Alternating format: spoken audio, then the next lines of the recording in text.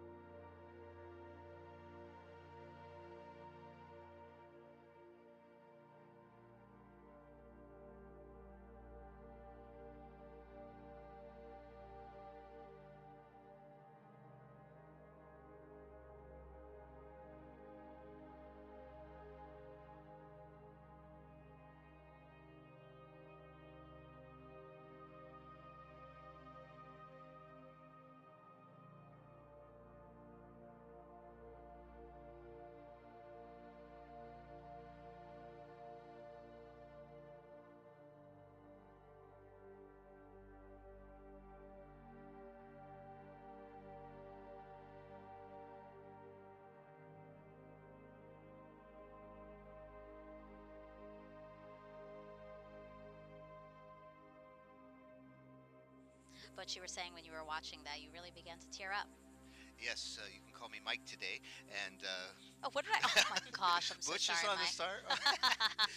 No, I just wanted to say that montage was really meaningful, and it really shows how integrated the crew and is with our Boeing teammates, and how much that their spirits and their hard work are helping us soar to the stars today. And so that was a really nice montage. And D, your team, Yeah, obviously. absolutely. I mean, this is great. We've been waiting for this moment, and here we are. So, let's check back in with NASA's Brandy Dean and Boeing's Jim May, who are monitoring things at Mission Control in Houston. Jim? Thanks, Dee. Flight Director Mike Lammers and his team here in Houston are still working steadily through their pre-launch actions, and everything's been going pretty smoothly. Been clear across the board most of the day as we count down toward today's 10:52 a.m. Eastern, 14:52 UTC liftoff. Once they have lifted off, they'll have a 25-hour ride to get to the International Space Station.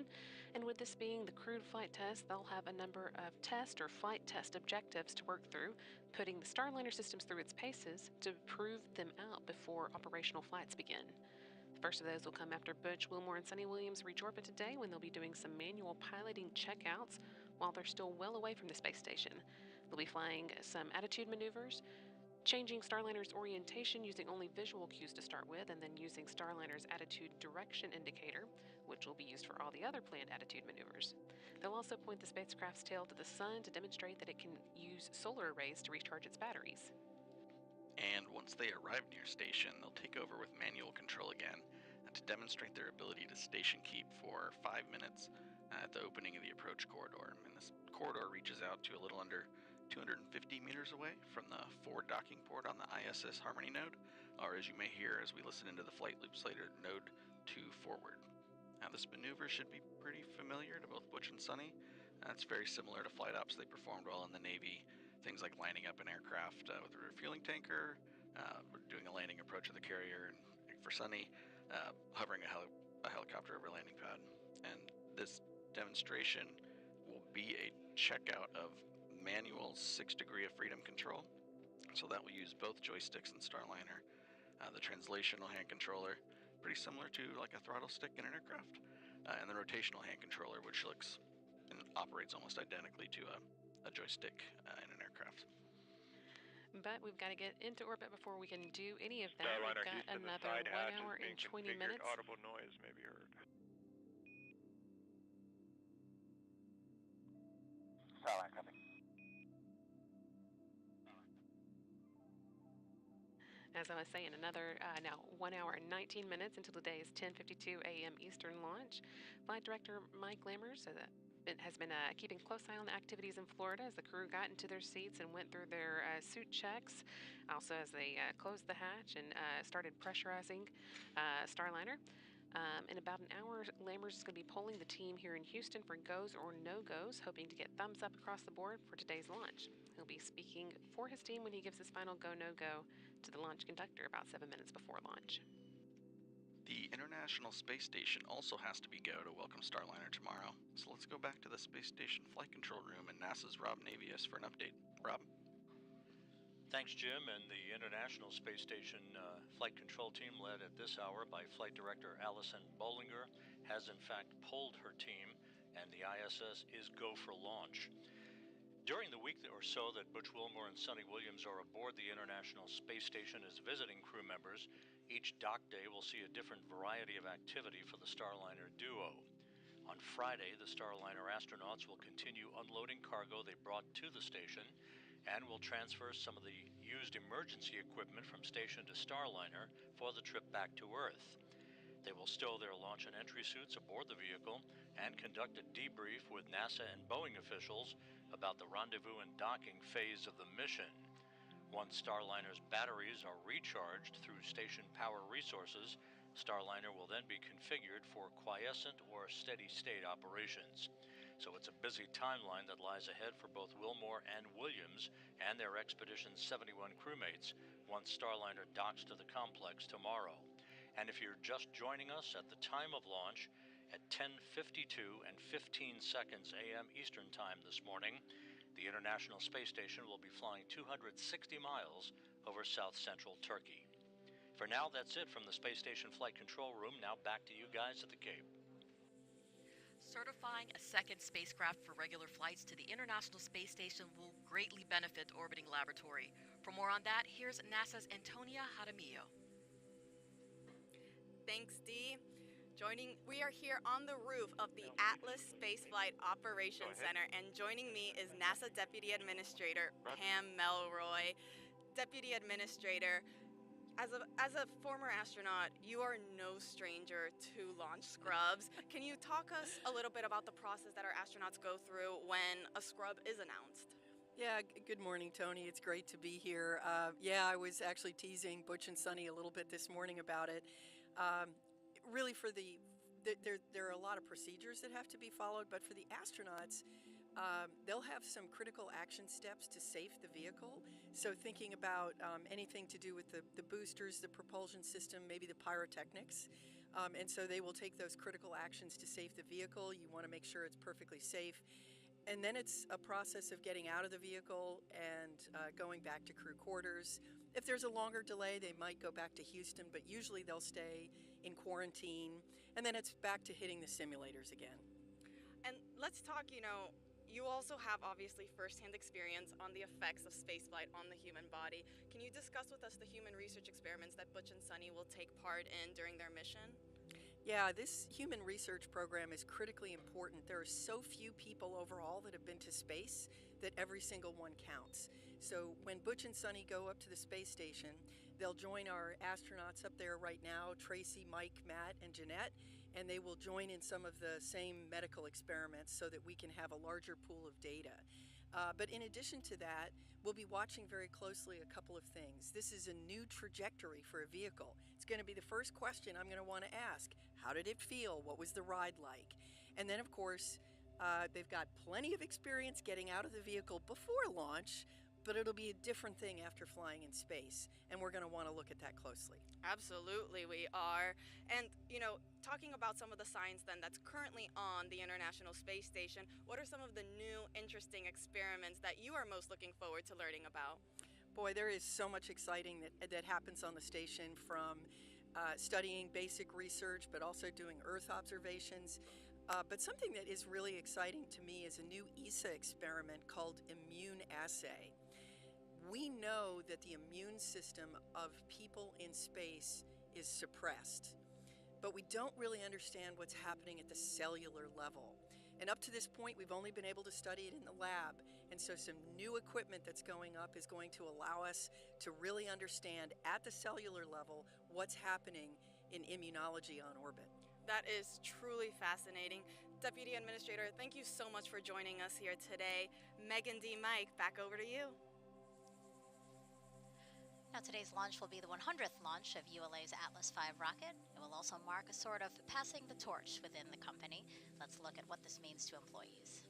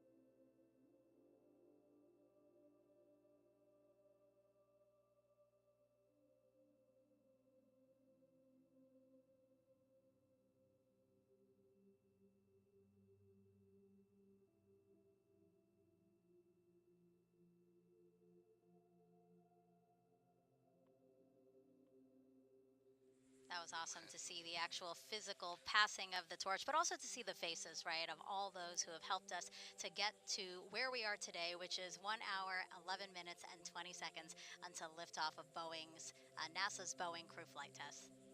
So we've been asking you guys to send us some social questions using the hashtag AskNASA. So why don't we take some of those now again? We have Jel San on Instagram asking, I want to be an astronaut, but I'm currently a mechanical engineer. How do I proceed? That question for you, Mike. I also wanted to be an astronaut for a long time. And when I was applying to be an astronaut, there was only one path to become an astronaut, and that was pretty much to become a NASA government astronaut. And I went through the NASA program of making sure I had some advanced technical degrees and some operational experience. I had my pilot's license, and I was ready to apply. But now we've opened up the world of spaceflight to even more people, and there's a lot of private astronaut missions happening with other companies. So what it means to be an astronaut is very different. The best I can tell you right now in a short period of time is to do your very best, to become very good at what you do. You just saw the montage with the folks from the United Launch Alliance, and every one of those folks is just really the best. They do their best every day, and that's the best way to become an astronaut. And I think we can squeeze in another one. This is Susie McGowan on Facebook asking if for whatever reason either Butch or Sonny couldn't fly on Starliner today, would the mission be scrubbed, or is there a backup team member just in case? Hi, RC, Susie. I verify range resemble ready that for remark. FTS open loop test. Verified. FTS LC. So they're This is FTS. Start final open loop FTS test. Roger. they're doing a kind of a safe version of the flight termination system test to make sure they're ready for launch. So Susie, yes, I as a backup to Butch and Sonny was able. We could have turned the around us if they got sick, but not on the day of launch. Certainly not today. We have an instantaneous launch window. We don't have very much margin for someone else to get into their spacesuit and go. But if unfortunately somebody were to not do well and we need to switch out crew members, we have preserved that capability so that the mission can go on. It's not about an individual, but it's about the mission that's important to NASA. All right, remember, it's super easy to submit questions for this broadcast. Just go to NASA's YouTube, Facebook, X, or Twitch pages and add your question with hashtag AskNASA. We want to introduce you to the man with the final go or no-go here today. He's a familiar face to those who have been following human spaceflight over the years. That's Leroy Kane, live inside of the ASOC. He's Boeing's Commercial Crew Deputy Program Manager, and he serves as Starliner's Mission Director today. Previously, Leroy served as NASA's Space Shuttle Flight Director and then as Space Shuttle Deputy Program Manager. He's been involved with more than 100 shuttle missions. Our team asked him how today's flight compares and how his experience supporting so many astronauts from the ground influences every decision he Starliner makes. Houston, we got a good leak check. You can open the vent valve. All right, copy. Good leak check. Vent valve is coming up. Roger.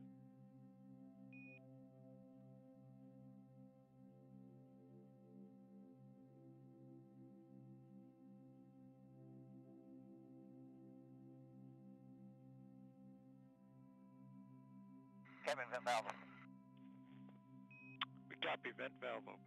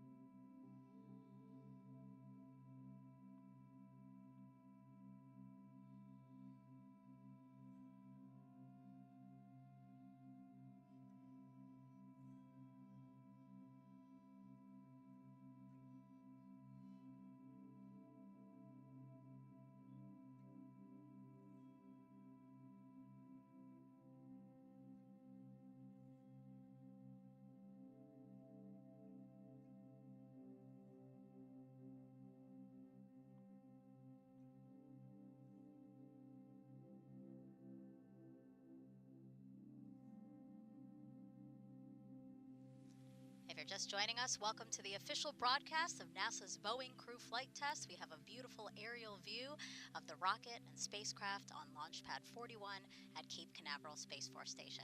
I'm NASA's Megan Cruz. This is NASA astronaut Mike Fink, and that's Boeing's Dee Russell. Good morning.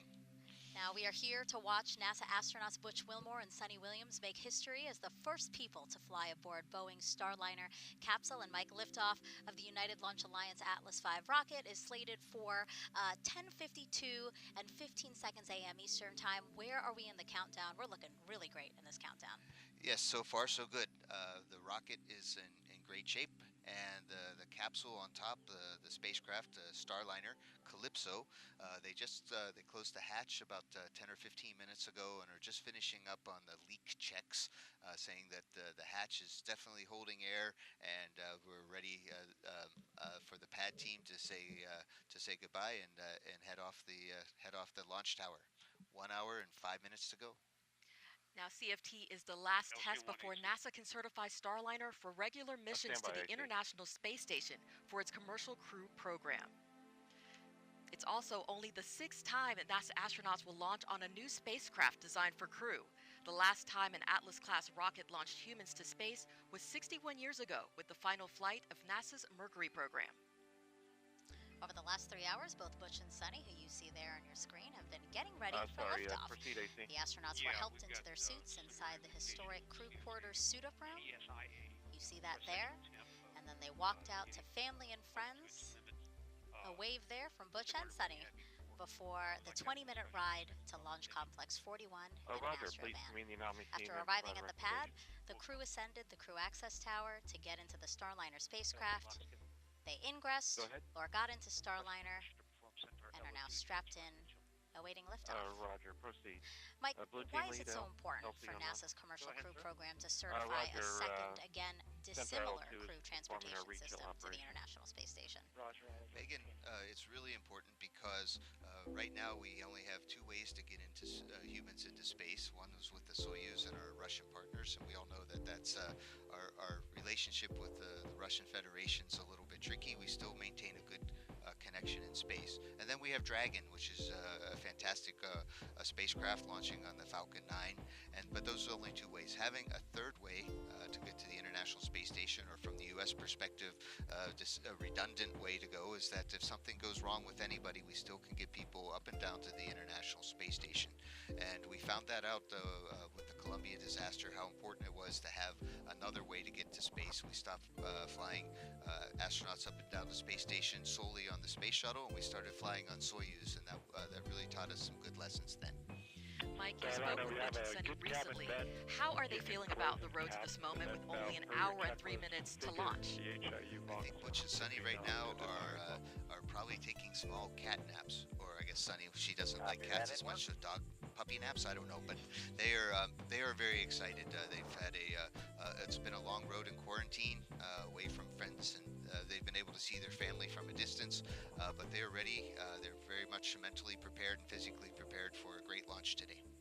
As you can see, guys, Mike is a great resource for us today. He actually trained alongside Butch and Sunny to fly on this mission and is actually the backup pilot if needed. So we're encouraging you to send him any questions you might have about what you see today. Just go to social media and use the hashtag AskNASA, and we will continue to take as many questions as we can live.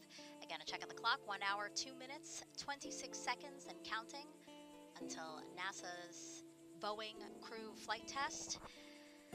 What's significant, again, is that we are ahead of schedule. Again, we were going through the paces as things were done so that we can build that margin. Starliner, we copied. Cabin vent valve closed and cap good config. Talk to you again in a few minutes. And again, those call-outs there have to do with the cabin leak check that is in progress right now. Yeah, one of the last steps is Butch puts a cap on a valve that can open up the outside of, or open up Starliner to the outside. So we want to make sure that the valve is closed and capped, so it won't be a leak path if unintentionally. And there are more than 60. The Starliner is properly pressurized on the ride up. Yes, we don't need the atmosphere to leak out. If it does. We have spacesuits, but it's very good to double check everything, and we expected the hatch leak check to proceed just fine, and it did. And there was a particular PSI, right? A particular PSI that the team wanted to see being held within the cabin. Yes, so we start out at atmospheric pressure. We use pounds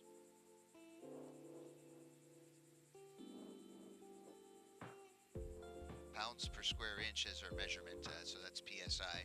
So we normally start at something, whatever it is here today in Florida, like 14.6 or 14.7 PSI. We add 2 extra PSI, so they were holding at 16.9 pounds per square inch, and that held throughout the 10 minutes, and that's an overpressure, so it would have leaked out if we had a leak path, and it turns out we didn't, so leak check good. All right. And we have teams in both Florida and Houston watching every aspect of this mission. Let's head over to ULA's Dylan Rice and Boeing's Lauren Brennicke, who are monitoring the spacecraft and rocket from United Launch Alliance's Advanced Spaceflight Operations Center, or ASOC. Yeah, for anyone just joining us, as Megan just said, we are here at the ASOC. It is ULA's rocket headquarters over here on the Cape side. Dylan and I are in a great location to be monitoring all of the operations that are going on around us. We have the whole launch control team down here behind us, and you might be able to see us there in the middle in the glass. At time, we're going to recommend that line item 390 be the safe. Roger, copy line item 390. LC concurs. LD? LD concurs. Roger. RLM? LC? RLM on 1. Roger. Please disable line item 390. Active. All right, another part of our job is to wear headsets and listen to the loops that you're hearing there on the broadcast, as well as some of the other side channels, just to keep track of everything going on today. We did just get an update that the helium leak on Starliner remains good. We have confirmation it is still acceptable for flight, looking about like it did on Saturday, so that's great news. And Dylan, Atlas has been really all over the solar system, but preps for today's launch are just a little bit different. Line item 390 has been disabled. Roger. Well, that's right, Lauren. So we're using our standard processes and procedures that we use for every Atlas Centaur mission, but today's mission is different because we have a Starliner atop Atlas and Centaur, and 2 astronauts inside Starliner. So there are some added steps. Yes. Go ahead. Yes, Operation 55, Step 270, FTS open loop test is complete. Roger. So we do have added steps to support those additional activities to ingress the crew and then close out the Starliner and then prepare the crew access tower for launch. But right now, today, we're remaining in our final built-in hold as we continue to prepare for liftoff. There are a few activities left for us today. The blue team will be clearing the area soon, at which point the final preparations for launch will get underway, and we'll be configuring the vehicle's propulsion and hydraulic systems for flight. The avionics team will be loading upper-level wind data into our flight computer that allows us steering through the atmosphere. And you'll also start to hear final comm checks between the LCC, the Mission Control in Houston, the BMCC at Kennedy Space Center, and the Starliner crew. Once all that is done, we'll be retracting that big crew access arm. That'll be one of the big visual cues on the launch pad that lets us know that we're getting closer to launch. And then you'll start to hear us get into our final polling for launch. All right, Megan, we are now just under an hour to launch, so we will see you guys back here in just a little bit. Actually, we're going to go over to NASA's Daryl now at Hangar AE. Daryl. All right, thank you very much. And looking here into Hangar AE, and you can see here the CCP team, Commercial Crew Program, is back here monitoring everything that's been going on. And so far, it's been a beautiful countdown. Let's talk a little bit about weather. You can see around the pad, there's been some cumulus clouds that have popped up in and around the area, and that's because some sea breeze has come ashore. There you see it. Sea breeze, of course, activating with some of the warm air over the land. Launch Weather Officer Melody Lovin says, though, no problem and no issue. Oh, there's a big cumulus cloud right next to the pad. She believes that these are going to be able to pass over by the time we hit T0, so not looking to have much of a problem there. And she just briefed us that we're still go. 90% go is currently where we're standing at. Again, beautiful weather outside. You see the one concern there, the cumulus cloud rule. And so they will be keeping their eyes on that. We did have some showers offshore. Those, though, dispersed. That's not a problem. We do have some weather. We're also watching along the ascent corridor. We're keeping track of that. Go ahead, Fleck. CST 100 pad operations are complete and ready to configure the white room for launch. Annulus purge was disconnected at 13:54 Zulu. Roger. Blue team lead, LC. All right, Go ahead. Perform toxic vapor and O2 checks when raising the environmental seal and configure white room for launch. Roger. Getting that room right there ready to launch. You'll see that environmental seal around the Starliner and get ready to go up as they get that room ready for launch and eventually at L-11 minutes retract the arm away.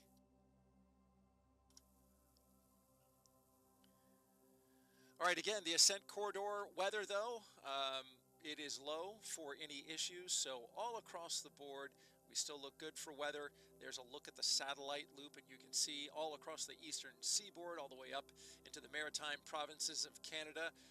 Fortunately, we got a high-pressure system off North Carolina that's keeping everything pretty stable and clear out there. Just a couple of issues along the way, but nothing that would put the Starliner at risk of splashing down all along that track if they needed to, should something happen to the rocket. We're looking good so far from out here at Slick 41 and Hangar AE, and we'll send it back to the host desk. And let's take another look at the crew for this flight test. We see Commander Butch Wilmore. He was at the bottom left corner of your screen, NASA astronaut and retired U.S. Navy captain. Raised in Mount Juliet, Tennessee, married to Deanna Wilmore, and they have 2 daughters. As a naval pilot, Butch racked up more than 8,000 flight hours and 663 carrier landings, all in tactical jet aircraft. He completed 4 operational deployments supporting missions like Operation Desert Storm. Before his selection to NASA, Wilmore was on exchange to the Air Force as a flight test instructor at the Air Force Test Pilot School at Edwards Air Force Base in California. Butch is a veteran of 2 space flights as pilot on Space Shuttle Atlantis in 2009, and then 5 years later he served as flight engineer for Expedition 41. So far, Wilmore has spent 178 days in space and performed 4 spacewalks, so this flight will be his 3rd mission to the ISS. And Sunny Williams, CFT's pilot and a retired U.S. Navy captain. NASA selected her as an astronaut in 1998, just 2 years before Butch. This will also be Sunny's 3rd mission to space, making her the first woman on a test flight of an orbital spacecraft. Her first trip to the ISS launched in 2006. She served as flight engineer for Expeditions 14, 15. She then returned to the orbiting lab in 2012 and was commander of Expedition 33. Sunny has more than 50 hours of spacewalk time, the 2nd most cumulative time by a female astronaut. So far, she has spent 322 days in space. Before NASA, Sunny was a formal naval test pilot and instructor, logging more than 3,000 flight hours in more than 30 different aircraft. Williams grew up in Needham, Massachusetts, and is married to Michael Williams. She enjoys hanging out with their dogs, working out, hiking, and camping, as well as working on cars and houses. As the crew aboard Starliner prepares to launch to the space station, let's take a look at what's in store for Sunny and Butch while on this mission.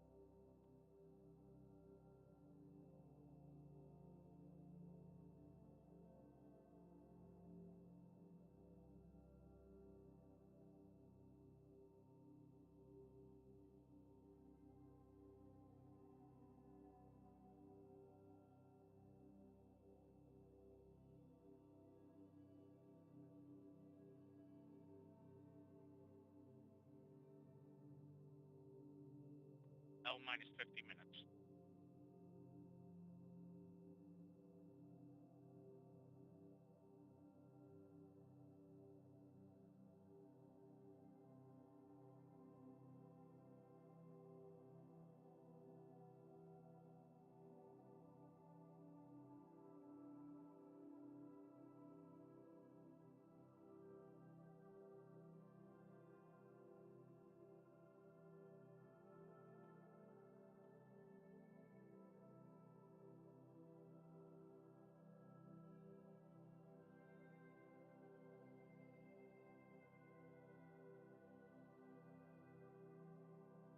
We are ready here at 49 minutes, 17 seconds until liftoff. Now, this historic flight test will be a major milestone for United Launch Alliance. NASA's Antonio Jaramillo joins us now with ULA's CEO and president, who has more about this company's road to this moment. Thank you, Megan. Joining me is Tori Bruno, CEO and President of United Launch Alliance. Tori, it's so great to have you back on here. Can you give us a quick recap, first on the issue that occurred during the last launch attempt and how teams resolved it and got us to where we are today? Absolutely. So we have a ground system at the pad that controls the things that occur in the last few moments before we go to ignition. This particular system is the one that releases the rocket from the pad and controls what happens to getting the umbilicals loose. And we have a triple redundant system that is also able to vote, and we lost one card within one of those three chassis that do this. The crew was never in any kind of danger or anything like that, but in our timeline, had that failed much later, we would have relied on the double redundancy and voting that remained, but that early on, our criteria says stop and understand what's happening. We did resolve it the next day on a Sunday. It is a card within a chassis that has power supplies. It was one of the two power supplies that are also redundant, and so the flaw was really that power supply going down and not switching to the backup supply built into the chassis. So we removed it, we replaced it, we put the modules right back in it. The chassis we're using we know works because it's the same chassis we used to launch Vulcan on Cert 1. Everything has checked out and been retested, and now we're good to go. That's great to hear, and it is a beautiful day right now. It looks like it's going to be a beautiful launch. What's the trajectory like for this launch? I mean, who along the U.S. will be able to see it? Yeah, this is a very unique trajectory because it's flat and long for crew safety. And so it'll head out from here, it'll go north and a little bit to the east, and so all along the southern coast of the United States you have a pretty good chance of seeing it. And what that trajectory allows us to do is to have no blackout areas where the crew would be unable to abort the flight, God forbid, in the event of an anomaly, and it delivers them just short of being orbital, so if there were any issues with the capsule's propulsion system, they get a free return safely to the surface of the Earth. So very, very unique for us. We've never flown, apart from the test flights of this capsule, a trajectory that is suborbital before. Wow, and talking about uniqueness, is there anything new or different on this Atlas V rocket for this crewed launch compared to other uncrewed Atlas V launches? Yes, there are. There's a handful of things, and they are all safety related. So the most obvious thing is there's no payload fairing, because if there were to be an abort where we want the capsule to fly the crew safely away, the fairing would be in the way, so we fly without it. We also have an emergency detection system, which is like a very high-speed computer that is plugged into all the systems on Atlas and monitoring its health, so that if an anomaly started happening faster than any human could possibly do it, this computer would detect it and command the separation of the capsule. And of course, on Centaur, we have two RL-10s instead of one rocket engine for more thrust because of that long, flat trajectory. The last thing we do is actually kind of subtle and maybe a little bit trivial for most people, but we anodize the first stage of the booster to protect it from a thing called stress corrosion cracking. And just to be extra careful for the crew, we actually double the thickness of that anodization. Wow, that is fascinating. Tori, thank you so much for joining us here today. Megan, D, Mike, back over to you. And as we check out some pad team members there getting ready to leave the crew Crew Access Tower. Teams inside Mission Control at Johnson Space Center in Houston are also keeping a close eye on launch. Here's NASA's Brandy Dean and Boeing's Jim May. Thanks so much, Megan. Welcome back to Mission Control Houston at NASA's Johnson Space Center. We are now 44 minutes away from launch and everything continuing to go pretty smoothly. Team here is under leadership again of Flight Director Mike Lammers today.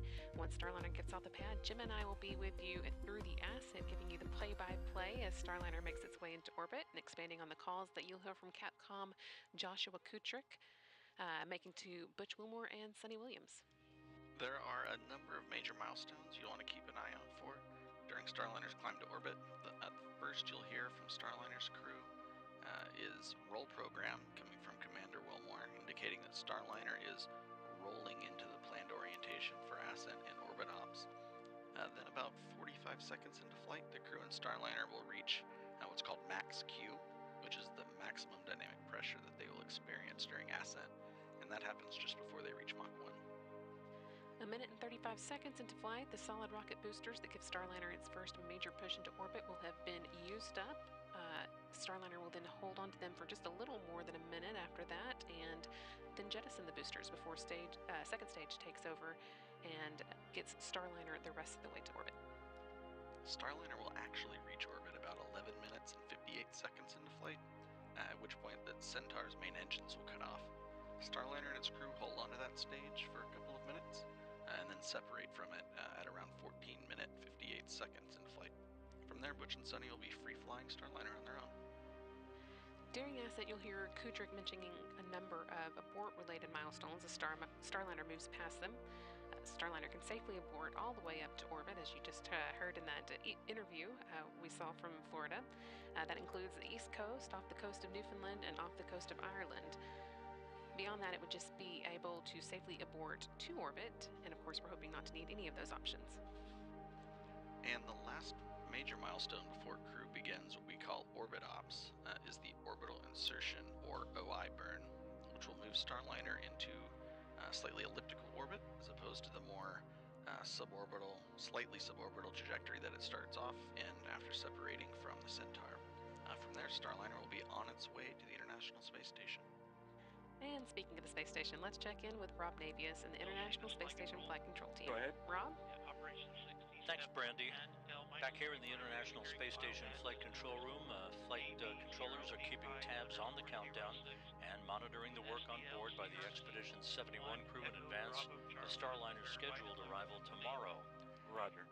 After docking, NASA astronauts Matt Dominic, Mike Barrett, Jeanette Epps, and Tracy Dyson, along with Station Commander Oleg Kononenko of Roscosmos and fellow cosmonauts Nikolai Chub and Alexander Grabenkin, will be ready to roll out the red carpet as Wilmore and Williams float through the hatch into the Harmony module. Now, the dock timeline is designed to be variable. That means that the number of days Starliner could stay at the station could be adjusted depending on any further launch delays or undocking delays caused by weather conditions at the western U.S. landing sites for Starliner. And sound the area warning horn. One of the most important dock days for the Starliner crew will come 2 days prior to their scheduled undocking, when they load the last of the cargo items to be returned to Earth in the vehicle and conduct onboard manual piloting proficiency.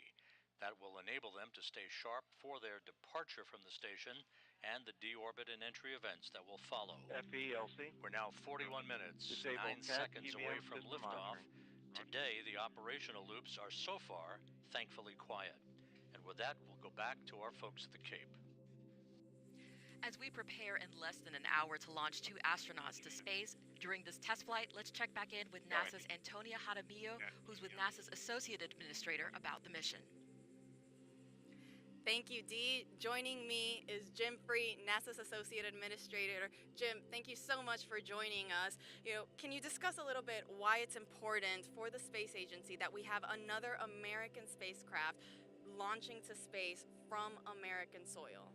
Well, I mean, it is truly historic day that we have today. It is the 6th time we've launched a new vehicle to space, and this time with the first female on one of those missions in Sonny, and from the Cape Canaveral Space Force Station, not the Air Force Station any longer.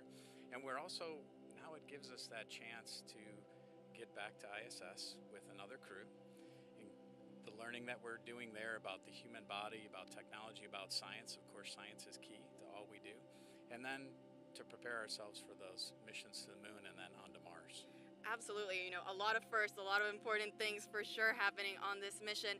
You talked briefly on this. Can you discuss again why it's important just in general that we have multiple spacecraft available to send humans to space? We need that access. So right now we have one provider giving us that access to space station. This will give us a second provider, which means if we have a problem with either, we have ways to get our crews to and from station, which helps keep the tempo that we've had for 23 years, having humans in low Earth orbit, but also that opportunity to get the crews back if there's an issue at all, and keep that presence going. Absolutely. This has already been a very exciting year for the agency with many, many fascinating missions already taking place. Now with this historic launch about to take off, what else can the public look forward to? It has been a great year, and certainly a lot of learning already for me about the incredible mission that we have at NASA. And the missions that we have remaining this year, I'll just highlight a couple of them. Europa Clipper, which will be an incredible mission for us to watch in its journey and understanding even more about the solar system. NISAR, which will help continue our learning of Earth. And then we have X-59, that first A in NASA, right, the aeronautics, which will go through its first flight this year. We're about to do an engine run-up on that aircraft. And of course, heading towards Artemis 2 next year. The crews in Washington this week planted a moon tree just yesterday with our deputy administrator, and that gets us on our path back to the moon. Absolutely, and we cannot wait for all of those missions. Jim, thank you so much for joining us here today. Megan D. Mike, back over to you. Yeah, ready for com check? Thank you both.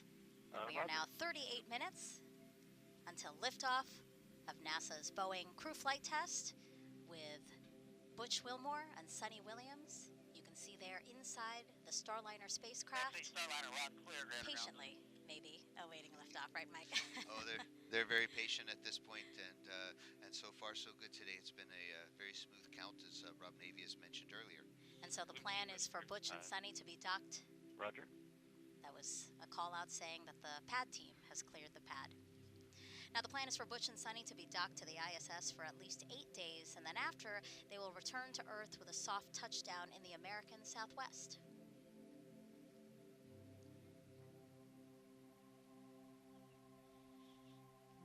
That's video and sound from inside Starliner during its return to Earth 2 years ago as part of the Orbital Flight Test 2 mission. Its heat shield will reach 3,000 degrees Fahrenheit during re-entry. Parachutes then deploy, and the heat shield is discarded to expose Starliner's airbags. The original test pilot you see on the bottom center of your screen, Rosie the Rocketeer, collecting data of what astronauts might experience during landing. Starliner is the first and only American orbital crew capsule to land on land. This allows for quicker access to crew and cargo. It also makes turning the spacecraft around for future missions quicker. But Mike, Starliner can also land in water in the case of an emergency. Absolutely. Starliner has a lot of heritage and commonality with the Orion spacecraft, which lands on water. Starliner is a little bit smaller and a little bit lighter, so it can actually land on land and has those airbags, as we saw. I can't wait to try them out. That's the first thing I'm going to ask Butch and Sunny about. How are the airbags? Because Soyuz is a little bit hard landing, but everybody's fine. But it's really those airbags, I think, are going to make a difference. But landing on water, we have a different airbag configuration. And so we have a fifth airbag that opens up in the middle, and so it's definitely planned that we could land on water, but we save that only for emergencies because refurbishing the capsule afterwards is going to be kind of tough with all the saltwater contamination. So we'd really like to land on land. We have 5 spots in the southwest of the United States that we can land on. And I remember Sunny saying that she would much rather land on land because she said she had a lot of anxiety with landing in the water, even after you're back on Earth, because it's such a long rescue process and you're bobbing in the ocean. You know, she said when you land on land, it's done, you're safe. See, that's the Air Force perspective. That's how we always think of things too. The Navy guys, they should like the water, but no, this is jokes aside. That's exactly it. It's it's a lot easier to find us and a lot more options if and when we land on land. All right, so we're coming up on 35 minutes until liftoff. And here comes a comm check. Yeah, I want to set the stage now for a series of comm checks. Go ahead. Yes, sir. Op 60, step 10, step 20. Blast danger area is clear. Roger. So yeah, we expect to hear repeated communication checks with Capcom in Houston and the crew. This is an opportunity for them to also discuss any anomalies or resolutions to those anomalies, but we've been saying no issues, working no issues, the team today, so that's great news. And then these comm checks that we'll hear now, we're going to periodically hear them throughout these final 34 minutes. And again, communication is so important, and we want to make sure that those channels are working properly from the crew to everybody else on the ground that's helping to monitor launch. And where we are now, again, the pad team has cleared the pad. So it's just Butch, Sunny, a Starliner, and Atlas and Centaur all together. Yep.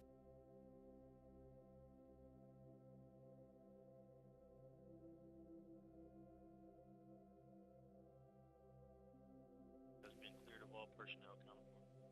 Roger. Butch and Sunny, the first two astronauts to fly in Starliner. Sunny will be the first woman to test an orbital spacecraft. And the last time people flew to space in an Atlas-class rocket was nearly 61 years ago. CFT is going to be that final test to certify a second commercial spacecraft to ferry astronauts to and from the space station. And this is a cool fact too, actually. Once in orbit, for the first time in NASA history, the agency will have 3 different crew spacecraft orbiting in space simultaneously. So that's, of course, the International Space Station, the SpaceX Crew Dragon, and then Boeing's Starliner spacecraft. What an incredible milestone.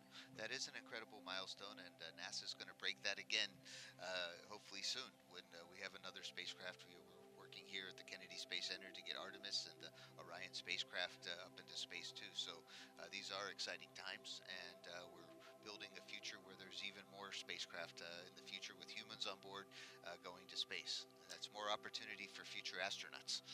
Yeah, Dee, what do you think about that? Again, Boeing, Boeing Starliner joining as one of the 3 crewed spacecraft that's in orbit.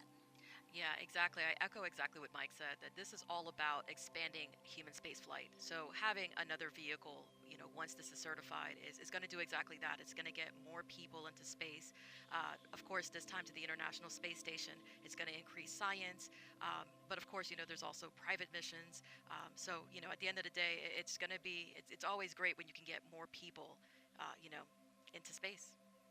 Yeah, and we've been asking you to submit your Ask NASA questions from social media, so let's answer some more of those now. We have this one from, love this name, Shaquille Oatmeal on Twitch asking, what's the life of an astronaut like between launches, Mike? Yes, we spend all of our life, training and wanting to become an astronaut, and then once you're an astronaut, what's it like? And so we do a lot more training. But I'll say that the last time I flew in space, we just had our landing anniversary on June 1st on STS-134, and that was in 2011. That would have been a great day to launch, but we chose not to. But that's 13 years ago. So in the last 13 years, what have I been up to? And that's been helping get Dragon and Starliner up into space, helping my friends aboard the International Space Station as Capcom. I helped Sunny when she was doing spacewalks, and we help each other. It's all part of a big team. And so today it's great to see Butch and Sunny. They've both been waiting a long time to go fly again. Trying to get a third mission or a fourth mission is really, you have to wait and be patient. And Butch and Sunny are going to have they've been working hard on Starliner too. And that's what we do between missions. We help get ready for the next missions and help our friends be ready and support them while they're in space. Yeah, and the Commercial Crew Program is so important because in working with our commercial partners, it really allows NASA to pursue other things, like, again, returning to the moon. Our eyes are set on Mars with the Artemis program. Indeed, and I'll just say I've enjoyed working both with SpaceX and really with Boeing. I mean, when we saw our teammates on the montage earlier, it just it made me tear up a little bit. I'm not afraid to say that because there's a lot of respect with the team. And let's take another question now. This one is from World Citizen on YouTube asking, does the crew on the space station watch the launch? So right now it's the middle of crew. RC, conduct 30 weather minutes to briefing go. on Channel 8 Weather Conference Net. Roger. Arm control, start arm hydraulic final preps. Roger. LOX 1, perform pogo suppressor charge. Roger. POP 1, perform RD-180 transducer converter calibration. Roger. P&E 2, perform Centaur LH2 SVV cycle test. Roger. That's all the communications between the launch team, basically all the steps that's needed to get us to T0. Yes, less than 30 minutes.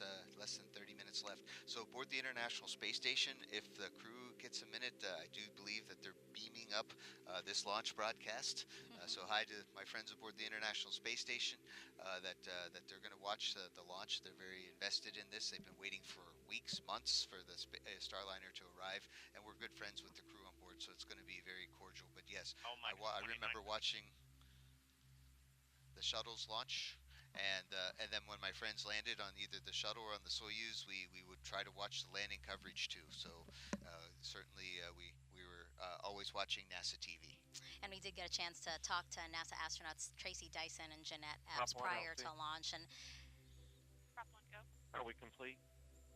Yes, RD-180 transducer converter calibration is complete and the engine FIV is open.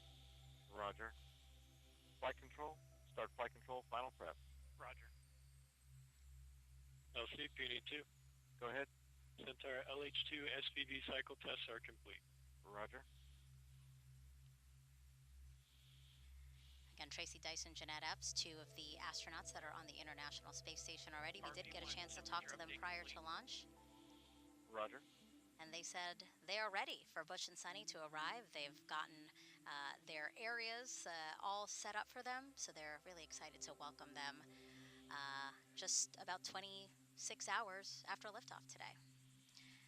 Again, 27 minutes, 53 seconds and counting until liftoff of Butch and Sunny, the first two to fly Boeing's Starliner capsule to the International Space Station. Let's go over now to Brandy and Jim inside Mission Control in Houston. Thanks, Megan. Lead Crew Flight Test Flight Director Mike Lammers is getting ready to poll the flight control team here in Houston for a go or no-go, verifying that all of Starliner systems are ready for launch. Everything is looking good at the moment, and Lammers will use this poll to determine his own response to the final go, no-go poll by the launch conductor just before liftoff. Once we do get into the terminal countdown time frame, there are a few major activities that the team will oversee. The first is Starliner's transition from ground power to battery power. That comes about 18 minutes before launch, and we leave it as late as possible so we can launch with those batteries as... Arm hydraulic final preps are complete. Roger. L minus 27 minutes.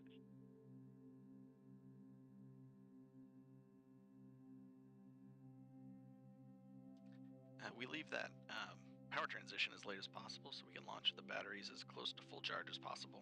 A few minutes later, with less than 10 minutes to go before liftoff, Starliner's ordnance will be armed. That activates the critical systems that are needed to detach all the things that Starliner would ultimately deploy or jettison as it climbs to orbit, or back for a landing if it became necessary. And then finally, just 1 minute and 15 seconds before launch, they'll work with the crew to activate the launch abort system, which would rocket the crew to safety in the case of an abort or on the pad early in the ascent. This will likely be the last you hear from us until liftoff, so we are going to send you back to the team in Florida to let Megan, Dee, and Mike see us through the rest of the countdown. Go Starliner.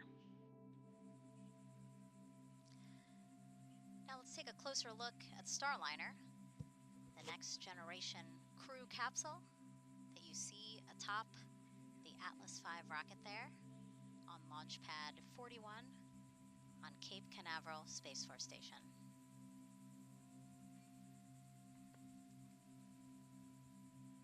Mike, Starliner is something, like you said, and Butch and Sunny, you guys really have your fingerprints all over that to make it the ride to space that you guys wanted. Indeed, Starliner is definitely Ferguson even called it a astronaut's or pilot spacecraft. And so that next generation crew capsule It measures 16 and a half feet tall with a diameter of 15 feet. That's about the size of a mid-size SUV. It was designed to carry up to 7 astronauts or a mix of crew and cargo for missions to the International Space Station. After today's test flight, NASA will fly crews of 4 or 5 with cargo. Starliner is also reusable up to 10 times. I'm sure you're excited for your opportunity to fly in Starliner, Mike. Oh, indeed. We're hopefully Butch and Sunny, along with Calypso, are going to pave the way. We'll be in the other spacecraft that Boeing has. We have 2 capsules, and so again, it's always good to have an extra one and a backup one, and we're looking forward to flying next year. Let's head back over to Johnson now, where we have Rob Navius with an update for us. Rob.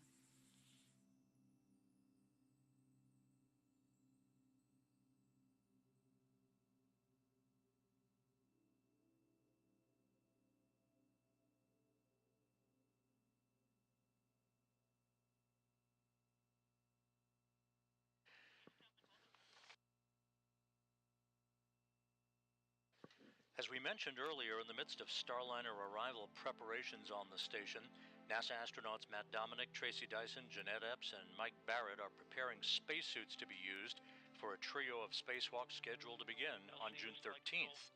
Other maintenance work is also planned for today by the expedition crew as they gear up for the docking of Starliner tomorrow to the forward port of the Harmony module. Once Starliner docks, it will be the 6th visiting vehicle at the International Space Station, a crowded house 260 miles above the Earth. We're standing by here in Mission Control for the Atlas V to take flight and for a new chapter in human spaceflight history to begin just 23 minutes from now. With that, we'll head back now to the Kennedy Space Center. 23 minutes, 9 seconds and counting until liftoff. So let's check back in with ULA's Dylan Rice and Boeing's Lauren Brennicky with the latest. Guys. Hey, Megan. Thanks for SYS, talking to us switch here all in the secondary SOC decoms, monitoring. RF link, and verify lock. Roger. Initiate orbital perimeter calculations on primary CCLS. Roger.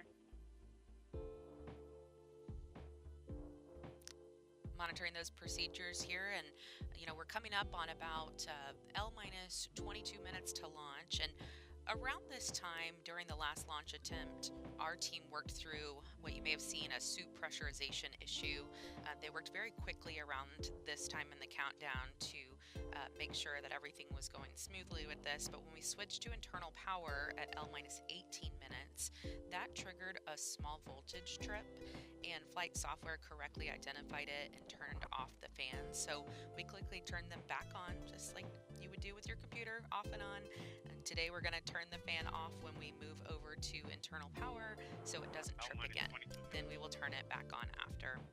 The real difference is that crew will lower their visors about 5 minutes later this time. That action would usually be taken around now, or a minute or so from now, and we will listen for that in just a few minutes. The Capcom will tell the crew to put their visors down at that time, and that is a configuration that is needed for proper airflow through their suit. In an emergency, they could pressurize their suits. Go ahead. Cargo suppressor charge is complete. Roger.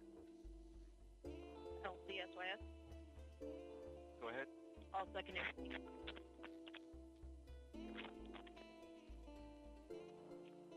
Secondary. Yeah, you're breaking up, that's why. Slide on our end, link. I did copy that. Please check your headset.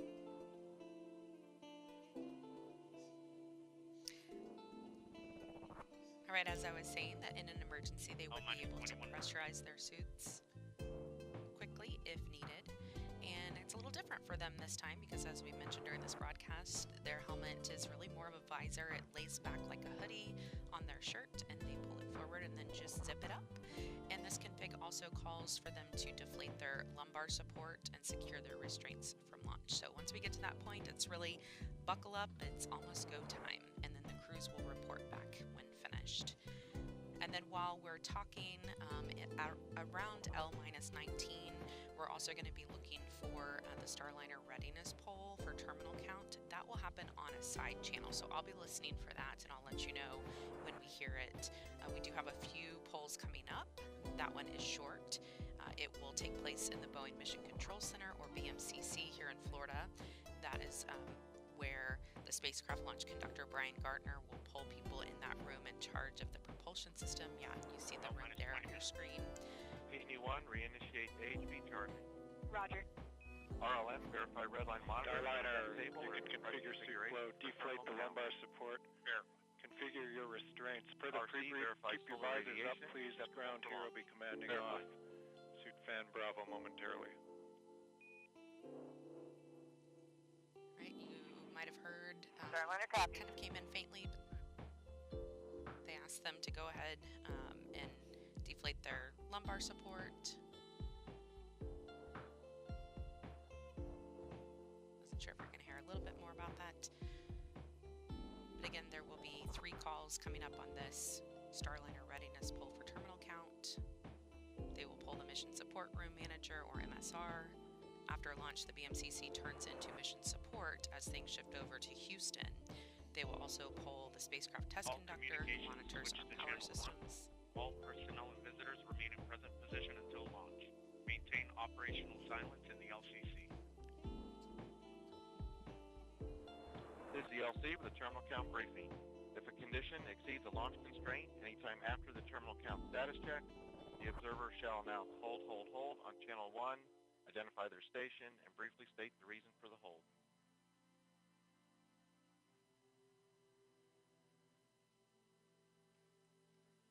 So, Lauren, as we were mentioning earlier, there's been traffic on multiple side nets, and that announcement that you just heard is Chief Launch Conductor Doug Lebo now bringing the team out from the individual subsystem nets, bringing everybody to the command channel, channel 1, for the final minutes of the countdown here. So we're gonna start to hear more traffic on the command channel as we start to do our final configuration steps for launch. So we're going to hear a couple of things. We're going to hear flight control, perform launch on time verification. We're going to hear some final avionics checks like that last call. We're going to hear hold fire switch verification. The range hold fire system allows representatives from Space Launch Delta 45 a hold button in the up the road at the Morrell Operations Center. So if there's an issue, a range safety issue that comes up, they can press a button and automatically stop our sequencer. So that's called a hold fire check. Those hold fire switches will be configured shortly, and we'll also start to hear calls about wrapping up our helium bottle charging on both the first and second stage. And Dylan, as you mentioned, with the traffic on the loops increasing a little bit, you at home may notice that we are speaking less, and so we are going to be listening to some of these things as they happen live with you.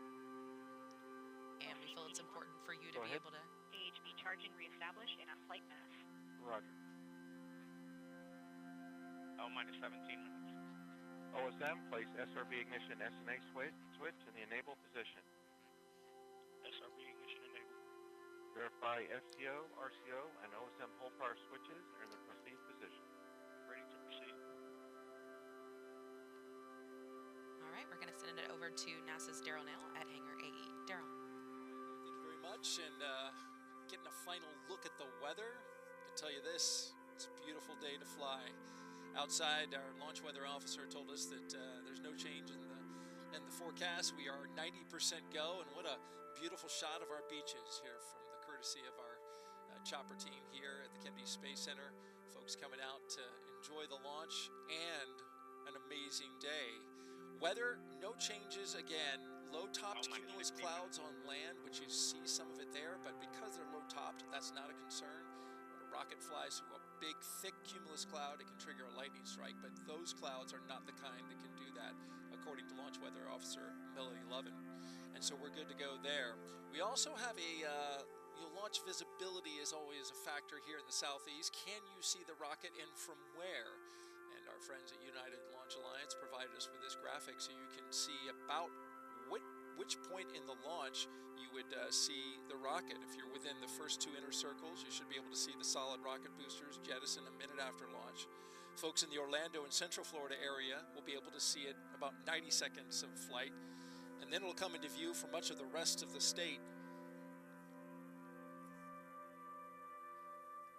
after more than about 2 minutes, including Tampa on the west coast of Florida. The southeast corner of Georgia, might be able to see the Atlas Centaur separation, which happens after 3 minutes of flight.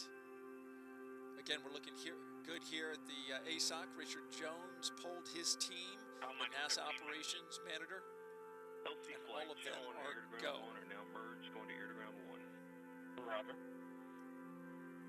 LC Send it flight, back air to to the host ground desk. 1, ready for contact with Starliner on channel 1. Roger. Starliner, LC, ComTech on channel 1. LC, Starliner, Those are loud comm and checks clear. again between different teams. I have you loud and clear also. And our astronauts who Starliner, you see there. Houston, Again, this is a ComTech, test air flight. ground 1. Houston, Starliner, loud and clear. Houston has you loud and clear on air to ground 1.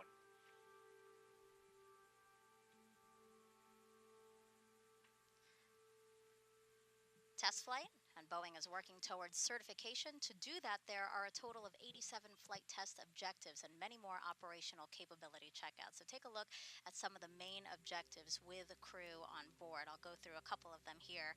So they will demonstrate the performance of crew-related equipment.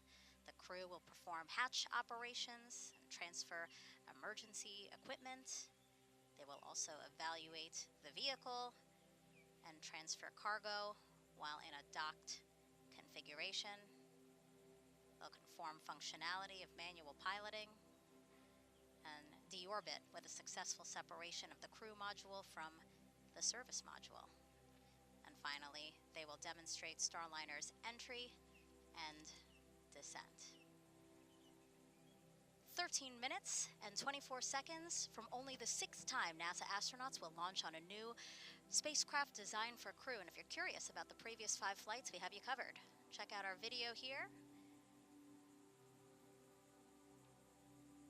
Mercury Redstone 3 was the first test flight. Alan Shepard, May 5th, 1961. Gemini 3 with astronauts Gus Grissom and John Young launched March 23rd, 1965. Apollo 7, October 11th, 1968, with Wally Schirra, Don Isley, and Walt Cunningham. STS-1 launched with astronauts John Young and Robert Crippen, and it launched April 12th, 1981. Starliner, Houston, your suit fan Bravo is repowered. It looks good. Please close your visors. Column closed. You saw video there of Demo 2, May 2020, Doug Hurley, Bob Benkin.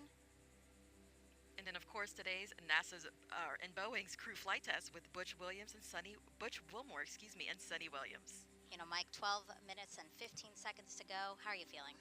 I am excited. I'm grateful to ULA and Boeing and NASA team Houston copies visors that we are sharing this historic moment together. Go Starliner. Yeah, our hearts and well wishes are with Butch and Sonny as they make history testing what is poised to be the second commercial crew vehicle that is certified to ferry people to and from the International Space Station. So with 11 minutes and 46 seconds to go, let's send it back over to ULA's Dylan Rice and Boeing's Lauren Brennicke to walk us through the final moments of today's launch countdown. Let's do it, guys. Let's do it, Megan. We just heard the Starliner readiness poll is a go. We know the crew's visors are down now, so we are moving along smoothly into the final 11 minutes and 30 seconds of this countdown. This is an instantaneous launch window today, which means that we will launch when the orbital path for the ISS aligns with the Space Coast. Once we get into orbit, Starliner will be working to catch up with the space station, eventually reaching speeds of more than 17,500 miles per hour. It'll take about 25 hours or so to get there. And we are going to be launching here any minute Arm for control, the crew access arm for launch. Roger. Right on cue. Crew access arm about to start moving away from the spacecraft. And Dylan, we will watch it move very slowly today, but it could move much faster if needed. That's right, Lauren. It takes about 2 minutes to rotate the 120 degrees back away from Starliner to its stowed position and latched position on the crew access tower. Here we go. But we could, in the event of an emergency, redeploy it in less than 15 seconds. It's amazing that it can do that. We hope to not have to ever see that happen. After liftoff today, Brandy and Jim will continue commentary from Houston through ascent, spacecraft separation, and the orbital insertion burn. We will have the shot of Butch and Sunny inside Starliner until the moment of launch, and then we will get it again when we get to the ISS. Flight verified CFT 100 on internal power. Verified. Starliner, configure ordnance for launch. That's in order. All right, the spacecraft is running completely on its own now. And they are configuring ordnance for launch. That means the devices that initiate our separation events are ready to support both nominal and contingency operations. Roger. That happen or could happen during ascent.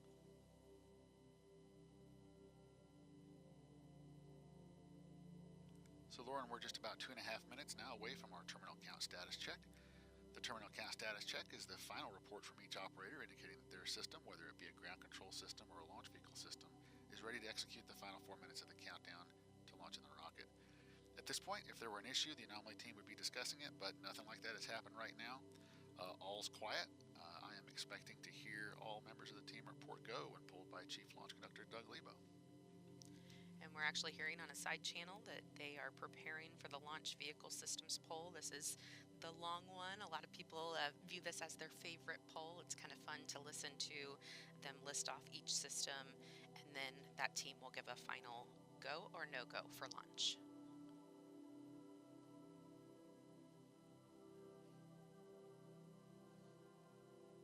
And we will be able to watch cameras on the rocket today, and live telemetry feeding back will provide a real-time look at the spacecraft model when video isn't possible during the ascent as it moves through the dynamic phases.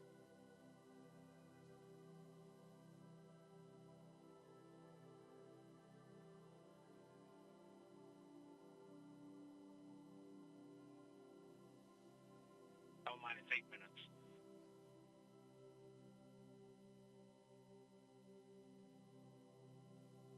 Under 8 minutes before Butch and Sunny head back to a place they consider home. Both of them have spent 2 different stints of about 6 months on the International Space Station, and they are thrilled to be going back for a 3rd time. Sunny told me she even cried the last time she left the space station because she didn't know if she would ever go back. So this flight is a dream for LC her. Control, go ahead. True access arms stowed for launch. Roger. LC switch to ready position. All steps are complete prior to status check.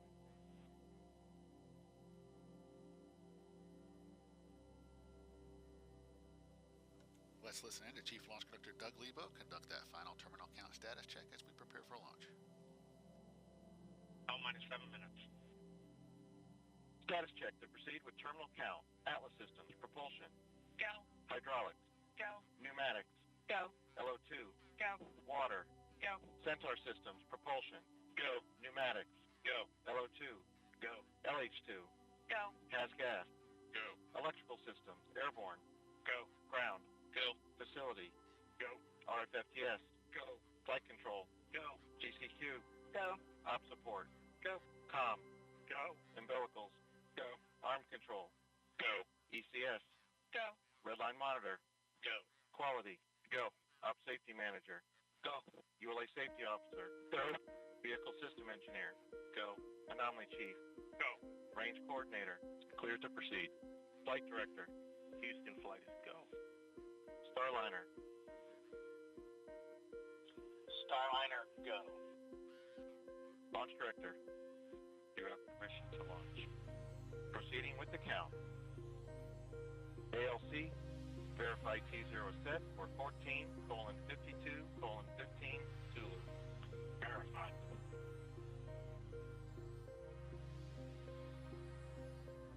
Starliner, net is clear. Thank you, LC. For everybody listening, just a thought. Sonny and I, as we were traveling to the pad, we saw many American flags, and many of you were waving flags at us.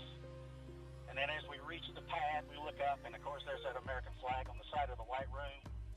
Also one on the side of the rocket itself. And we know that that represents unity and resilience and unified efforts for the common good. And that's what Sonny and I have witnessed this last month. Each of you displaying what this nation's forefathers envisioned, of people committed to God, family, and country, of people who use their gifts and talents for the common good and are passionate and tough. And we all know that when the going gets tough, and it often does, the tough get going. And you have. And Sonny and I are honored to share this dream of spaceflight with each and every one of you. So with that, LC, let's get going. And let's put some fire in this rocket, and let's push it to the heavens where all these tough Americans have prepared it to be.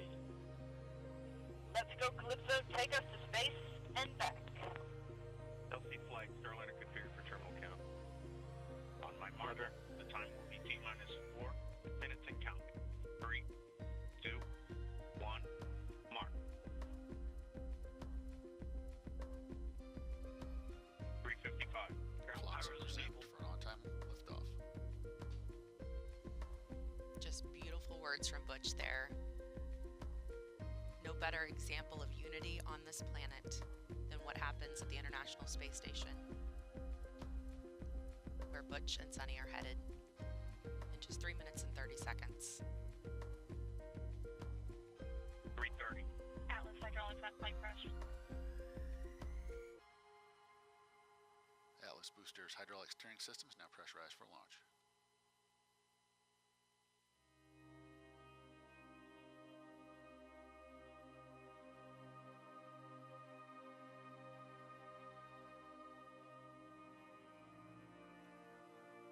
Starliner's LAS prop valves are configured for launch, the propulsion valves that need to be open in the case of an abort from the pad. Pressurizing Atlas tanks. Securing LO2 topping. 250. FTS internal.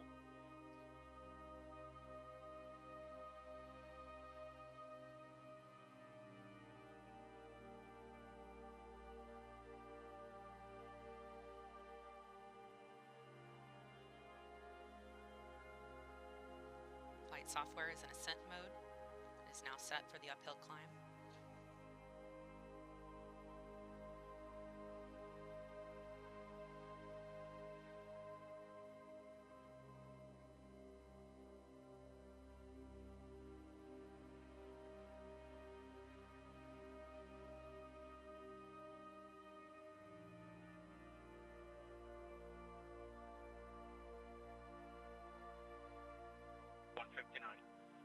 Vehicle internal.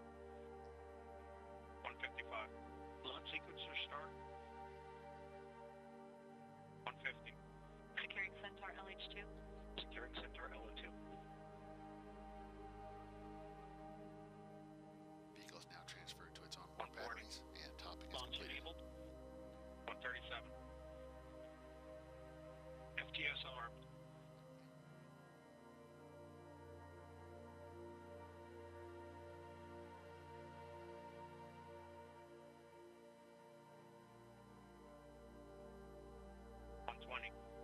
OCU's armed. FCS count started. EDS ascent. Starliner, last arm to auto. Last arm auto. Roger. That call meaning if the emergency detection system on Atlas Rock report detects range something, status. Range green. 54. PLP started.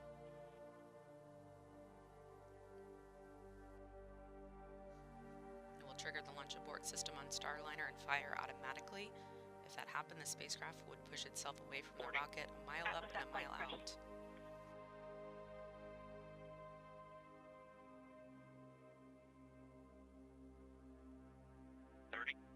Centaur at flight press. 25. Status check. Go Atlas. Go Centaur. Go Starliner. Godspeed, Butch and Sonny.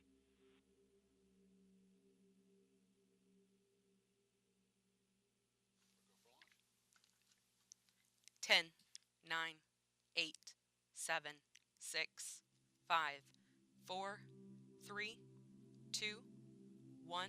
Ignition. Release. And liftoff of Starliner and Atlas V, carrying 2 American heroes, drawing a line to the stars for all of us.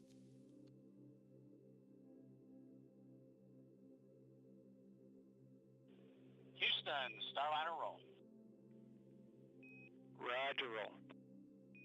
Commander Butch Wilmer there, calling down to Mission Control here in Houston that the spacecraft has begun rolling into the right attitude for its ascent, and the Guidance, Navigation, and Control Officer here in the room seeing good data on that.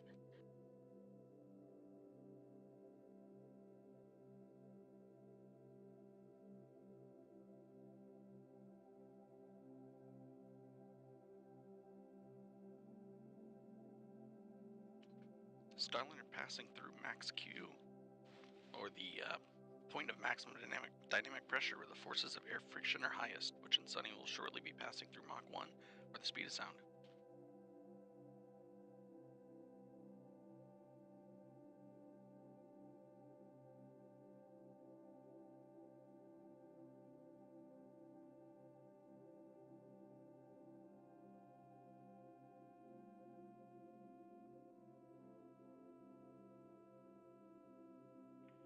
You got a good throttle up.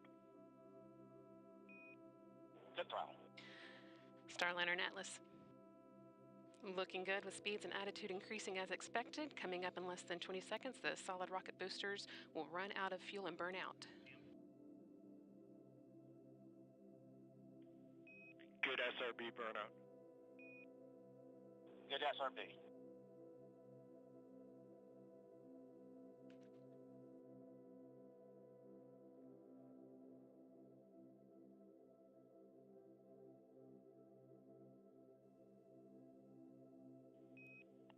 Good handle. Good handle. That call, good handle, from Capcom Joshua Kudrick, indicating that the crew now has the ability to initiate an abort manually if needed. All looking good so far. Now 2 minutes into Starliner's flight and coming up on the solid rocket booster jettison at the 2-minute and 40-second mark.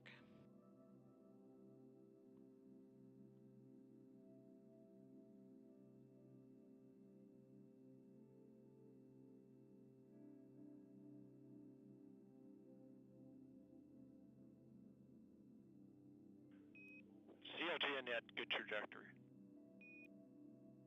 CLG.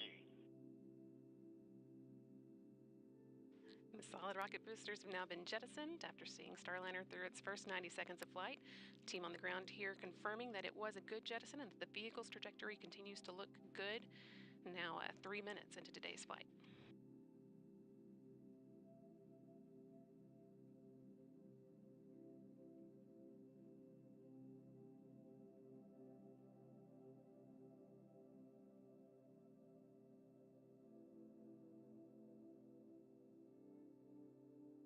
All consoles, start system securing.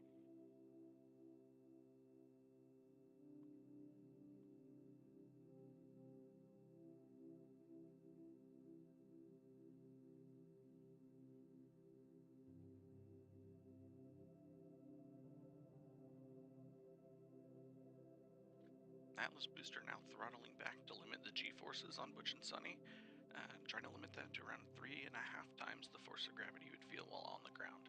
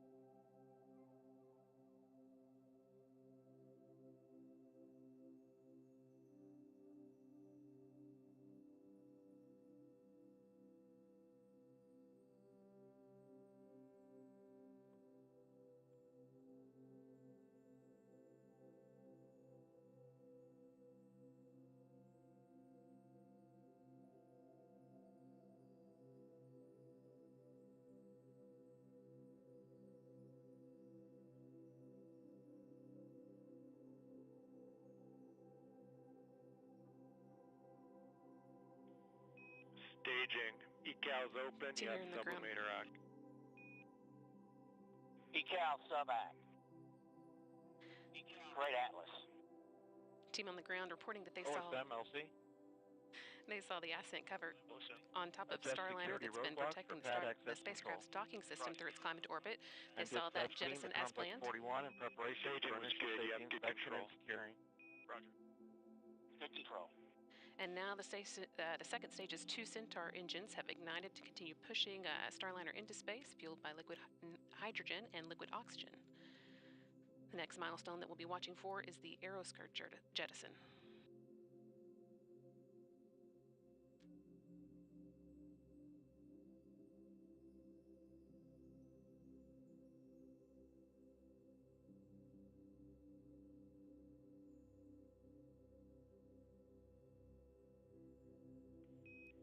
Starliner, you had good booster performance. You're up to plus 31. Plus 31.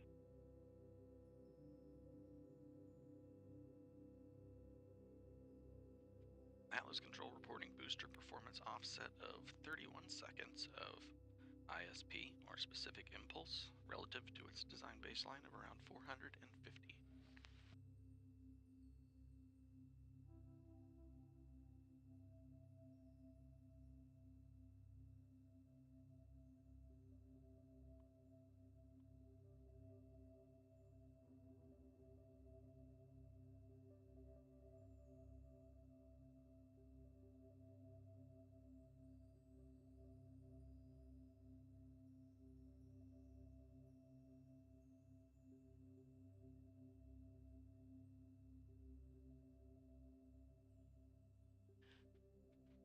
All continuing to perform well, almost 7 minutes into today's flight.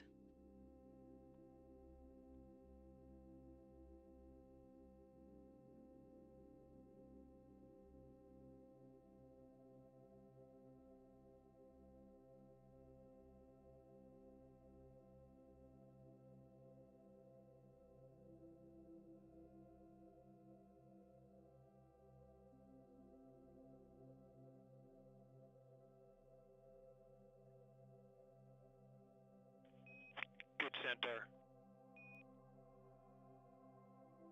Good Centaur. Capcom Joshua Kudrick continuing to pass good news up to Starliner's crew. The last one reporting that the Centaur upper stage remains in good condition and is performing well, pushing them into orbit.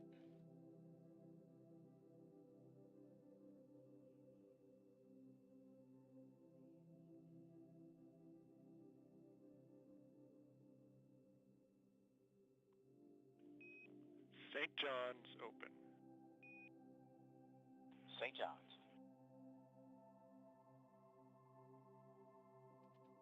Starliner is now entering its first guided abort range, where Starliner would direct itself towards a specific location in the event of abort.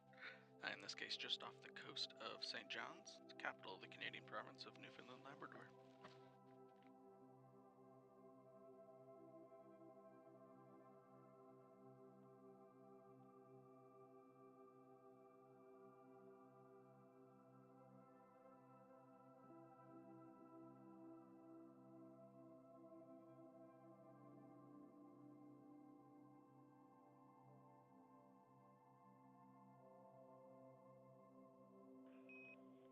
Starliner MECO converged 11:52. Good perf. You're at 34 to 36 seconds. 11:52. 34 seconds. That call letting the crew know that the main engine cutoff, MECO, should happen just about on time, about 12 minutes into today's flight. Another good indication that Starliner's ascent is taking along exactly as expected. Main engine cutoff is a major milestone marking Starliner's arrival on orbit.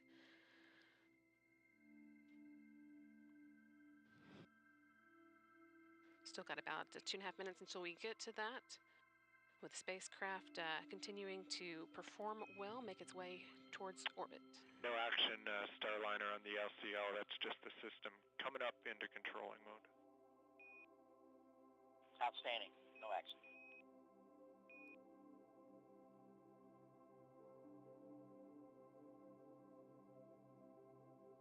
Once the main engine is cut off, the next step will be the launch vehicle separation. That's set to occur just short of 15 minutes after launch, when Starliner will separate from the rocket and fly free in space for the first time.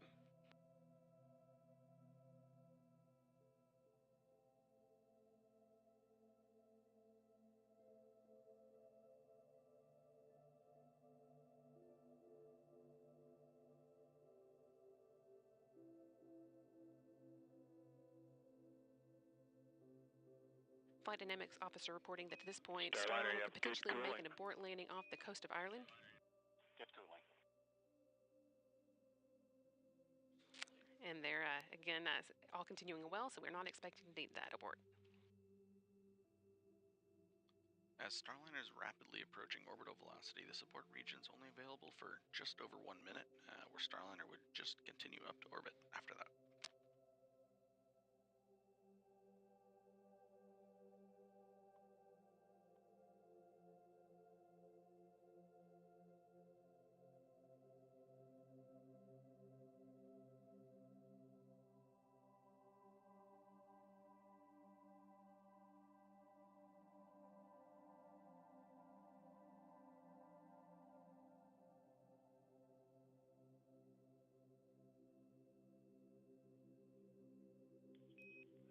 Seconds to Miko. 30 seconds. Just 30 seconds to go. Now until main engine cutoff, marking Starliner's arrival on orbit.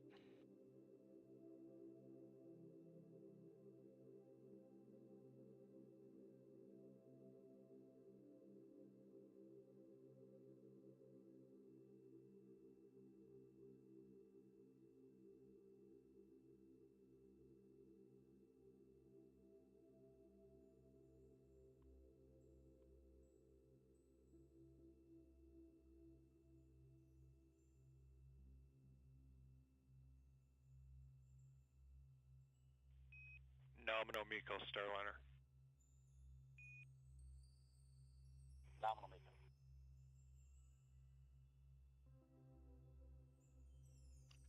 And with that nominal Miko call, that's main engine cutoff.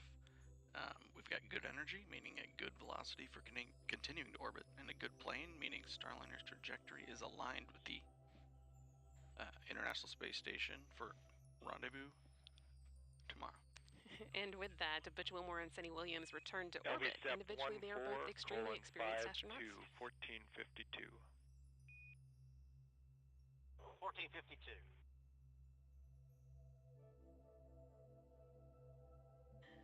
They're both very experienced astronauts with a combined total of 489 days in space between them. Starliner is also the third spacecraft that they've launched in. Both have traveled to the International Space Station via space shuttles and Soyuz and are now well on their way to repeating the journey via Starliner.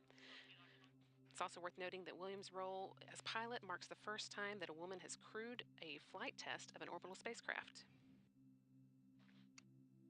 Just a few seconds ago, you heard Capcom Joshua Kucher calling up to Butch and Sunny. Go ahead. Atlas LO2 storage tank below 10 PSIG. With the expected time, Starliner will separate from Centaur at about Atlas LO2. 14 minutes, Ready. 52 seconds into flight. Atlas propulsion. Just under 2. Atlas hydraulics. Ready. 2 minutes Atlas from now, pneumatics. or 1 minute from now. Ready. Centaur propulsion. Ready. Centaur pneumatics. Ready. Centaur That is LO2. actually the last major Centaur milestone LH2. for Starliner's ascent. All the Facility hard work electrical. is done, but we need for Environmental Starliner to be control flying system. on its own before it can begin heading towards the OSM. International Ready. Space Station. Fuel There's a safety slight officer. pause in the action here while OSM, Centaur place complex repressurizes and does some 41 attitude warning control. lights to flashing amber. We'll get into the right dispatch orientation me to send onto Centaur on its complex way and then 41 for jettison initial it and move safety into the right orientation for the orbital insertion burn, which will come about 31 minutes into flight.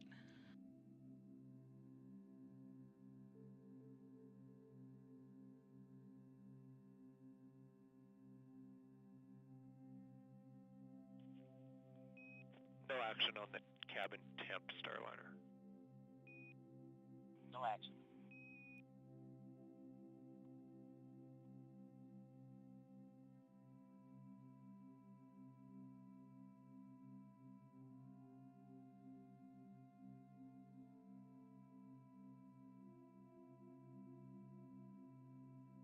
And about 10 seconds until an expected launch vehicle separation.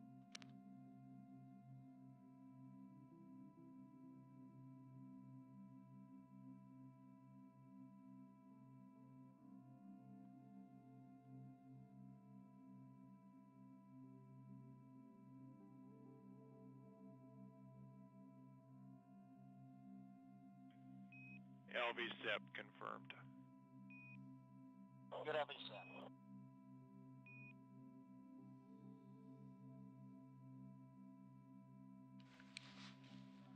And now that Starliner has separated from the Centaur upper stage, we have a big thank you to our partners at ULA, providing Butch and Sunny a smooth ride to space.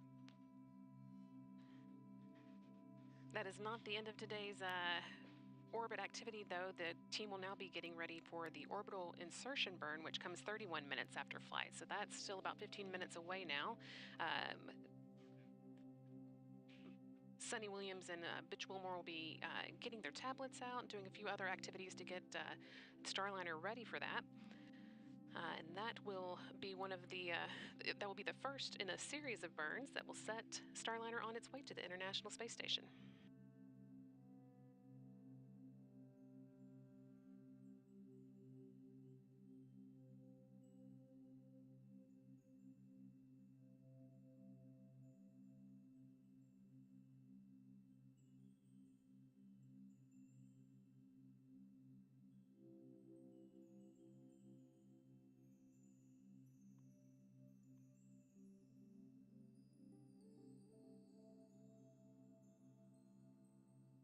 Once again, Starliner with astronauts Butch Wilmore and Sunny Williams on board launched from Florida, the Cape Canaveral Space Force Station, Launch Pad 41 at 9:52 a.m. Central, 10:52 a.m. Eastern today, and they have now made it into orbit. Is active. You have good targeting for OI. Good targeting.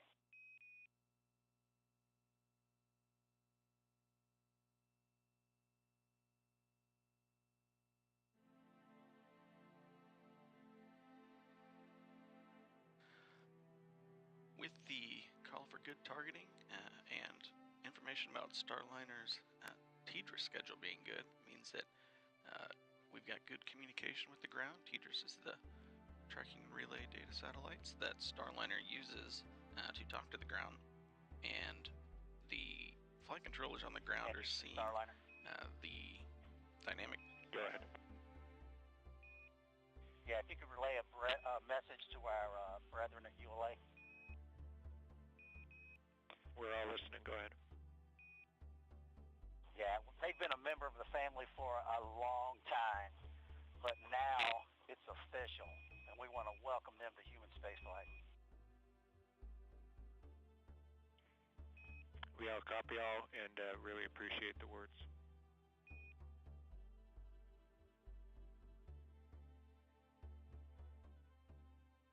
And Houston Starliner, we are on the tablets and in insertion monitor.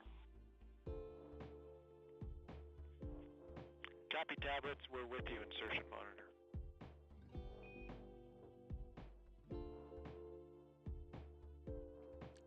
So the crew have their tablets out, so no longer using the paper procedures now that the vehicle has stopped moving so quickly.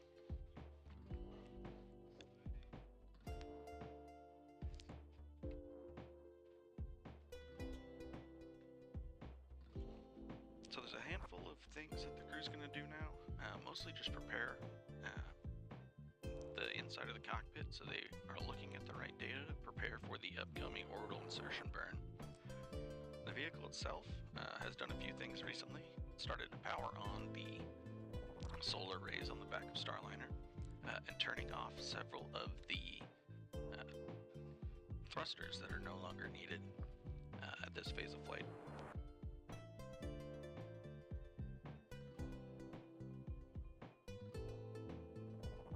Upcoming in about 4 minutes, Starliner is going to start to orient itself in the direction it needs to do the orbital insertion burn. And the crew inside the vehicle will be turning the wireless access point on and allow them to stream some of the data from the spacecraft onto their procedure tablets. And Houston Starliner, last arm is off. Backup control switches, enable one on, enable two off. SM RCS is the mode. We copy off Enable 1 is on, Enable 2 is off, SMRCS, you're in a good config. Good config.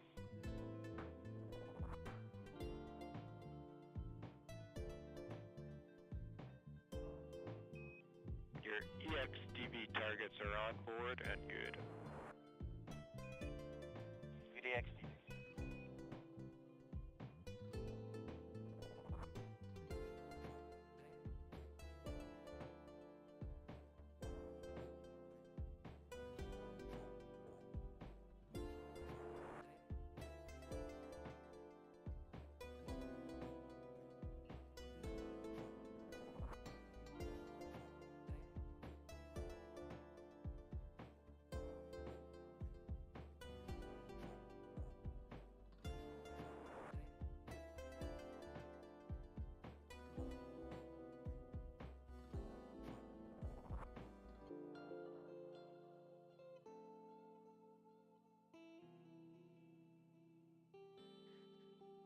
Things will be pretty quiet as Starliner gets into position for the orbital insertion burn. That's still about 10 minutes away.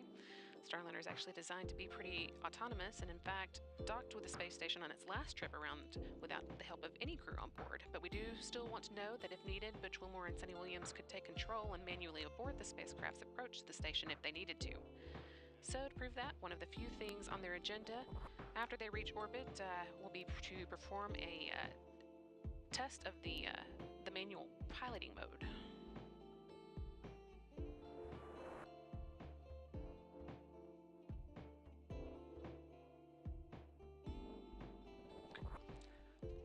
This test will involve first pointing Starliner's nose towards the Earth so that its communication antenna on the back of the service module is pointed at the satellites, the teeter satellites that allow it to communicate with the team on the ground.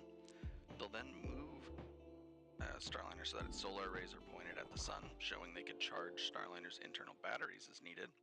And they'll follow that up with a demonstration of the star trackers, one of the ways that Starliner determines where it is in space, pointing Starliner away from Earth so that the system, the Vistas system, can get a good look at the stars. The next step will be for the crew to manually speed Starliner up and then slow back down, which will slightly raise and then lower their orbit and prove that they can manually break away from the orbit that the space station is in if they needed to. At that point, they can move on to the last items of the test. You're in a good config. It's 74 degrees in there. Yeah, that's just due to the T2 sensor sitting beside the lights. So we're actually going to inhibit that particular sensor. We'll let you know when we bring it back online. Okay, great. Looks like we're on our way to thrust align. Concur.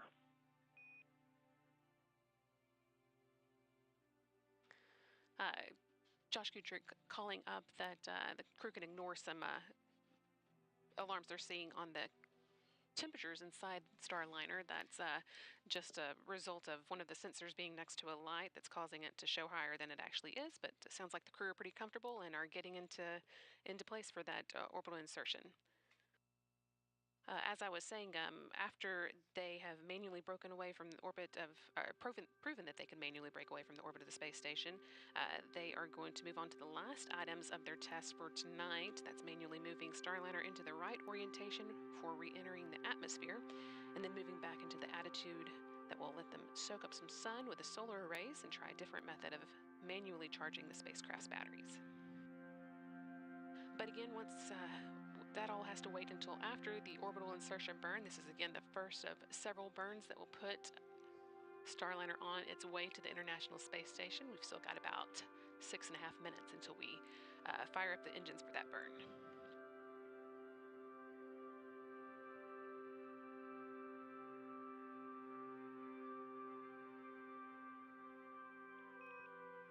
Starliner, we did not see the hand controller deflection. Just wanted to know if you did that yet. No, we'll get it now. All good.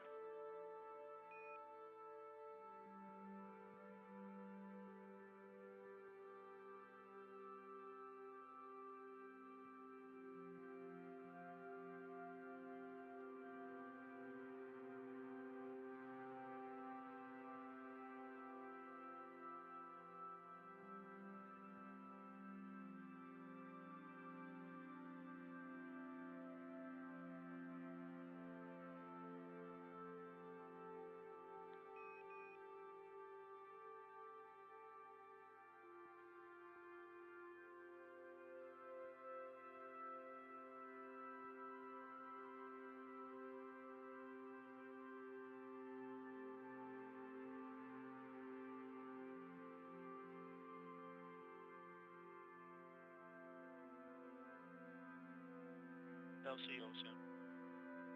Go ahead. Yes, sir. For step 80, initial safety inspection has been completed. Pad is fire safe. No findings. Roger. USO, establish barricades around MLP and area beneath the MLP and perform O2 LEL checks of complex 41 areas. Roger. ECS LC. Go ahead. Switch all ECS from GN2 Team to here on the air. ground seeing that everything is looking like it's in the right configuration for the orbital insertion burn. Now less than 5 minutes away. Starliner's currently about 102 miles above the Mediterranean Sea, heading UV detectors to automatic. southeast over India in the next few minutes. And DCS Starliner, good config for the OI burn. Go ahead. Switch PB to ventilate. Roger. And good config from the OI burn. Crew and ground control is noting that Starliner is pointed in the direction it needs to for the OI burn. It should also be about the time that the crew are using their tablets for their procedures, also charging them, keeping them topped up for the rest of the rendezvous. We unfortunately won't have a view of Williams and Wilmore as they work through this procedure.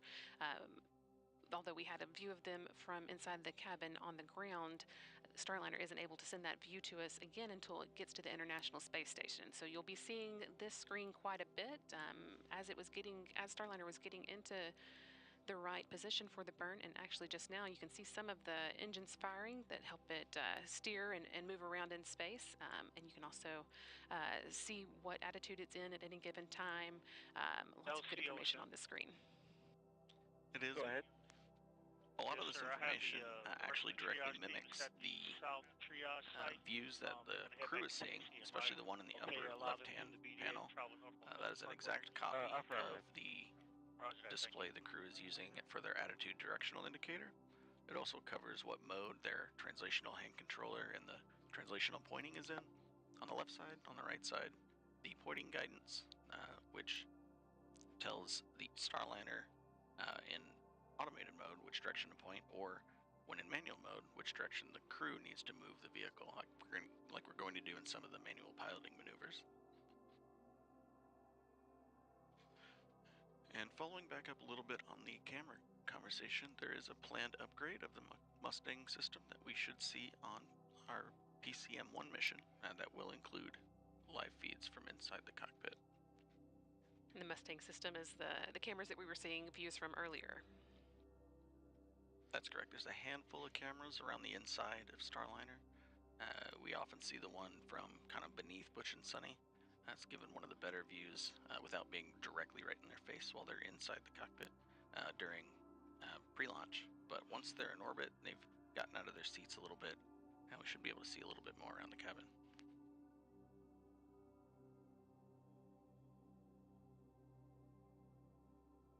We will, though, as you've already heard, continue to hear regular audio updates from the crew.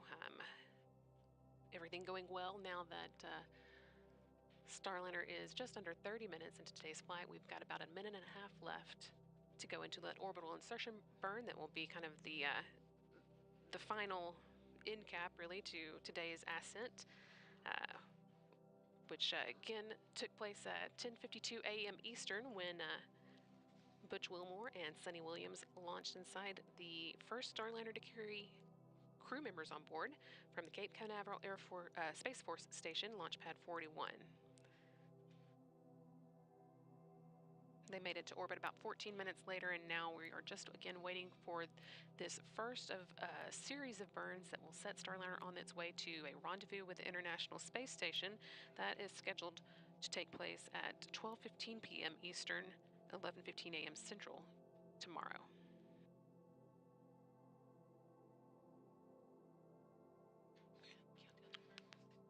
And we're coming up at about 40 seconds till the orbital insertion burn. This burn is going to take Starliner out of its slightly suborbital trajectory and push it up to an altitude that will allow us to catch up with ISS for a rendezvous later tomorrow.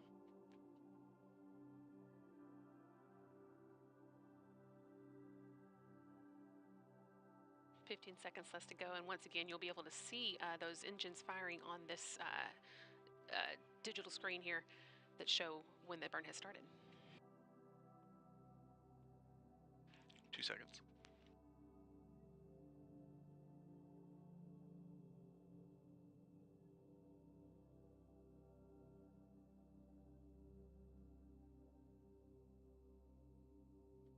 And flight controllers here in Houston, seeing 4 good OMACs, good burn.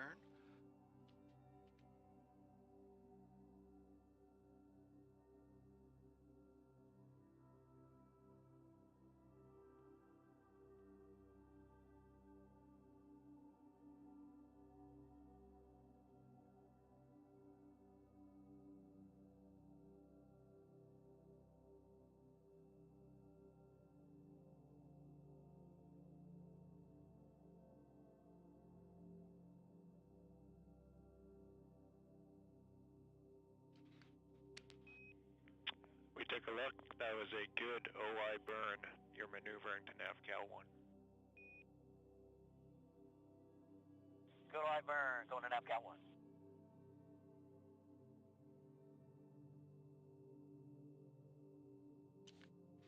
And with that call up, both crew and flight controllers agreeing that that was a good OI burn. I'm looking at the trajectory plot here in Mission Control.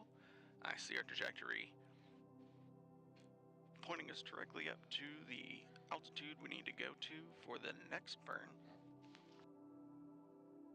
Right now, Starliner is moving into NavCal mode, or NavCal attitude. That's going to be the first of several positions that Starliner, directions that Starliner points itself to track some of the stars from the Starliner and update the position inside of the position orientation of Starliner inside of its guidance, navigation, and control algorithms. And of course, you're seeing lots of happy faces and cheers here in Florida. Everybody glad to see Starliner safely in orbit with Butch Wilmore and Sunny Williams in tow, sending it on its way to the International Space Station for docking tomorrow at 12:15 p.m. Eastern Time. Once again, Starliner safely on orbit, has conducted a good orbital insertion burn, and is on its way.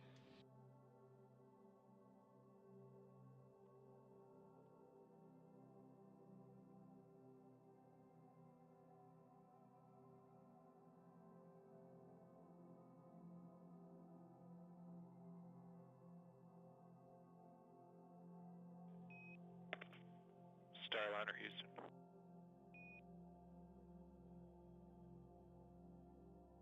Go ahead, Starliner Houston. Hey, you do have good cooling. The sublimator is working. We are watching it though, because the water usage is just a little more than we thought we were going to see. You've probably noticed that. It's a reason for the advisory there.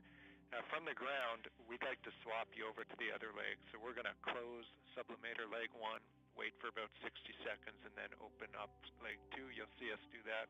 No impact or action. Okay, we copy. We'll be watching. Thank you.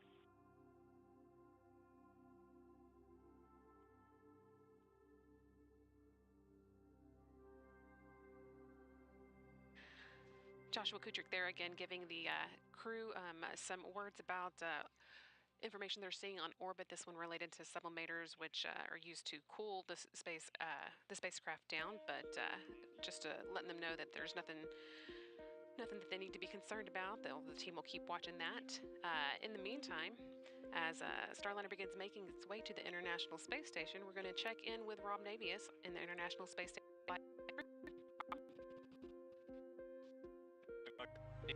Starliner en route to the station, the work now just beginning for Wilmore and Williams. First up, an important rendezvous burn called the NC burn, which will adjust Starliner's altitude relative to the station and begin to refine its path to the orbital laboratory.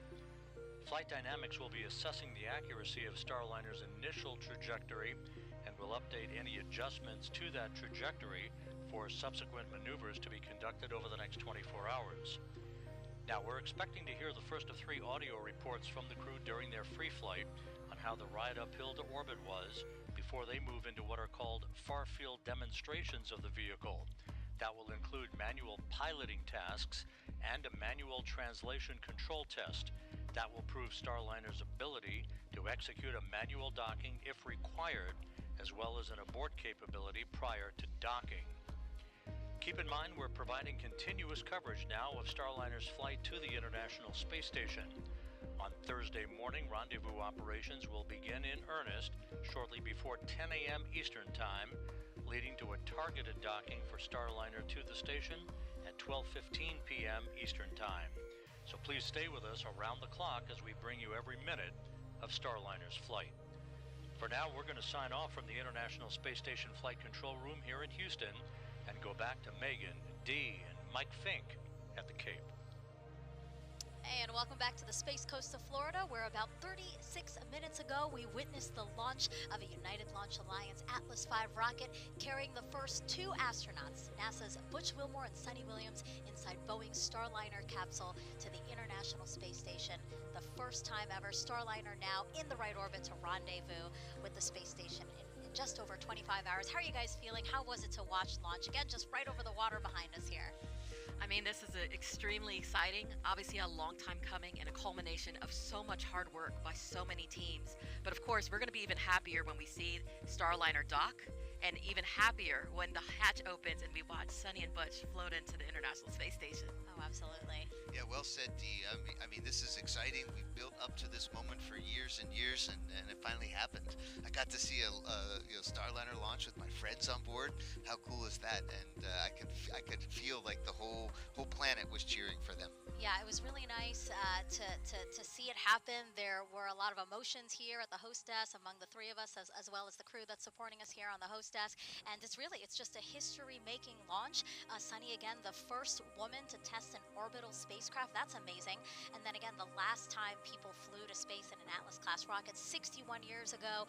CFT, this final test to certify Starliner. And then once in orbit, the first time in NASA history that the agency will have 3 different crew spacecraft operating in space simultaneously. So that's the International Space Station, SpaceX's Crew Dragon, and again, once Boeing Starliner spacecraft gets there, Boeing Starliner spacecraft. So really just like a lot to celebrate. It's amazing. You know, Mike, I know you've been part of Starliner's journey from the very beginning, working alongside Butch and Sunny and all the teams across Boeing, NASA, ULA. So talk to us, how does it feel to see this rocket from your perspective? I was so impressed all the way through the launch countdown and all the way through orbital insertion burn. Everything was just like the final simulation exercise they give us back at Johnson Space Center, where they just give us everything nominal. And there we are. Everything was fine. No hiccups, no drama, nothing to worry about. And so I was really happy with Butch and Sunny, and for Butch and Sunny, and happy with the whole team. As Butch said, thank you to the United Launch Alliance for a great ride up, and welcome them to the club of rocket companies that can send humans into space. Now we just got to get to the space station in 24-ish hours. Action, but want to discuss. Let me know if you're there. And we've been asking for some questions on social media, so we still want to get to those because there have been a lot. So why don't we pull up one question here right now? This one's from Ramon. What is your favorite part of being an astronaut, Mike? Is it days like this? Definitely days like this, Ramon. Very much glad to be an astronaut on this day. I think Butch and Sunny might be a little bit happier than me to be an astronaut today. But this is definitely a great day. And if you're not on the rocket yourself, helping your friends is a really great way to be an astronaut. And so, Mike, talk to us about, this is again a crewed flight test certification is what's next for Starliner. So what's the process to get us to your flight next year? Well, first we have to, Butch and Sunny have gotten to orbit. That's kind of step 1. Now they got to get to the space station and complete their flight test objectives. Once they land safely in a desert somewhere with the airbags, and we'll analyze. The Boeing team will analyze the flight test data, see if any improvements, any changes, any things that can be improved and made, and then we'll get ready for us at the post-certification mission number 1 that we call Starliner 1. I think Dragon had a similar one. They called themselves Crew One. Well, we're Starliner One, and we'll be ready to fly when the spacecraft is. Right. And so obviously there's still a lot on this road for Starliner, but when you do fly next year on Starliner 1, Mike, I know that there's a bunch of people here who are very excited for you, so much so that they created this shirt. Oh, no. I love it. Mike Fink Fan Club. That's right. Oh, he's hiding, guys. He's hiding behind his computer right now. I am deeply, deeply humbled. Thank you. Oh, yes, yes. You know, it just goes to show that so many people are invested in Boeing and NASA and ULA working together on the Starliner program. So we celebrated together with the crewed flight test today and launch. And again, we still have so much more of the mission to go, and we can't wait for your flight for Starliner 1. Alrighty. Thank you very much. Thank you again to everyone who submitted questions throughout the broadcast. You really helped to contribute to the broadcast. And Mike, really great to have you here marking this historic launch with us. It's great to be on the team, and you guys are both are extreme professionals, as well as our production team and the PAO team that's right up the hill from us. Great job, everyone. Absolutely, and today's liftoff could not have happened without the many teams across the country supporting this launch, which of course is just the first of many critical milestones for this flight test. Yeah, that's right, Dee. So our coverage tonight, or today, won't end here. First up, we have a post-launch news conference starting at 12:30 p.m. Eastern Time right here on NASA TV, followed by continuous coverage of Butch and Sunny's transit to the International Space Station. Starliner is on course to dock at the station in just over 25 hours from now, and then the ISS crew will welcome them on board. Again, we will take all of that live on NASA TV, NASA Plus, and our social media channels. You know, and their journey will provide the data needed to bring Boeing closer to having the continuous privilege of carrying astronauts to and from the space station. Hey, and that's the perfect opportunity, right, to pull up this QR code we have ready for you. If you scan it, it'll take you to go.nasa.gov/CFT, where you will find everything you'd want to know about this crew flight test and also NASA's commercial crew program, which is why we're flying today. Mike, it's been great to have you with us. Your insight today was important and invaluable. Thank you very much, and the Boeing company should get a big pat on the back today for a job well done so far. Yes, again, congratulations to all the team. Thank you, Dee. Thank you, Mike. We really appreciate your time here on the official launch broadcast of NASA's Boeing crew flight tests. And that's going to do it for us here on the Space Coast of Florida. For Boeing, ULA, and NASA, thank you so much for watching our official broadcast of this historic crew flight test. We leave you now with a replay of launch. Have a spectacular day.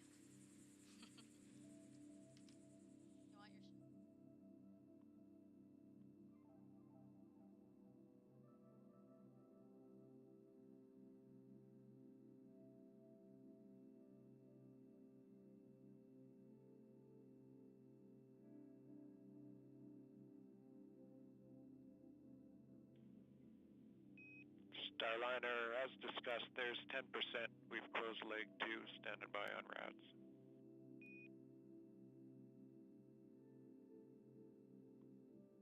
Okay, yep, we see leg 2 closed as well, and we're waiting on RAS with you.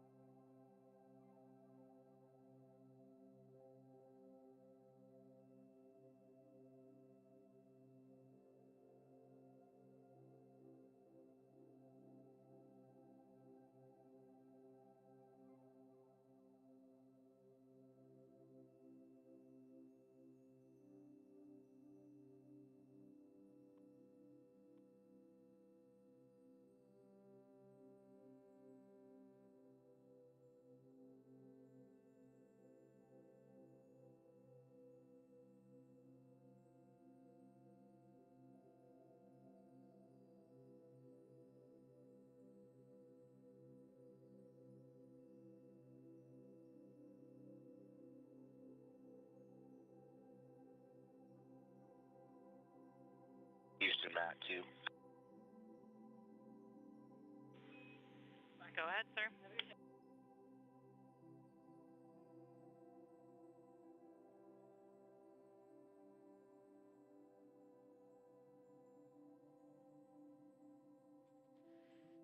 You're back with Mission Control Houston, coming to you from Johnson Space Center. Team here in Mission Control continuing to watch over the Starliner systems. They have been continuing to watch the sublimator issue that we mentioned just before we went back to Kennedy Space Center there for an update. Those sublimators are used to cool the vehicle down before the vehicle uses its radiators for cooling. It is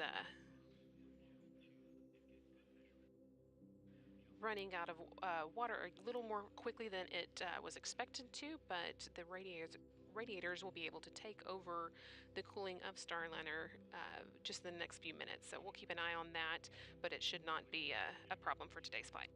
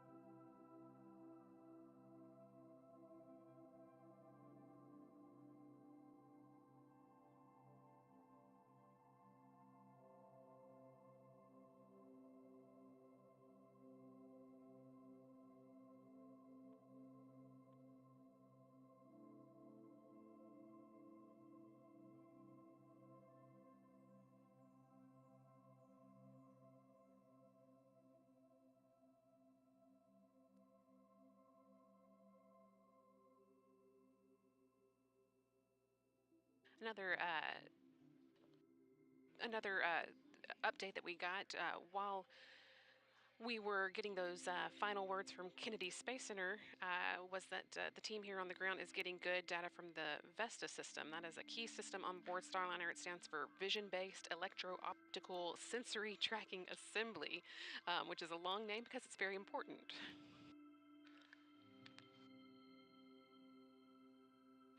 So that system actually does many things for Starliner.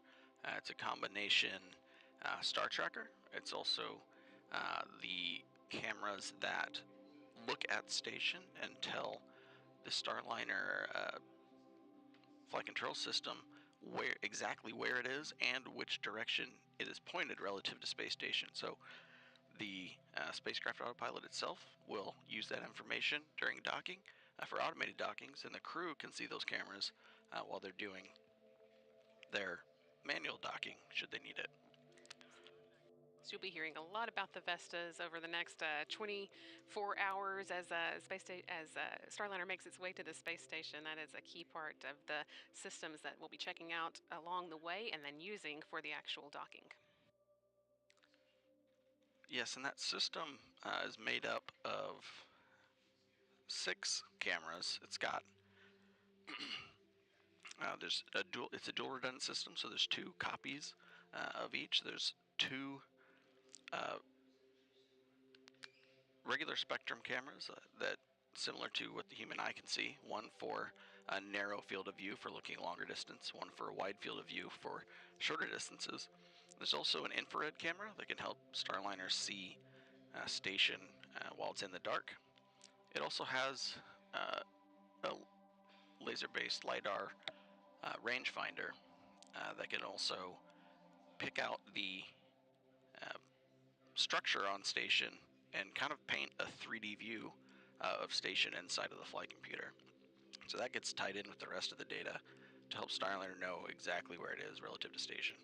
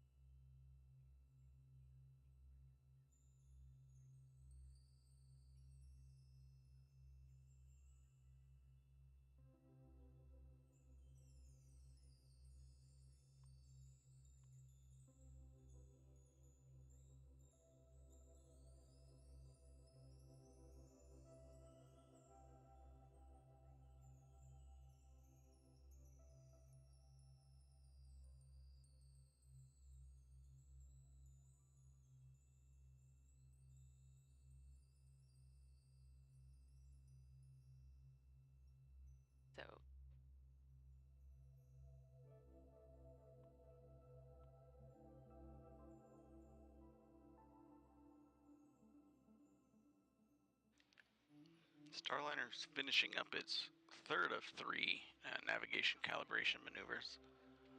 The next things coming up are enabling some of the Good rad flow.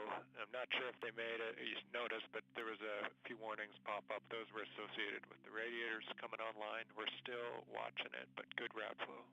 No action. Yep, good rad flow. We did see him in no action. We figured that. Thanks.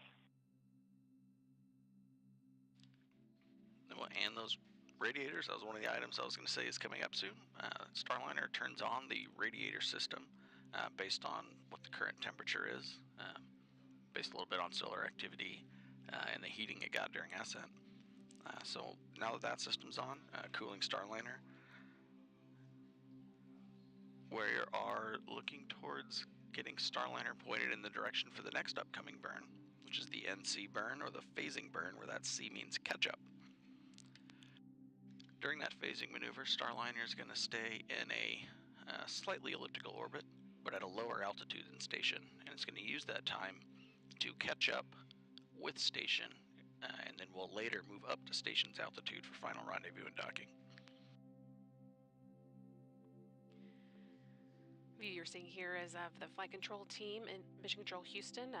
In the center of the view there is Mike Lammers, the lead flight director for this mission.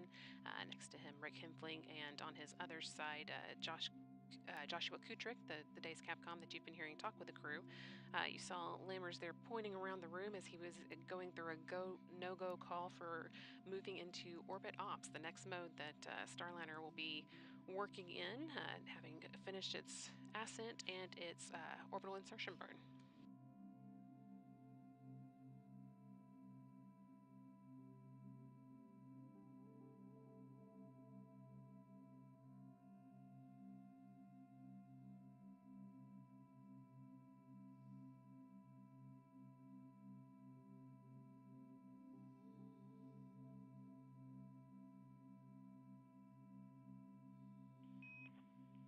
Starliner, you have good cooling and your go for orbit ops. Outstanding. Good cooling, go for orbit ops. And with that, we have another message we'd like you to relay. Everyone is listening. Go ahead. Yeah, if y'all could call Kennedy Space Center crew quarters and strongly request that they release Joe Acaba and James Branson from quarantine. I'm sure they would appreciate it. I'm going to give him a call. I'm not sure Joe's going to want to leave, but we'll pass it along. You may be right. He said a lot of free bacon. Sounds good.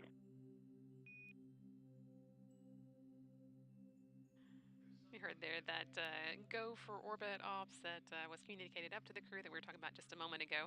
And also, of course, Butch Wilmore calling down that the chief astronaut, Joe Acaba, can be released from quarantine. Butch and Sonny went into quarantine April 22nd, so they had a bit of a longer than expected quarantine as they waited for today's launch, but they are safely in space. So now that those who have been in close contact with them and needed to preserve their own quarantine to make sure that no germs were sent up to the International Space Station can also end their quarantine.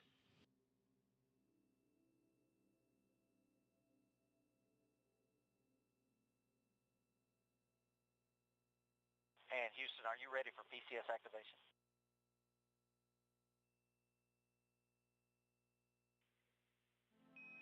We're ready. Here go for PCS activation. Here we go.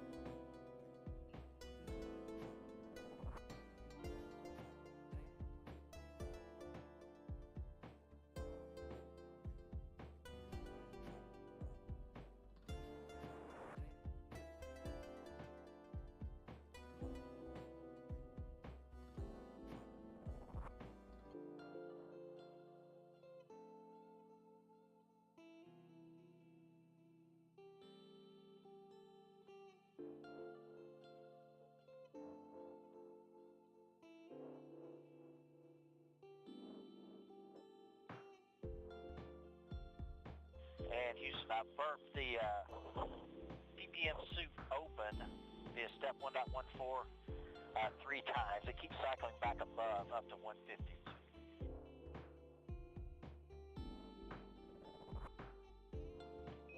Okay, we copy all, and the word is that you can just hold there and move on. It's a good value.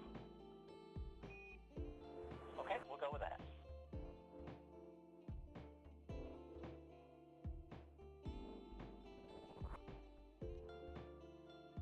All right, we'll call the PCS system act complete for my steps. Let me know if, check me, make sure I didn't miss it. We're checking.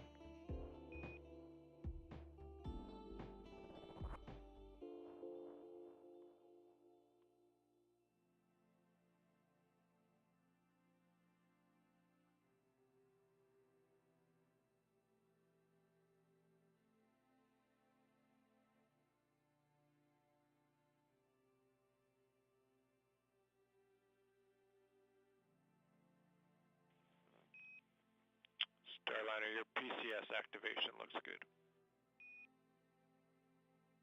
Outstanding.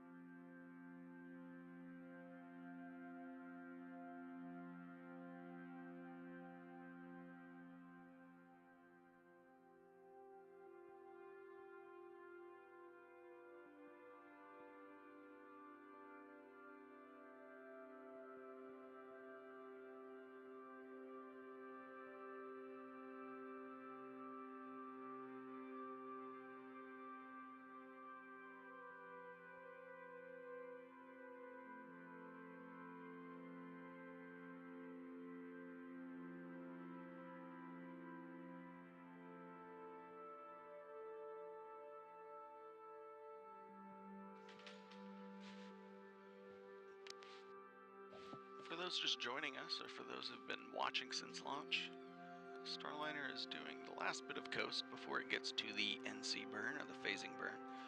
Got about a little over 9 minutes till we get to that burn. In the meantime, Starliner is currently in the process of turning back on its OMAC engines, or its orbital maneuvering and control jets. Those are the larger thrusters that will push Starliner for large burns, large trajectory changes on orbit.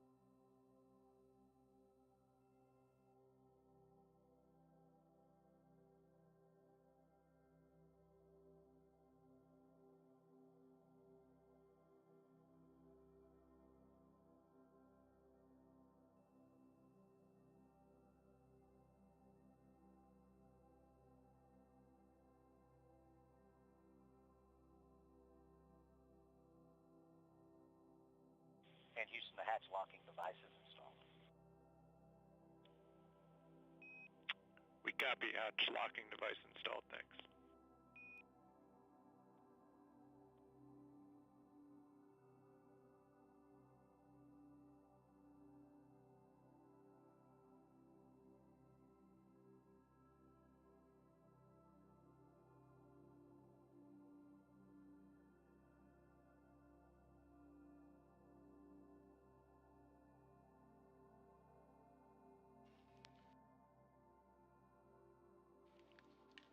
And Starliner is finishing its pointing maneuver to get into the NC thrust line orientation. That is getting Starliner pointed in the correct orientation to perform the NC burn. Step 9, com check, air to ground. Step 9, com check. Houston has you loud and clear. Read you the same. We're set up via the table. Roger.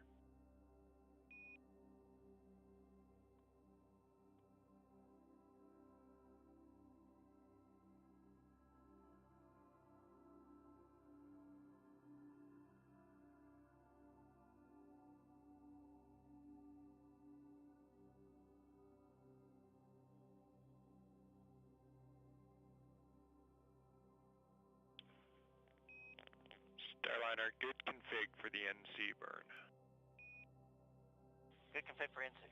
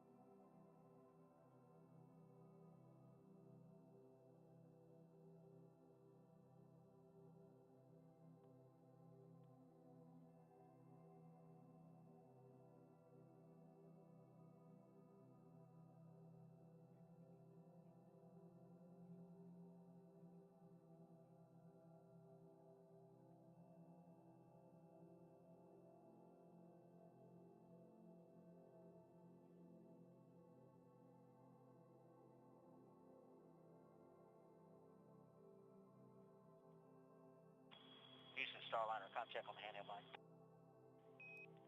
Houston has you loud and clear, handheld mic.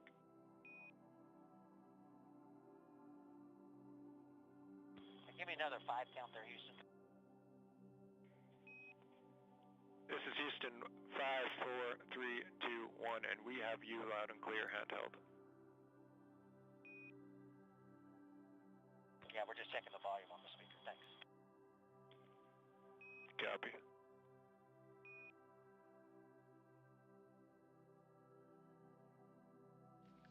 And you just heard some back and forth there between Mission Control and Butch Wilmore.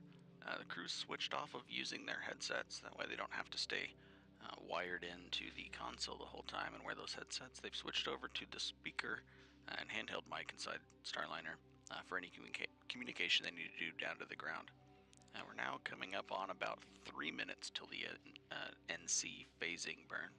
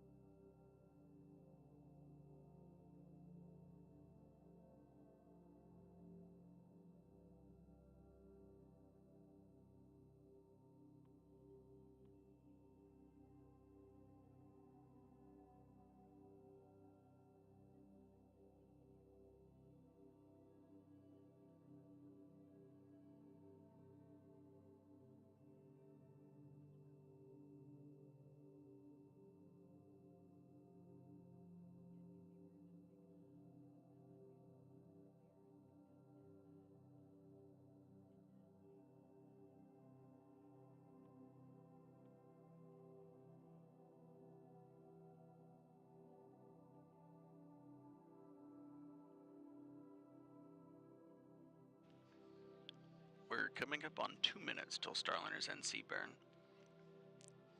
Starliner is currently pointed forwards in the direction that it's traveling. It's going to fire its thrusters, increasing the altitude of the other side of its orbit. Right now, Starliner did its orbital insertion burn to raise its altitude. Now it needs to raise the other side of its elliptical orbit. We're expecting that NC burn to be about 25 seconds long.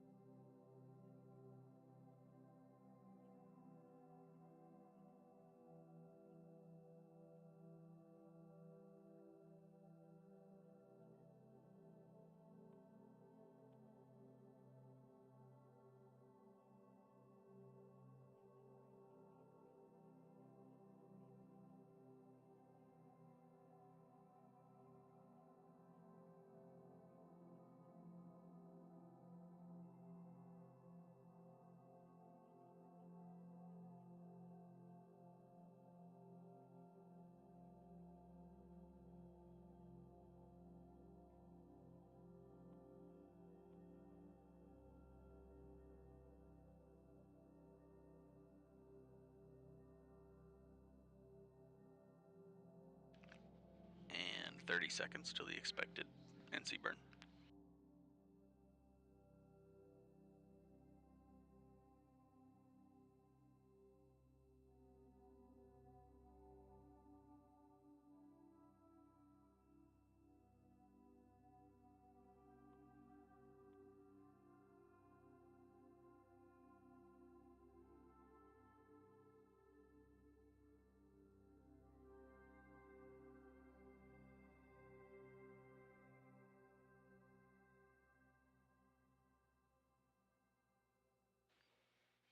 And NC burn is starting for good OMAC burn, engine burns.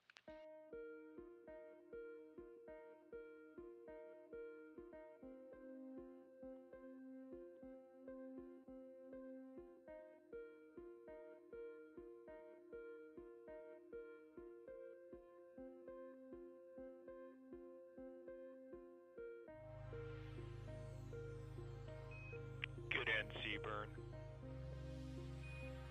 Good NC.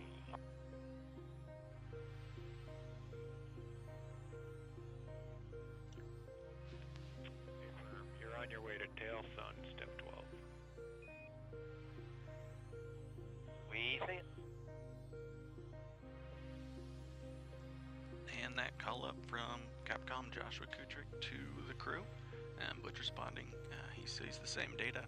Starliner had a successful NC burn. Starliner's orbit is now a slightly elliptical orbit, varying between 324.7 kilometers and 323.6 kilometers.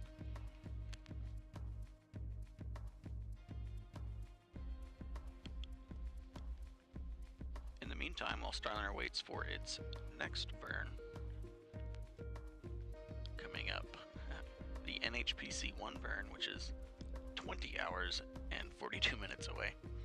Starliner's moving itself into a tail to sun mode, so it's going to point its solar rays back at the sun and just use it to kind of top up the batteries while Starliner continues its phasing catch-up maneuver with ISS.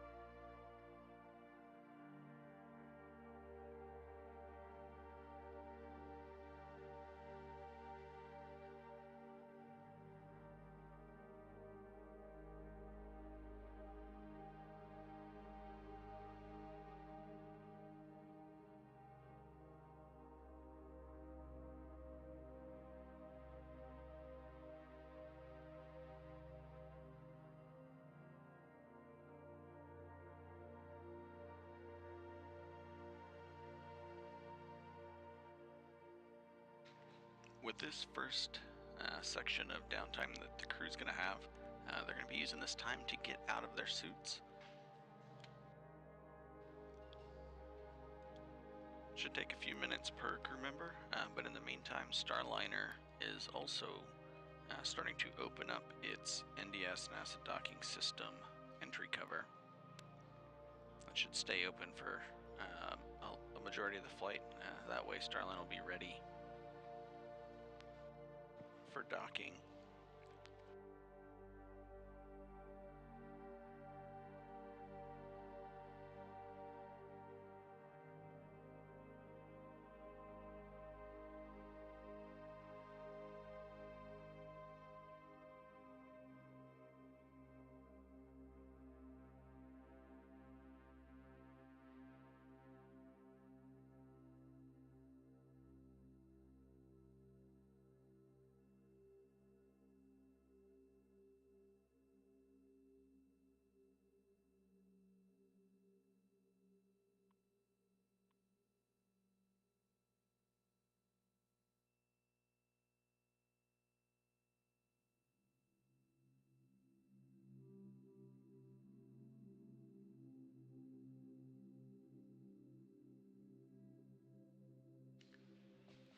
And flight control is here in Houston. Noting they see the entry cover open, we're getting that telemetry data and showing it on our virtual external display of Starliner. Starliner, your entry cover is open and complete. You also have a good ADF cal. We're with you moving over to rendezvous monitor. Yep, just about to do that ourselves. Here we go. Rendezvous monitor.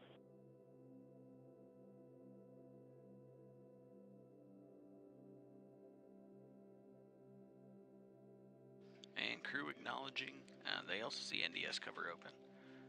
Also noted, getting called up is good ADS cal for attitude determination system. Now that Starliner has moved into a different orientation, just confirming that its internal calculation of its position and orientation agrees with what the crew's seeing on the ground.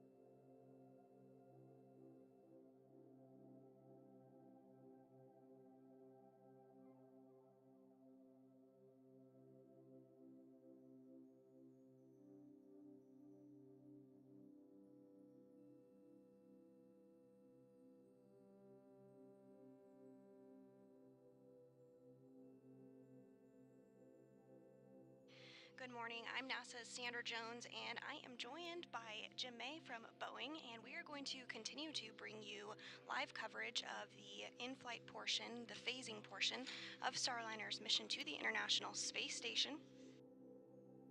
If you're just joining us, Wilmore and Williams launched at 9:52 a.m. Central Time this morning today from Space Launch Complex 41 at Cape Canaveral Space Force Station in Florida.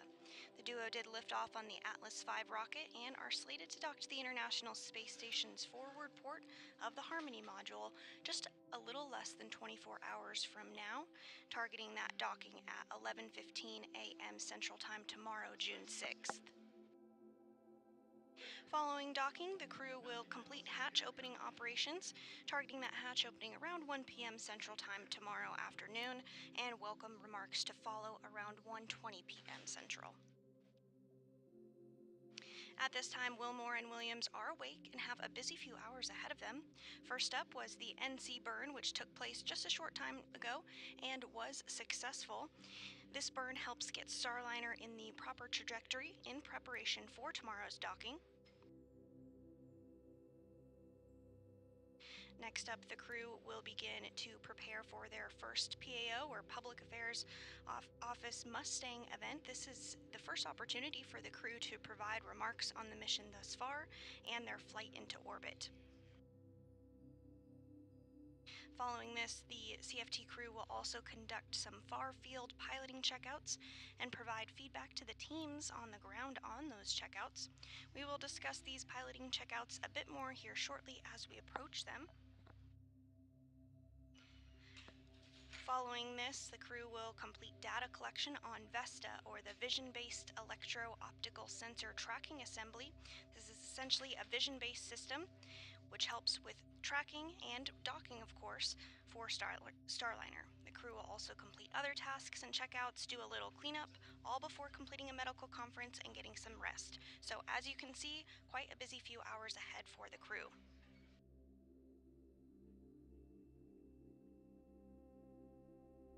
Because this is a test flight, there are multiple checkouts and tests that occur as part of the eventual certification process of Starliner.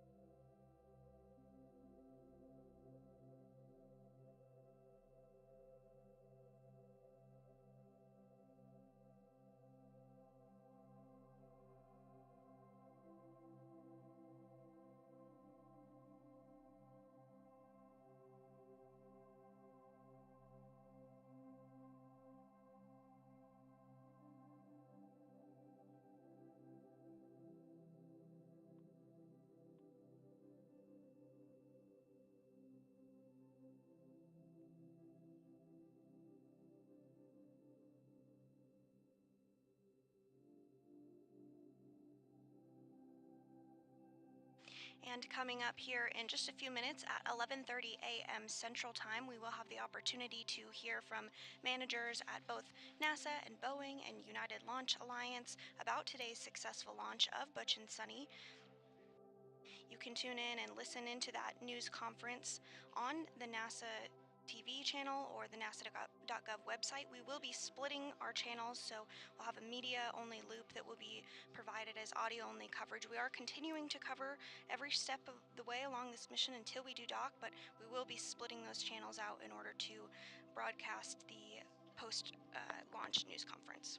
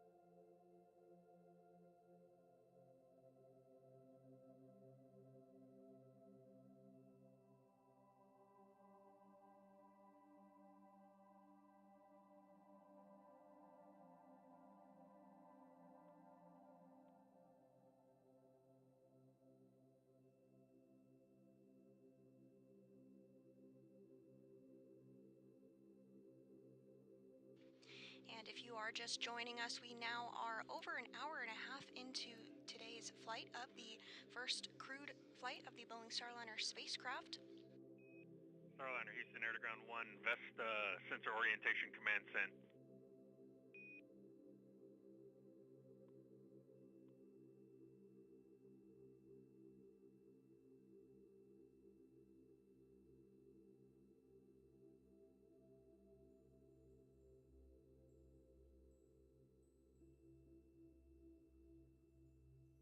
You did hear that call up to the crew regarding the Vesta, or the Vision-Based Electro-Optical Sensor Tracking Assembly. This is that vision-based system, really important for docking and tracking of Starliner.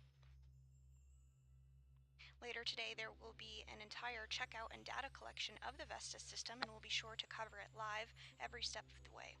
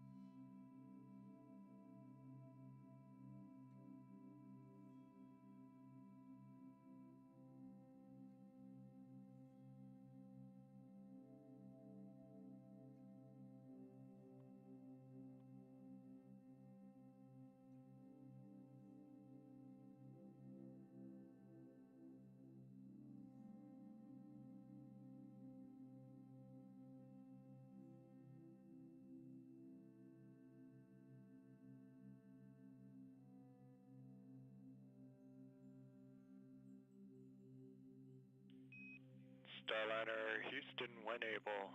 Not urgent, just a couple things.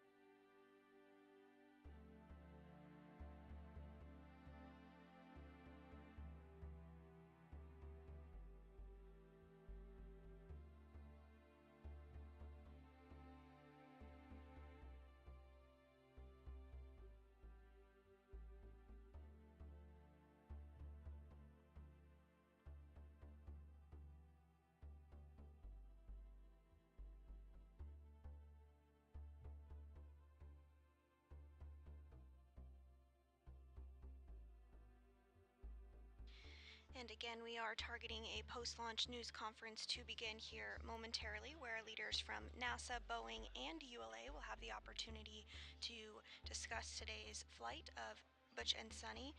There's a successful liftoff occurring at 9:52 a.m. Central Time this morning.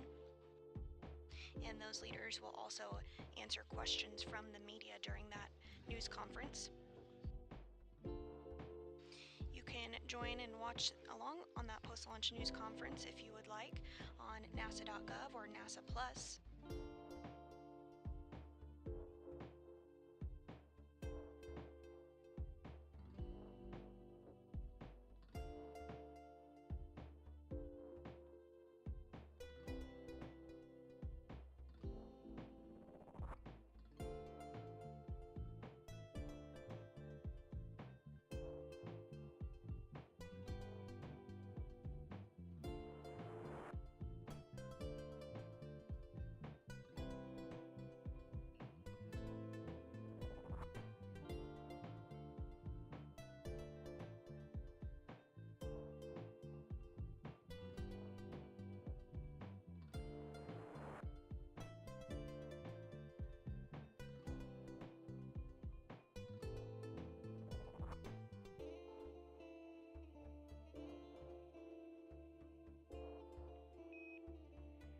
Starliner, no action on cabin fan DP. It's a deucer, and we're working on clearing the message for you.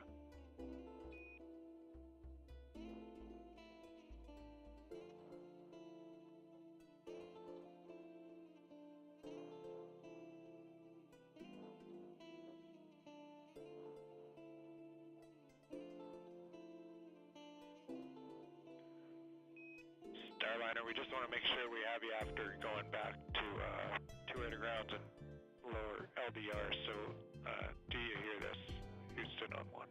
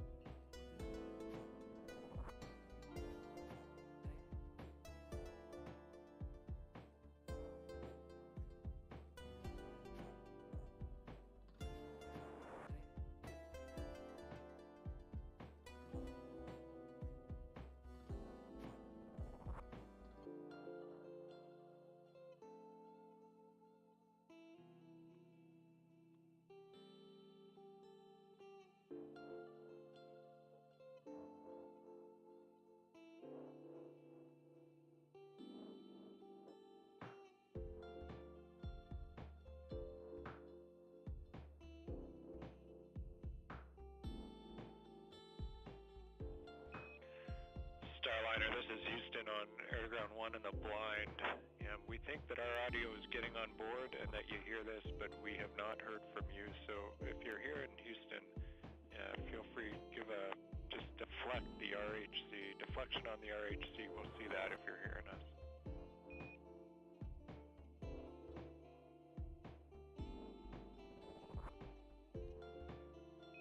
And we saw that, Houston. We saw the RHC, so stand by. We're still not hearing you on the loops, but we did see your action.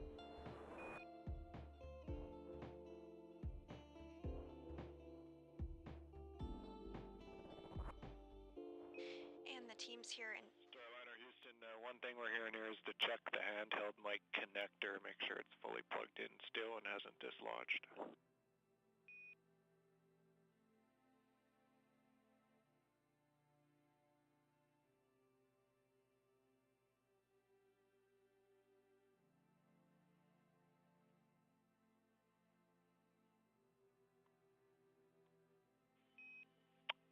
And Starliner, one more reminder, just things we can think of here is check that your chip is installed. You'll need that plugged in to use the handheld mic.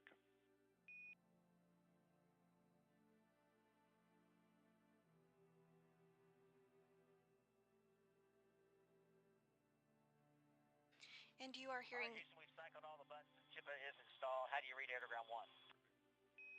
Starliner, we have you loud and clear now, air to ground 1. Okay, great. Fantastic. We are with you in rocket monitor.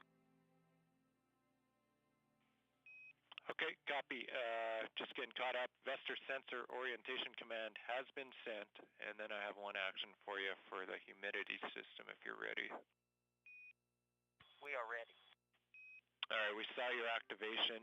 We would like to cover the desiccant under seat 1, and so whenever it's convenient, we want you to go to the provisions bag on the cargo adapter, get the desiccant cover out, and you can use that to cover the desiccant under seat number 1. How copy? Okay, Sonny will grab that and we'll cover the desiccant under seat 1. Good words.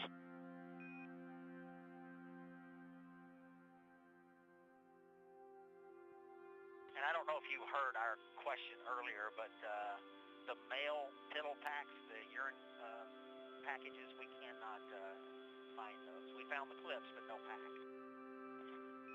Okay, we did not hear that question, but we'll take it and get right back to you with an answer.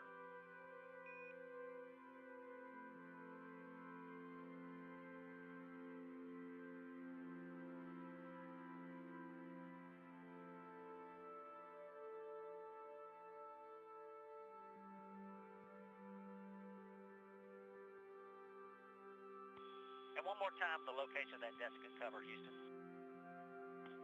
Yeah, it's in the cargo adapter on seat 5 cargo adapter, and the bag we think is going to be labeled vehicle provisions. It's the bag on the seat 5 cargo adapter. Okay, seat 5 cargo adapter, vehicle provisions, copy.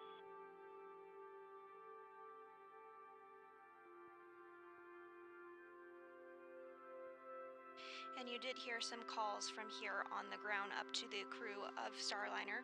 Mainly you heard the voice of NASA astronaut Butch Wilmore, who is the commander of Starliner, stepping through some procedures to ensure that communication was routed properly.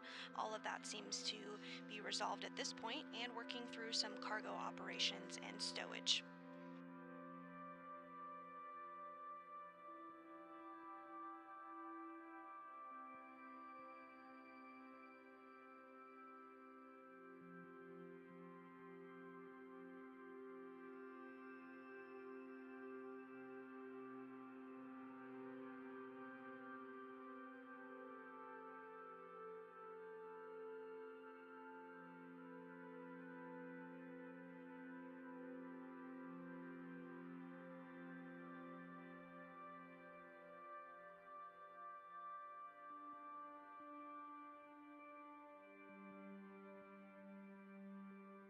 Okay, Houston, I put the cover on the underneath seat 1.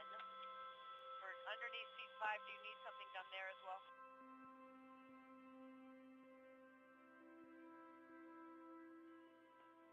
Copy on Starliner. I think you're good, but I'll check.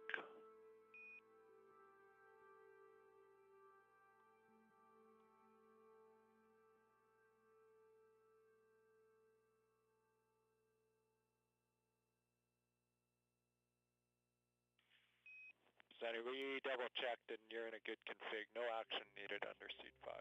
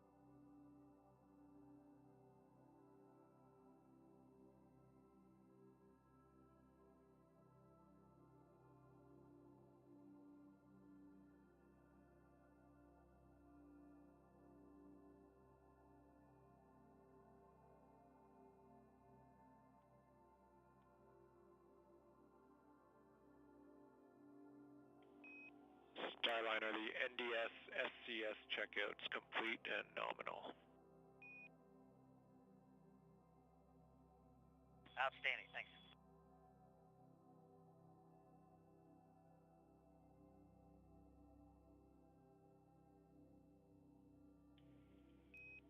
And Starliner, per the timeline, if you're good with it, we are going to power on Mustang. Power on and Mustang. That sounds good.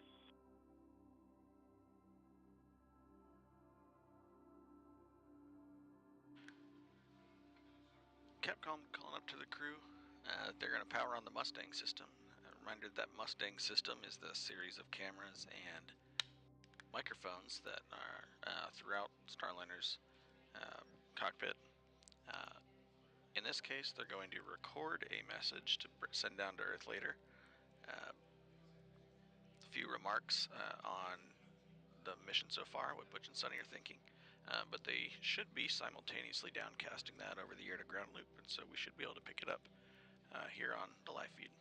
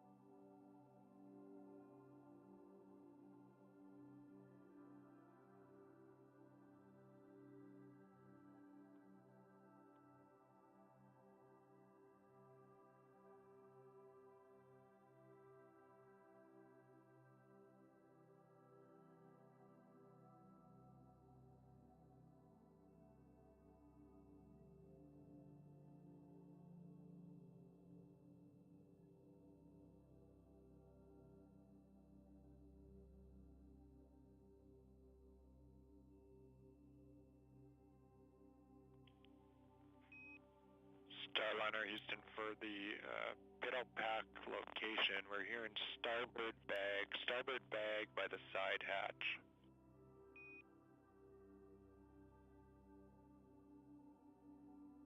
Say again, what was it you said the location for what? It's the location that you were asking about for the Piddle Packs and starboard bag beside the side hatch.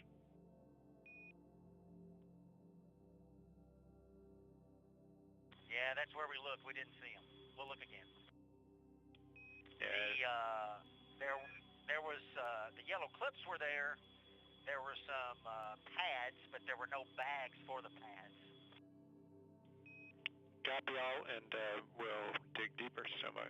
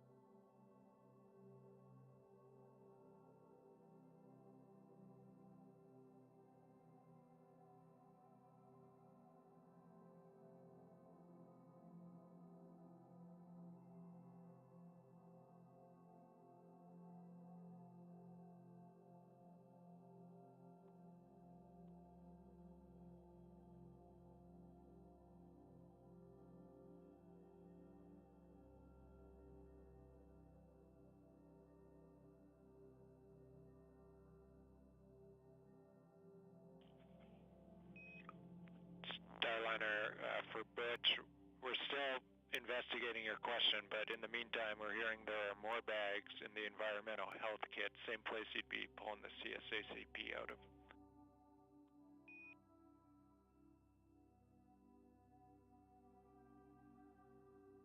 We copy. Yep, we found some bags. Copy.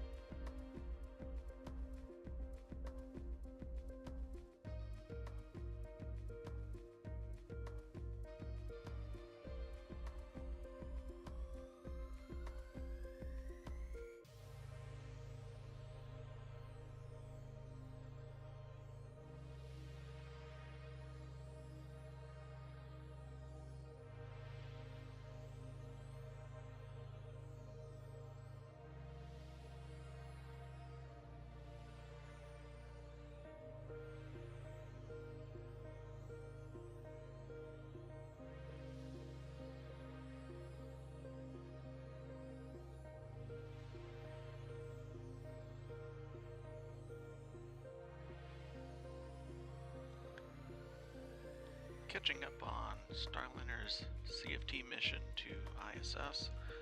It's been about 43 minutes since Starliner performed the NC, or phasing burn, and that's put Starliner on a trajectory to catch up with Space Station and dock just a little over 23 hours from now.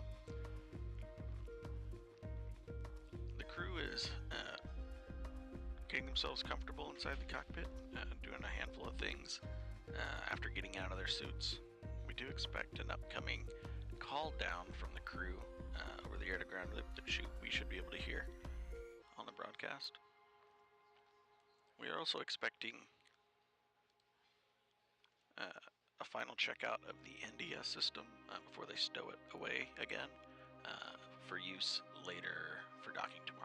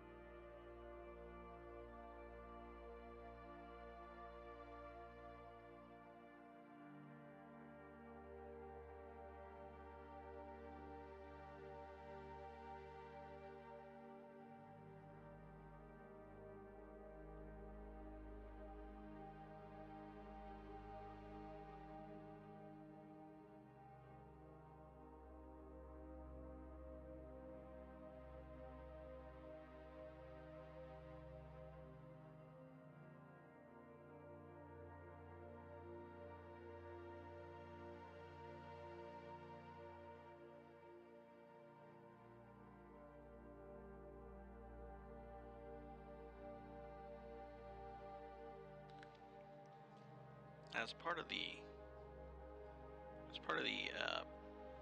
preparations for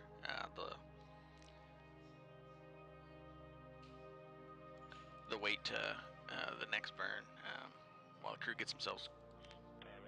Houston, before we on the ground step into some cabin fan config, we just wanted to make sure, confirm you guys are out of your suits, fully doffed. Yes, we are de-suited and ready for far field piloting checkouts on your call.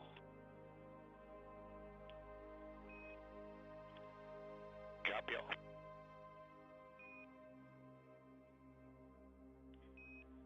On that note, Starliner, confirm centerline cameras set up, ready to go. That's in work. Copy. And Butch confirming that the crew have gotten out of their suits. They did call down that they found the bio-break items that they were looking for. Upcoming, the crew is going to install the centerline camera. So there is a removable camera that gets mounted to the center window on the forward docking port of Starliner.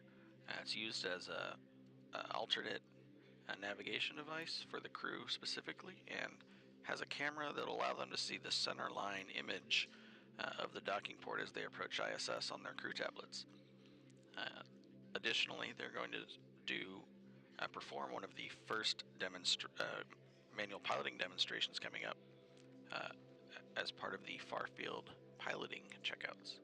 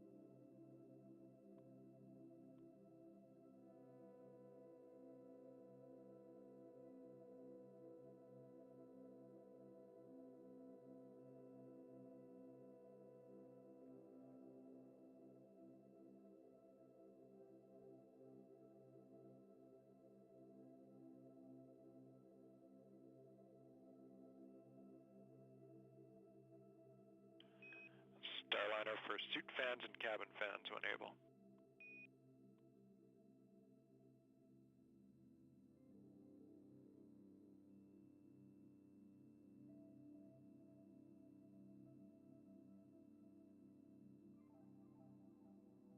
Yes, Houston, go ahead.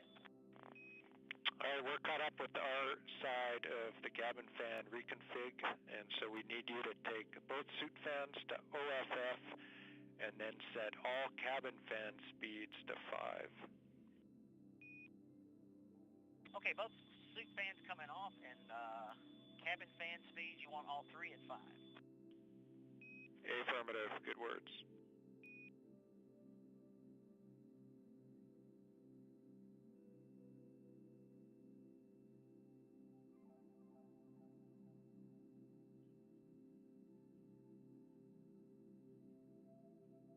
Okay, suit fans are off, cabin fan speeds, Alpha Bravo Charlie at 5. We see it.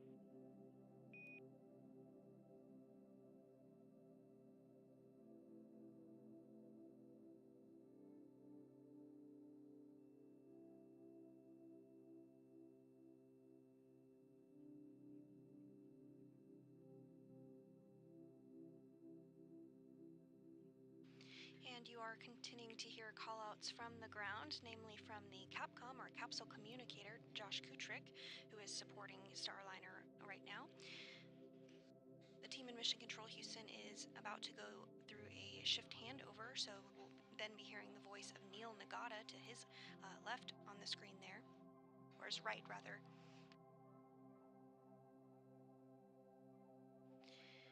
Butch and Sunny are working to configure fans inside of Starliner ahead of upcoming activities.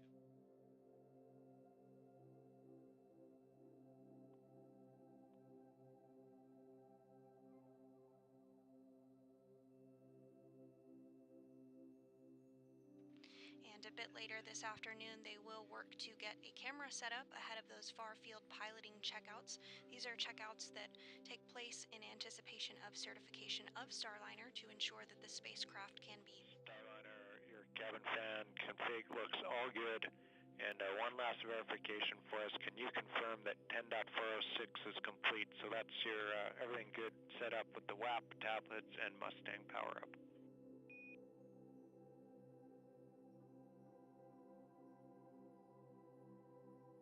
Yes, we are. That is still in progress. We're almost there.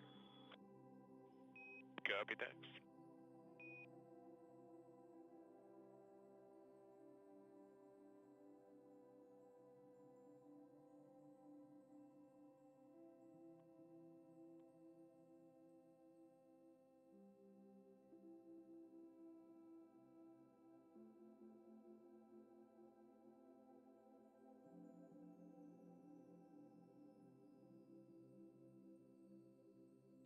So again, the crew will begin getting that camera set up here shortly for those far-field piloting demos. This demo will utilize visual cues as well as using the attitude direction indicator to ensure that the spacecraft could be piloted manually if required. Though this is not expected or required, this is something that is required for the certification of Starliner.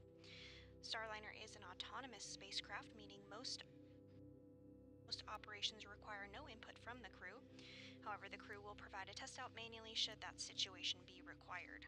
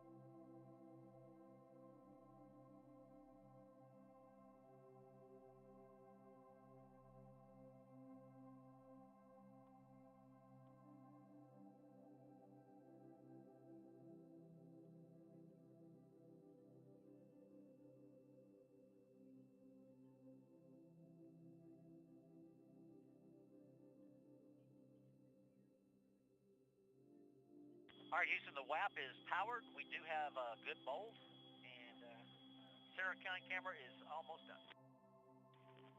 Copy all, thanks. And the sat phone battery has been removed. We copy.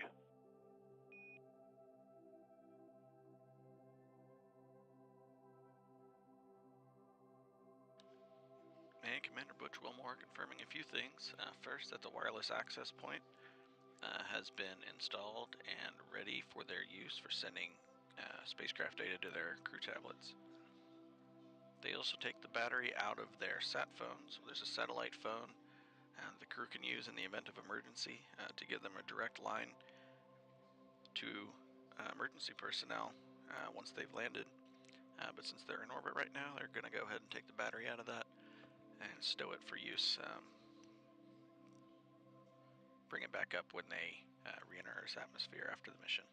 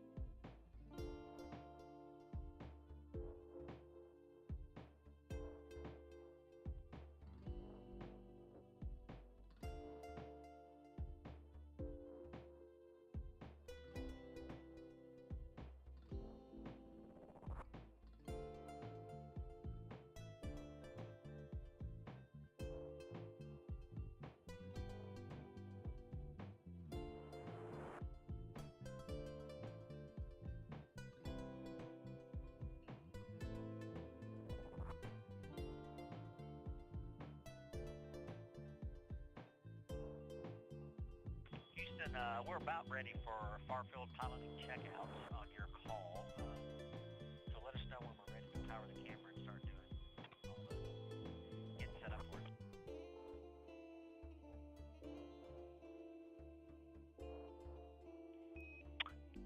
Starliner, we copy all. Sounds like we will let you know, but it sounds like we'll be ready on time. I know there's a few items left for the team down here on the timeline, and they're targeting a on-time start for the checkout based on lighting.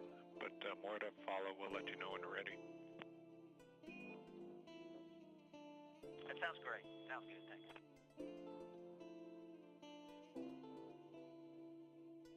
And if you're just joining us, we're continuing to bring you live coverage following the liftoff of NASA astronauts Butch Wilmore and Sunny Williams from Florida at 9:52 a.m. Central Time this morning.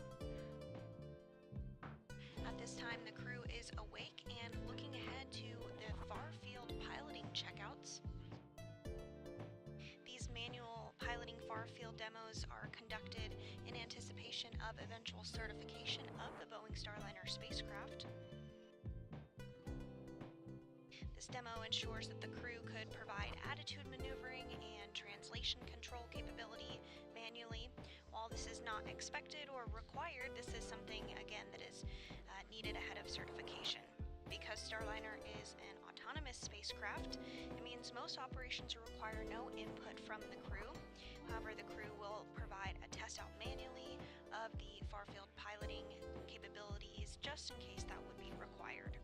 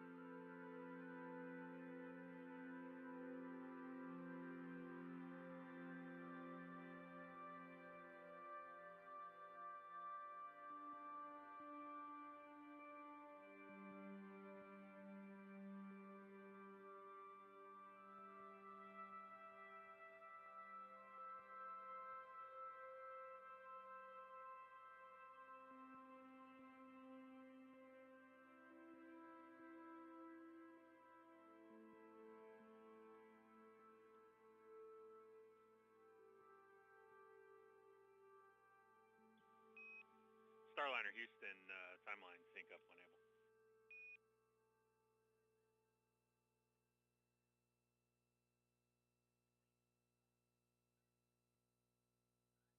Hey, Neil, good to hear your voice. We are with you. Go ahead. Hey, Sunny. Good afternoon. Yeah, good to hear you guys now on this call. Just looking to see where you are in the cabin monitoring procedure. We just needed to get synced up on a timeline. In particular, when it comes down to the CNS setup, wanted to make sure that you guys were able to get the tablet on charge, and that's working for us. And then battery percentage reports for the tablet for the tablets that you have deployed. Okay, yes, let me just go over this with you guys, just for what you want to know, since we got all the CNS set up. We've got a tablet plugged in that's 77%, so I'm not positive it's really charging. Just, when I first started, it was like 84%.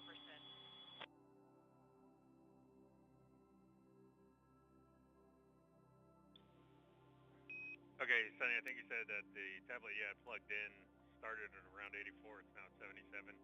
And then if we get the other percentages, we'll take the serial numbers for the tablets.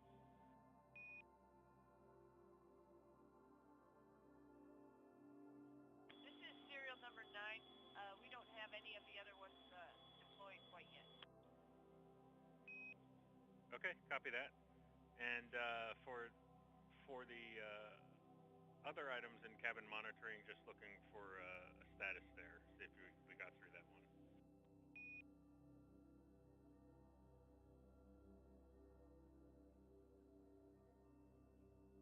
Let me give you a rundown. Handheld switch covers are on. Handheld mic is out.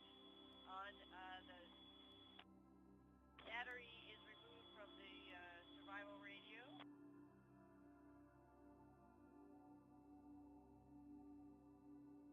Side half safety strap is on. Suits are off. We didn't deploy the current yet. I have not pulled out the CSACP quite yet.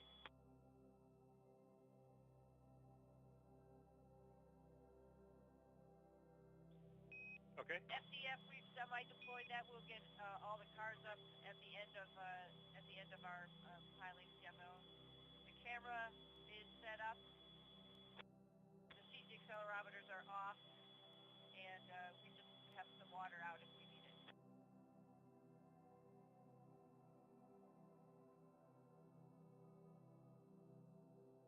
And serial number 12, tablet number 12, it's set up and ready. I just haven't turned it on, trying to save the battery. Do you want me to turn it on and check it?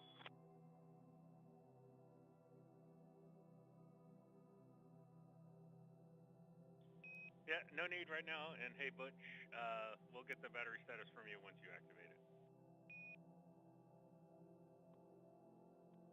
Outstanding. Hey, we haven't heard how the launch looked. Was it pretty sweet? Hey, yeah. It's pretty sweet from our vantage point, I can tell you that much. Hey, the coverage looked great for me. I was just sitting at home waiting for our eye to come in. It was a great launch actually. Weather was perfect.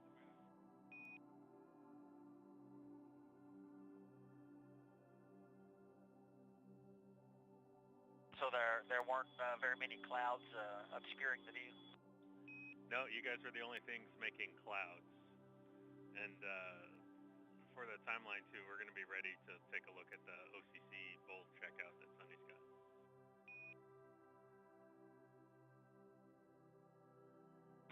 Okay.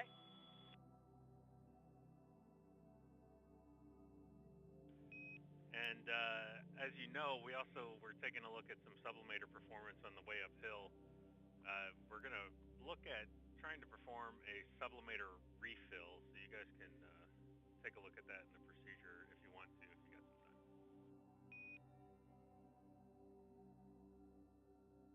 Yeah, are you looking to do that before we hit the rack, or is that something we'll do tomorrow? Yeah, but it looks like we're going to try to squeeze it in today, but we're still talking it.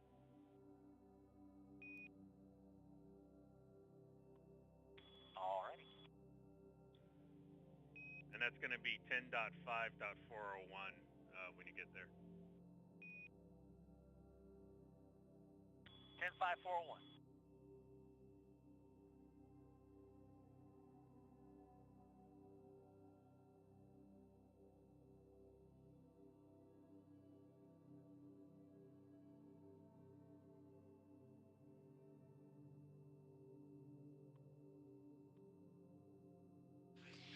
And you did hear those words from the ground up to the Starliner crew. That's NASA astronauts Butch Wilmore and Sunny Williams.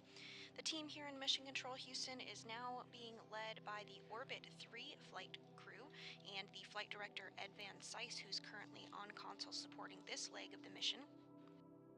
And you will hear a new voice of the capsule communicator, Capcom. You see him there on your screen. That is Capcom Neil Nagata. He'll be the voice that does interface with the crew aboard Starliner.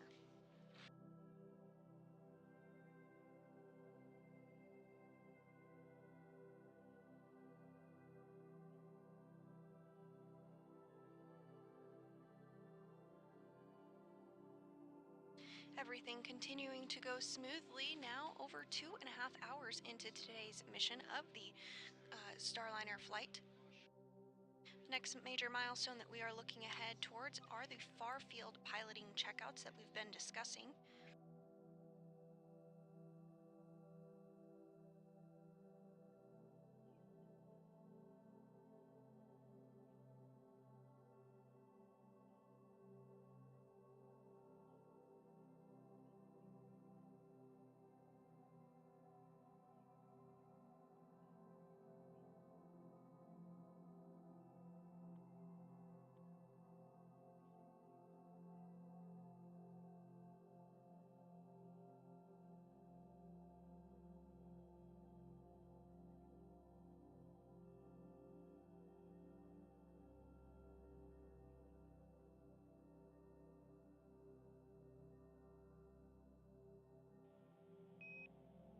And Sunny, for that tablet that you have plugged into the charger, we'd like you to unplug it and plug it back in, and tell us if the tablet's telling you it's receiving a charge.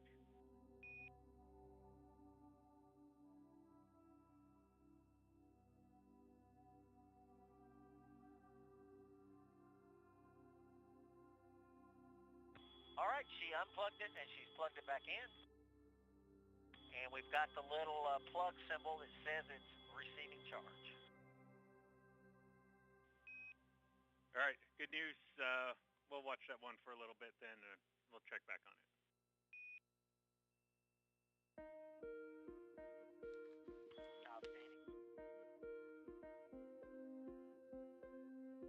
And Butch and Sunny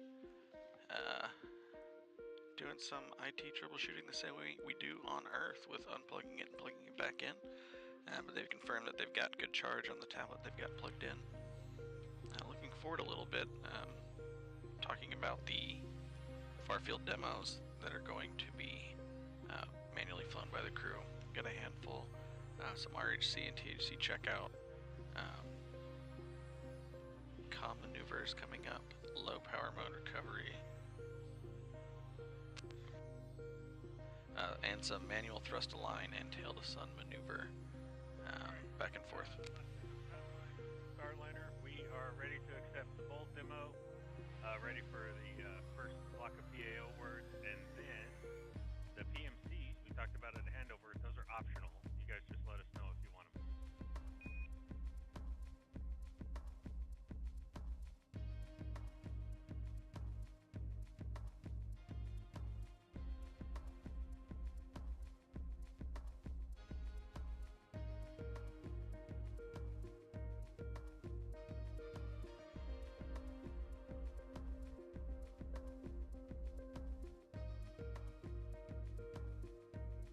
All right, Houston, we copy.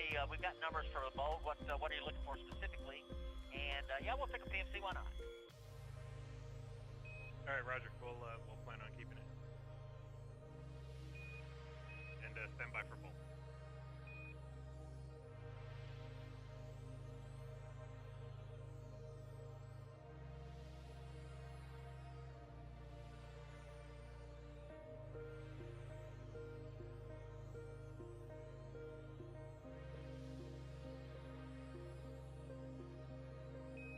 All right, Butch, we'll take the deorbit digs and the landing sites that you see.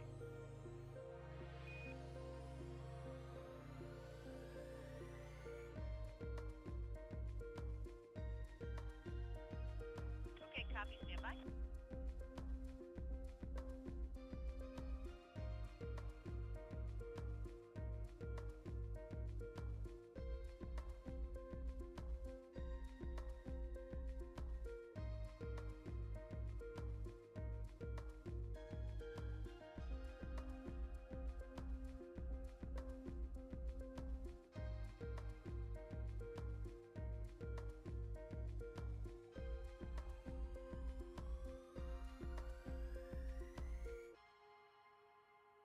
All right, Neil, ready to copy? We're ready. Okay, orbit 160606 158 161200 Wilcox ascending left. Checking.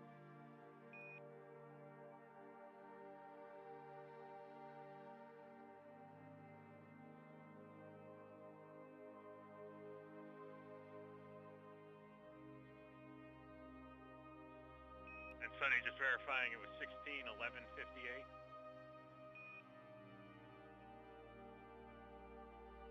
Well, we have 161200. Pretty close.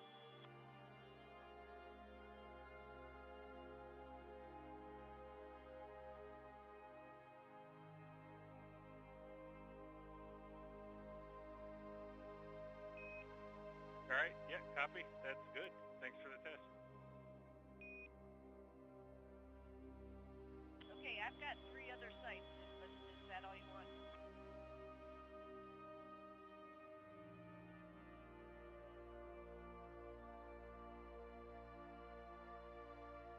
Yeah, just that one for the OCC there. Okay, sounds good.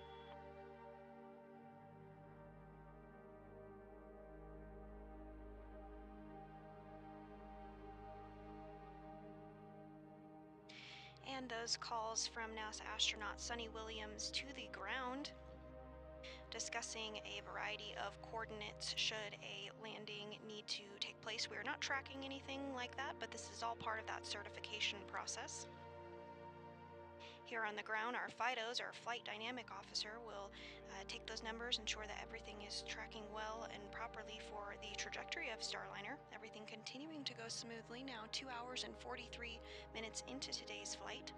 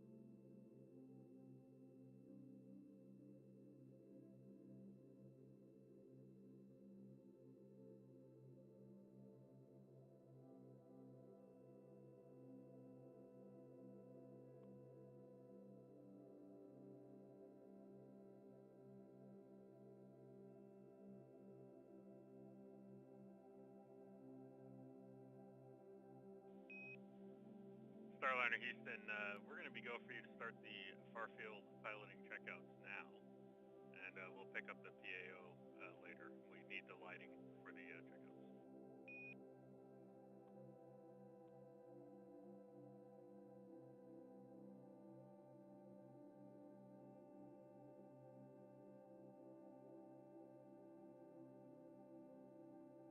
Okay, we like it.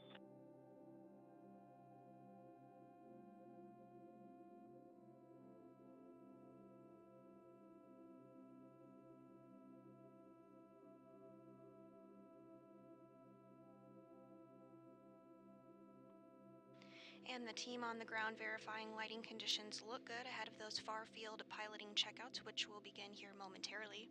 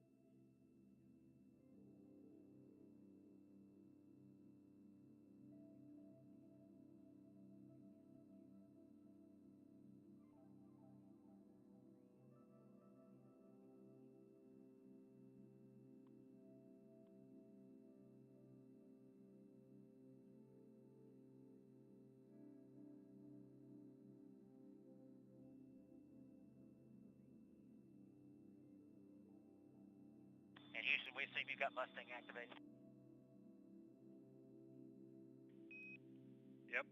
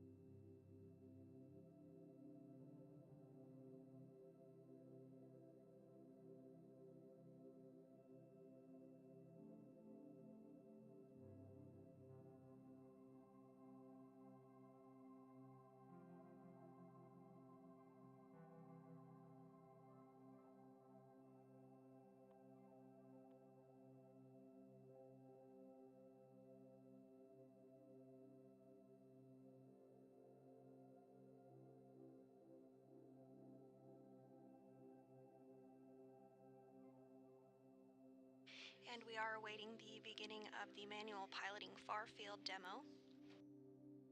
This demo ensures that the crew could provide attitude maneuvering and translational control capability manually. While we do not expect this, it is part of the certification process for Starliner.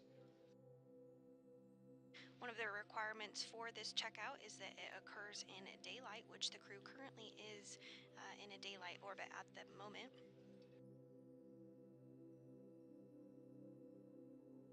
We expect this checkout to take about 2 hours.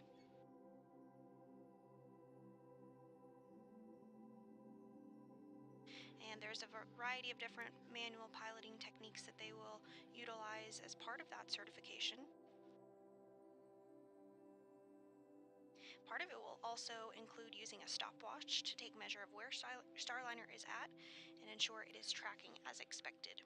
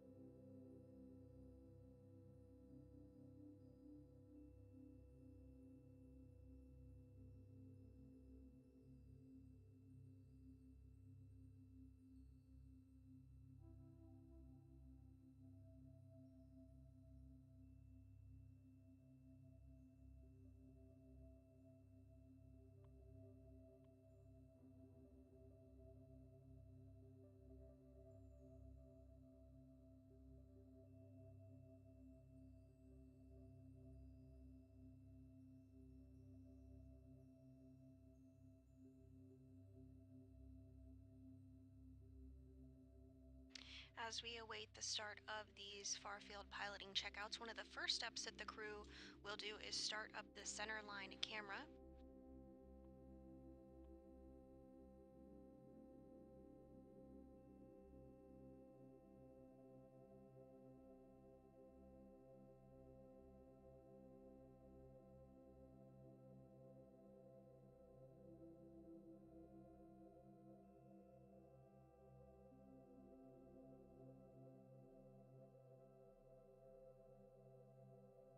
If you've been following along, you may be aware that both NASA astronauts Butch Wilmore and Sunny Williams are test pilots, so this is a great opportunity for them to utilize those skills as they really put Starliner through its paces as part of these far-field piloting checkouts.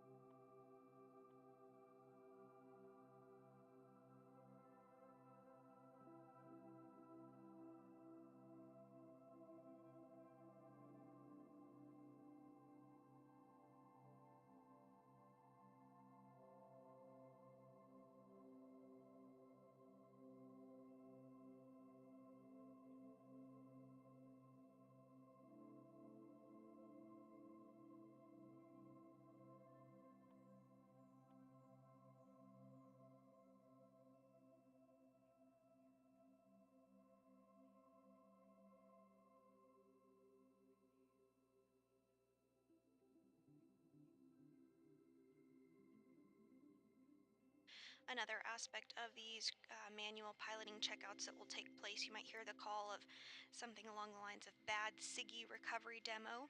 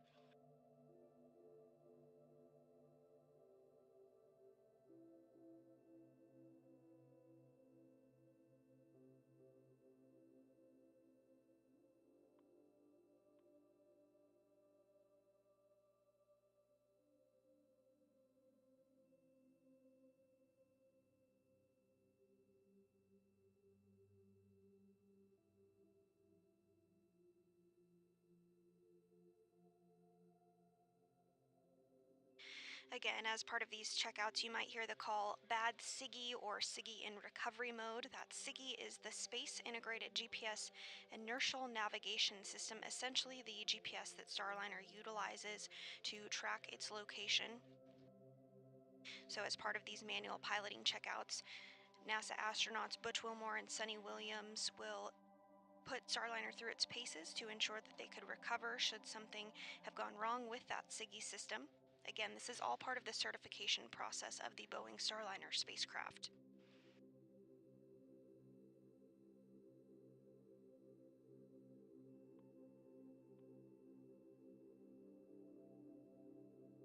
Other checkouts that they'll do as part of the manual piloting checkouts include pointing the spacecraft tail to sun in an orientation to ensure that Starliner can get power from its solar arrays. And Starliner Houston, just touching base with you on the far field checkouts. We're making sure that the cameras are set up and we're ready to go.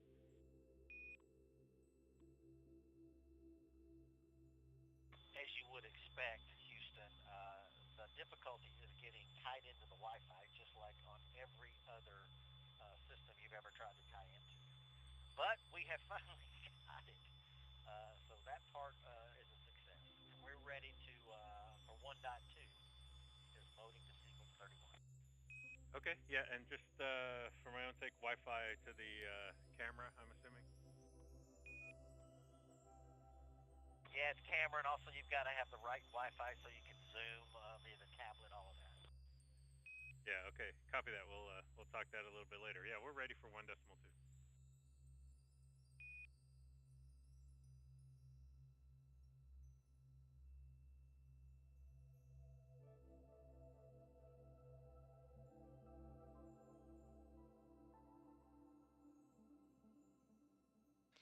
And NASA astronaut Butch Wilmore confirming that the camera is set up and in the right configuration ahead of those crew manual piloting checkouts that should be underway here momentarily.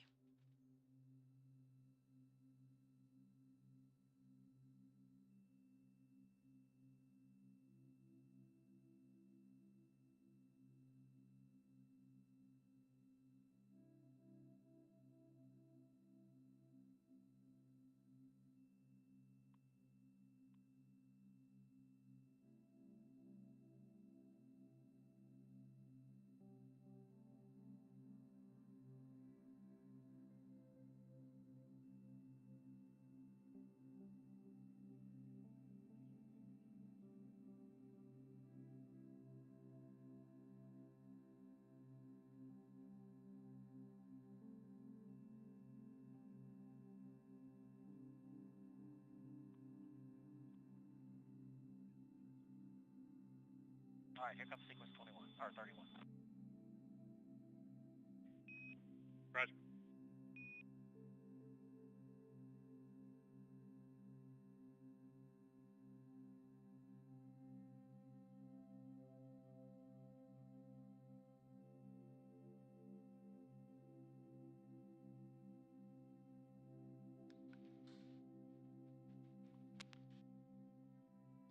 Commander Butch Wilmore, switching Starliner to flight plan sequence 31. This flight sequence is a contingency coast tail to sun. It's going to be the start of their manual flying parameters, proving their ability to manually pilot the vehicle from a contingency state.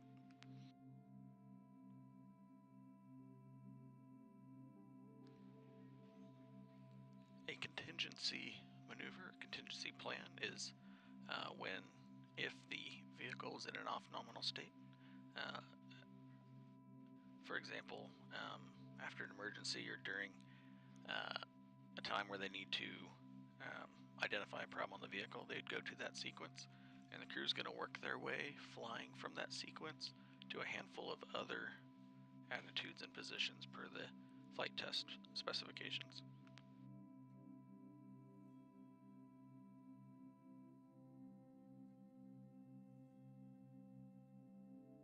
All right, Houston, ready for pulse hold? Ready.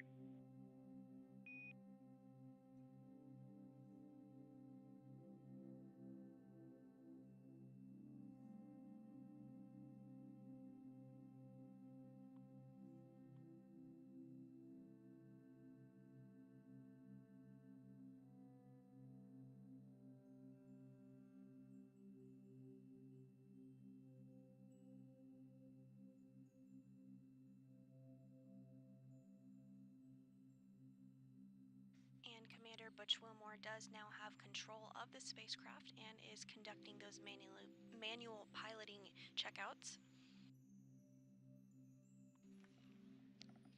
The first maneuver that Butch Wilmore will be making is flying nose to Earth to get a good communication with the satellites should they be moving from an out of nominal orientation to one that they can use to help diagnose the problem with the ground.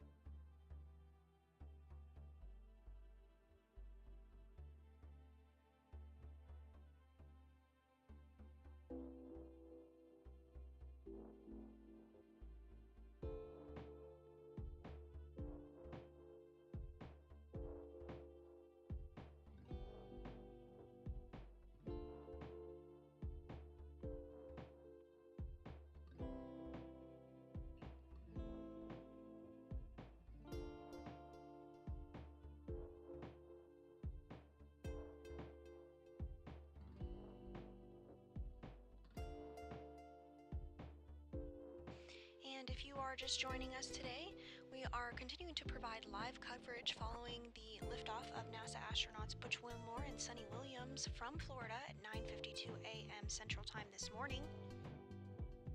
At this time, the crew, namely the commander Butch Wilmore, has command of this spacecraft as he works through far-field piloting checkouts.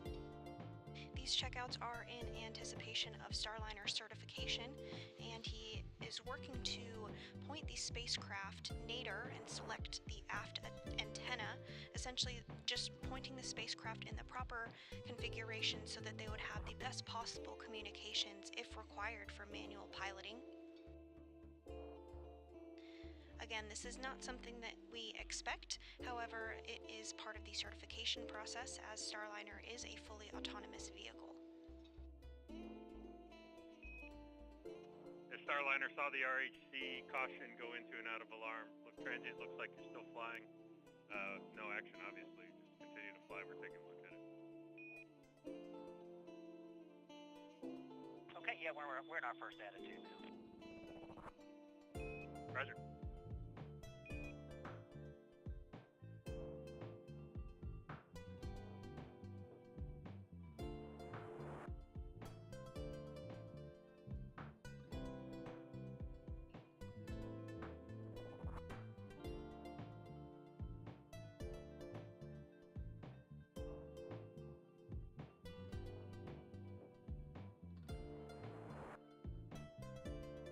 All right, we're going manual antennas.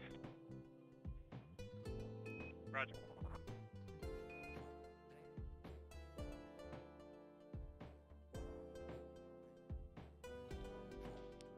Butch Wilmore is switching Starliner's antenna selection, which is normally done automatically based off the scheduled use of or schedule for the teeter satellites that Starliner and ISS share. But since they are making a off-plan maneuver as part of this flight test objective, they are going to manually select which antenna they're using to get communication with mission control.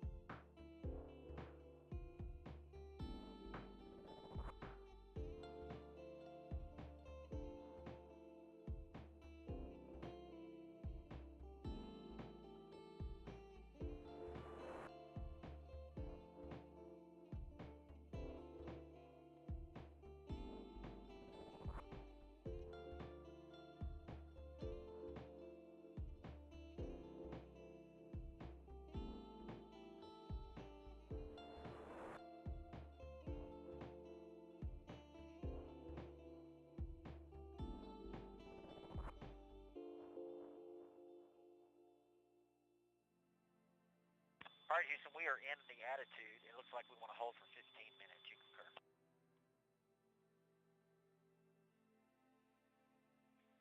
Yeah, concur. All right, we start at time.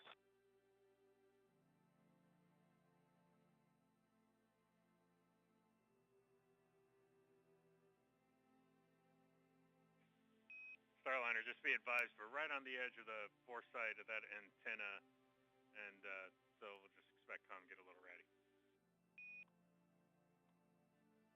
Appreciate the heads up.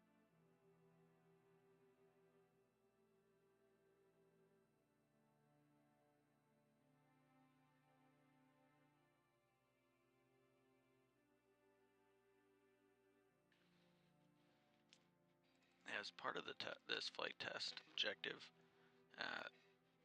with an off-nominal pointing of Starliner and trying to get communication with the teeter satellites, Capcom calling up to Butch, letting him know that the direction the antenna is pointed is high bore sight, which means the satellite it is pointing at is just at the edge of the cone that the antenna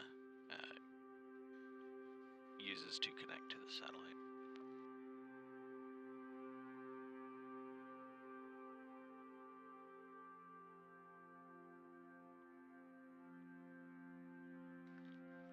During this about 15-minute section of the manual piloting demo, Butch and Sunny will be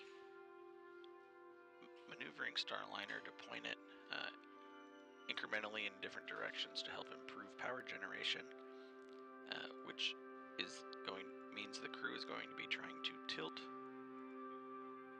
the solar array as close to the sun as it can get while still maintaining connection with that antenna to the satellite.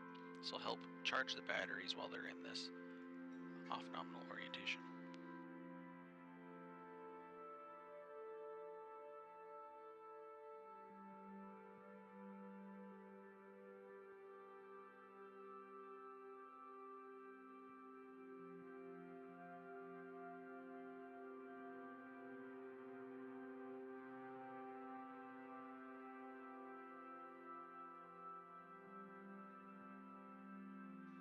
One of the main reasons that the crew is holding this attitude for about 15 minutes is that it mimics what the crew would need to do in this situation to help point Starliner's solar rays at the sun for about 15 minutes, which equals the amount of time that they will be within a nominal solar day, which is when the sun is visible to the crew for when they started the maneuver.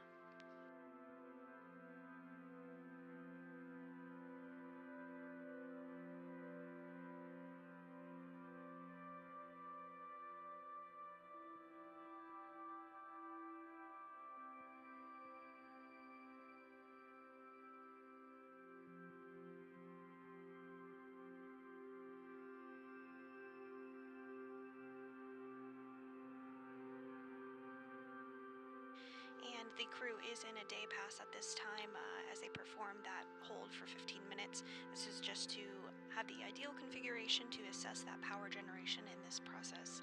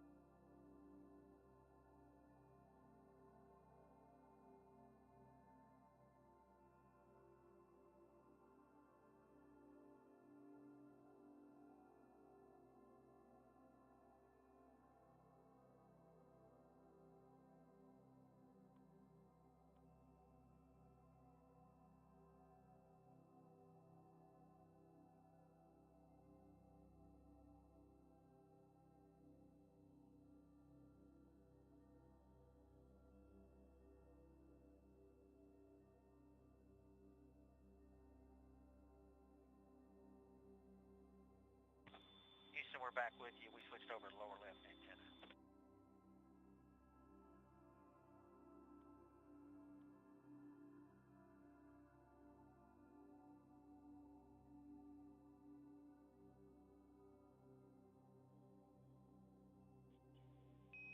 Roger. Hey, did you hear my other question? Do we really need to keep the centerline camera powered up? We might want to save the battery, we're thinking. Your thoughts? Yes, semi.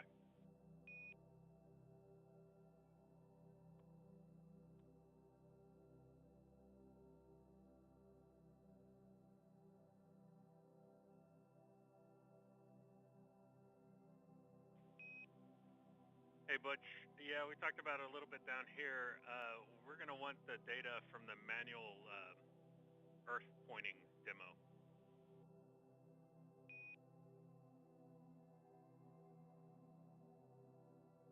Okay. All right, well, remind me to, I don't think it's got a chip in it for recording.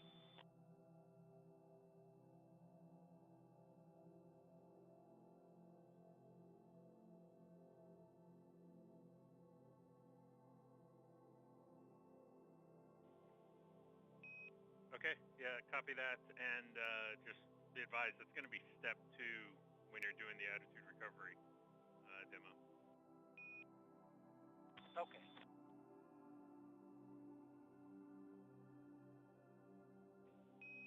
And big picture here, Butch, we don't need the video recorded, but we think that y'all are going to want it for the centerline camera view of that activity. Yeah, I got you, thanks. And hey, be advised, we deactivated the LWIRs here from the ground as a conservative step to make sure that we don't get any stray light into those sensors. Copy, thank you.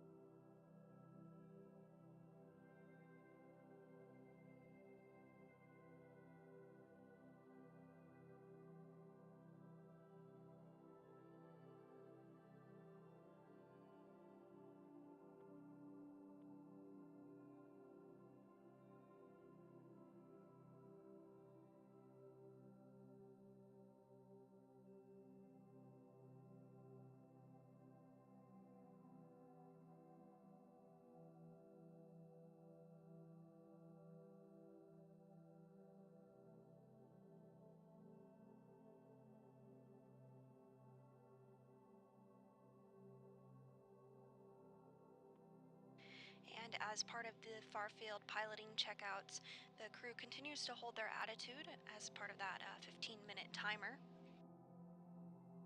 This is taking place during a day pass to assess power generation for Starliner.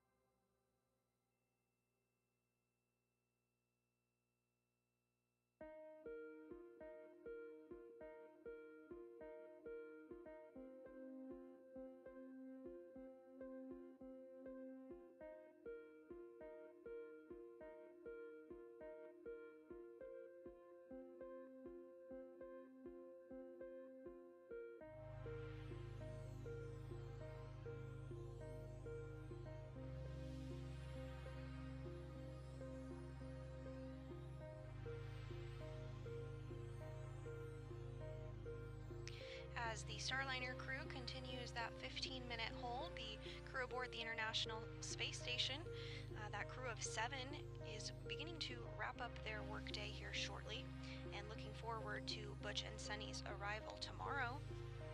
We are targeting docking of Starliner to the forward port of Harmony at 11:15 a.m. Central Time tomorrow morning, with a hatch opening to follow around 1 p.m.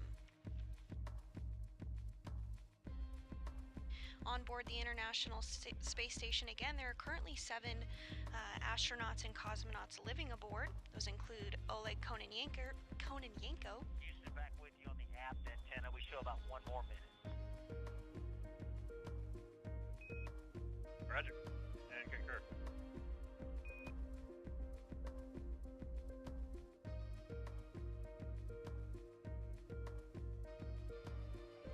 Again, the crew on board Space Station includes Oleg Kononenko, who is the current Space Station commander, who just yesterday surpassed 1,000 days of cumulative time in space.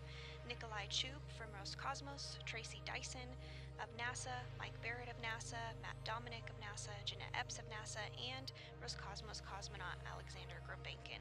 Again, we are targeting that docking tomorrow morning at 11:15 a.m. Central Time.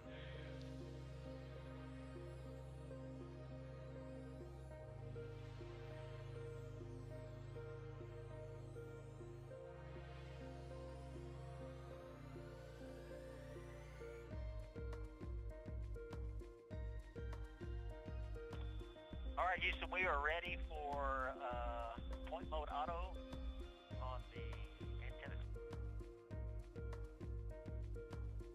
We'll take it.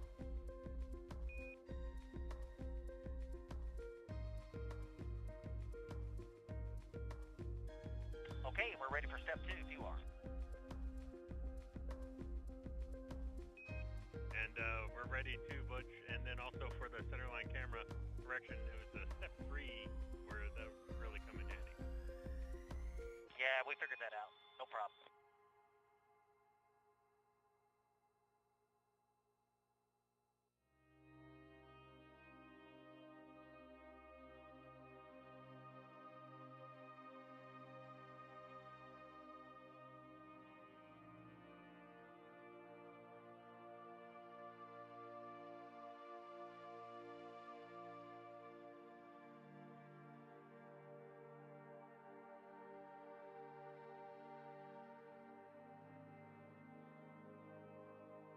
Okay, enabling Siggy 1. Roger.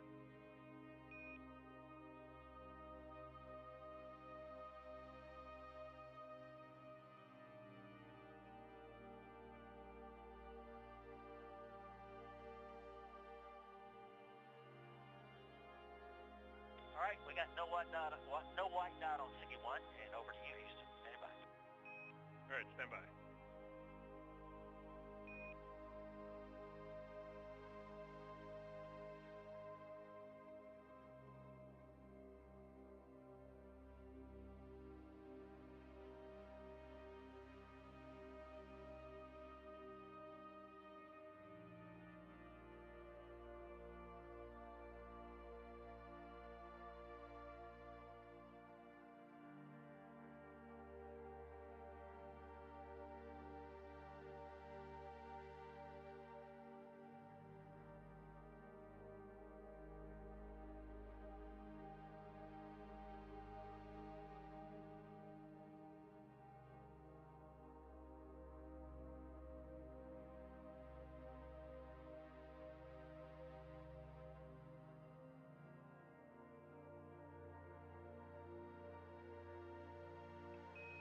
Okay, Butch, we've got the attitude bias in on Siggy 1, so we're ready for you to check on step 2.2.2.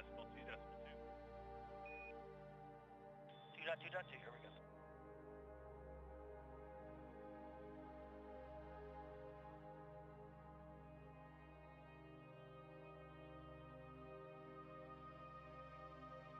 Okay, we're up to 2.3.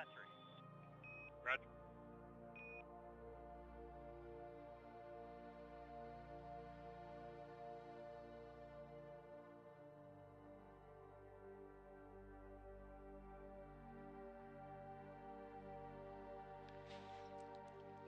this phase of the manual flight test demonstration, Mission Control uploaded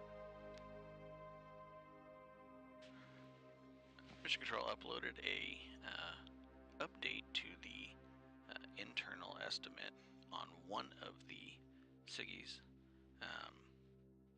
specifically the. All right, here we go. Inhibiting SIGI 2 and SIGI 3. We're ready.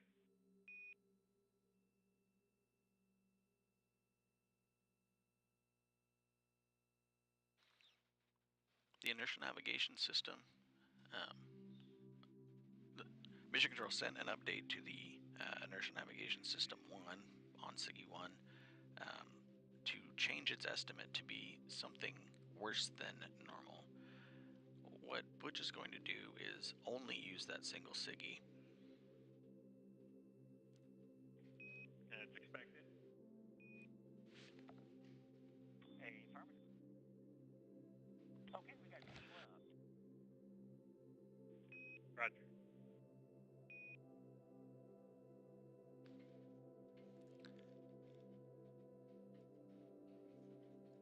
So, Butch Wilmore's Flying Starliner, they purposely gave the inertial navigation system of Starliner. The same, and we'll just expect Radicom while you're maneuvering. Sounds good.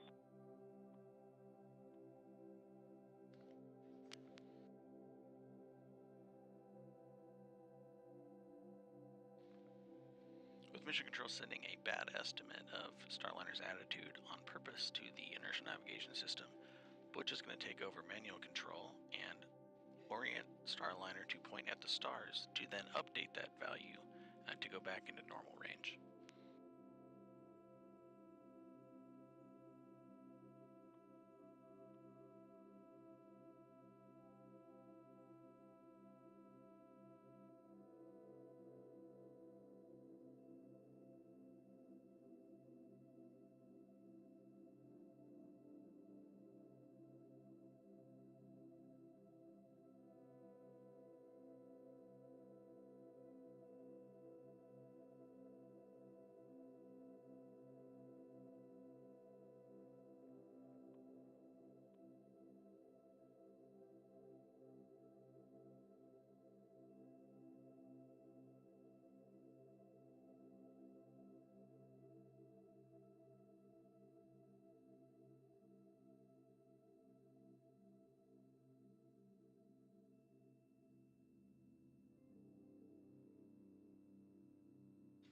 And on this graphic on your screen, you can see the Starliner spacecraft as it continues to make its way towards the International Space Station and play a little bit of catch up here.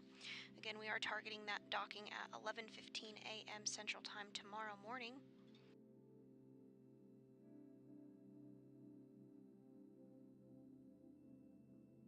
The crew is continuing a series of far-field piloting checkouts to certify Starliner.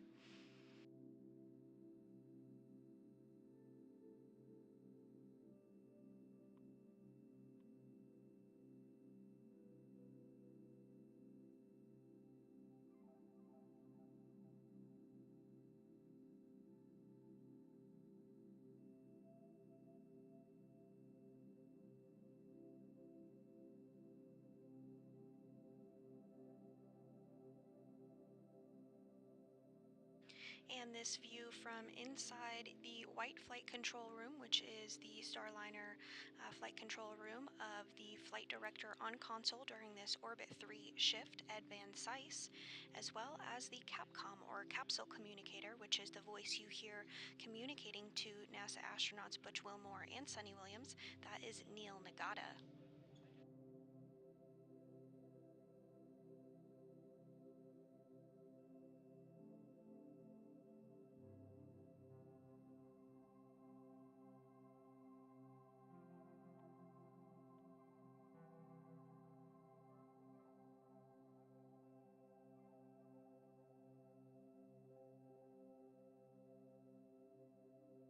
All right, Houston, we think we got a pretty decent attitude away from the sun, away from the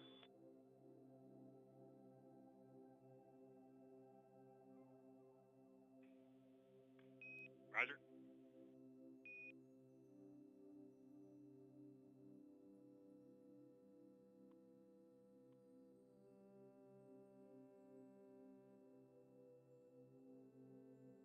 here comes tab 23, line, course 1. Roger.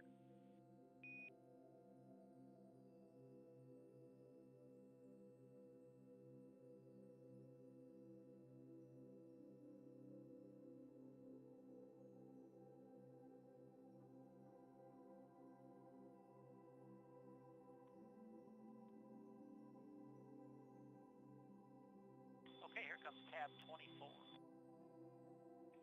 Ready.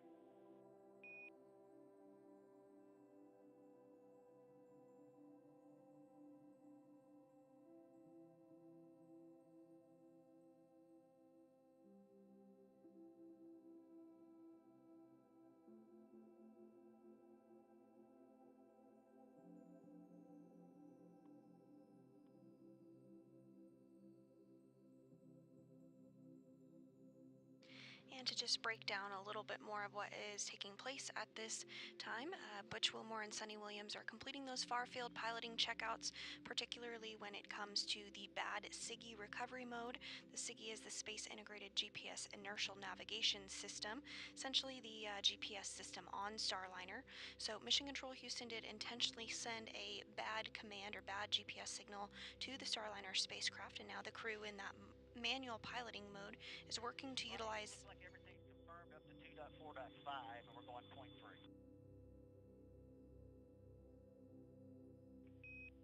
We concur. They'll utilize the stars around them in order to maintain that proper navigation. All right, forcing the attitude update into SIGI 1. Roger.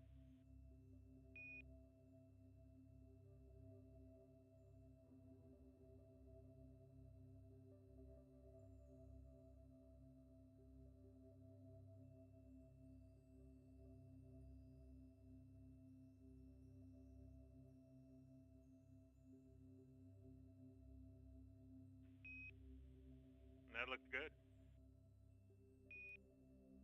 We agree, going to point hold. Roger.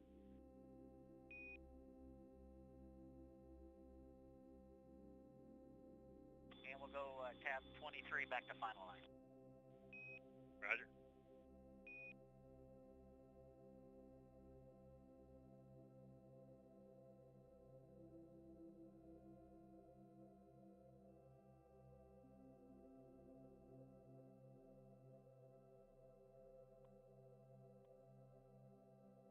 And if you're ready, we'll do the load cal from SMC 2.4.7.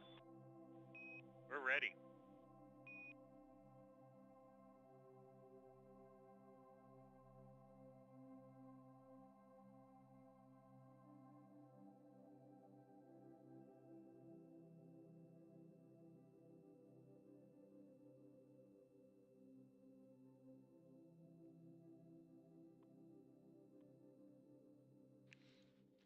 So far during this part of the flight demonstration, Butch Wilmore has reoriented Starliner to point at the stars, and this was after MCC sent a purposefully... All right, we think we like what we see. If you do, we'll do the tab 26 and force SIGI 1 attitude update. Looks great down here. We're ready.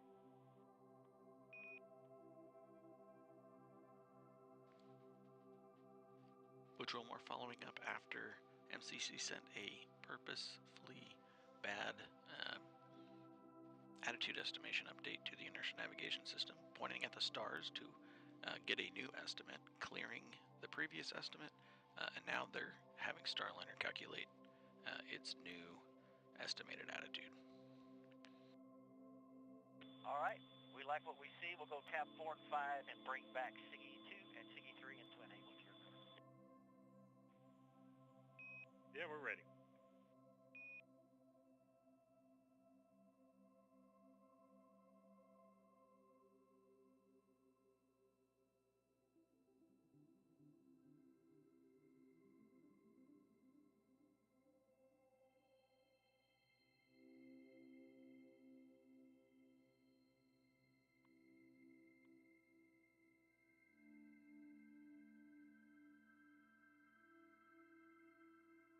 Okay, Houston.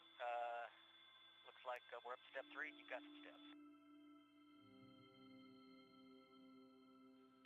All right, Moose, putting those in work now. I'll let you know when she's done. Outstanding.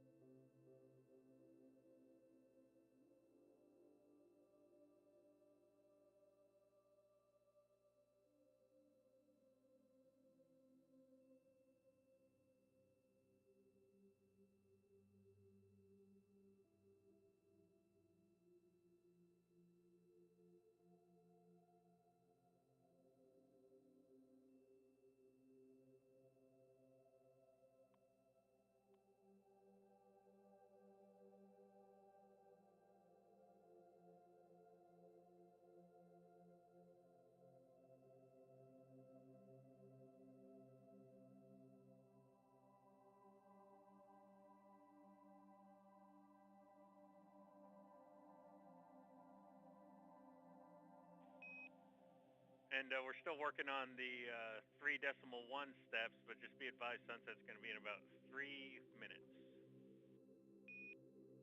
Copy.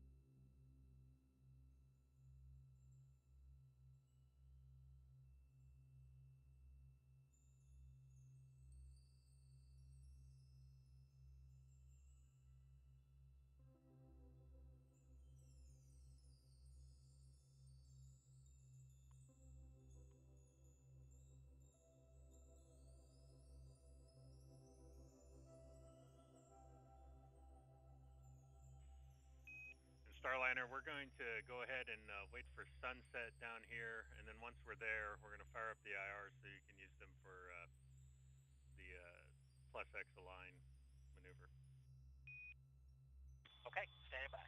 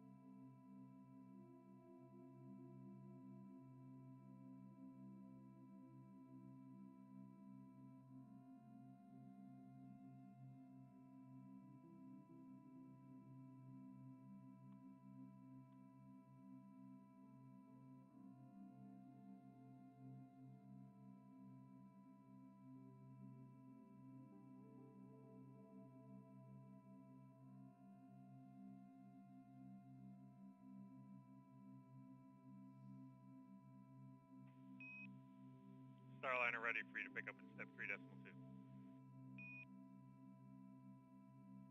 Okay, 3.2, here we go.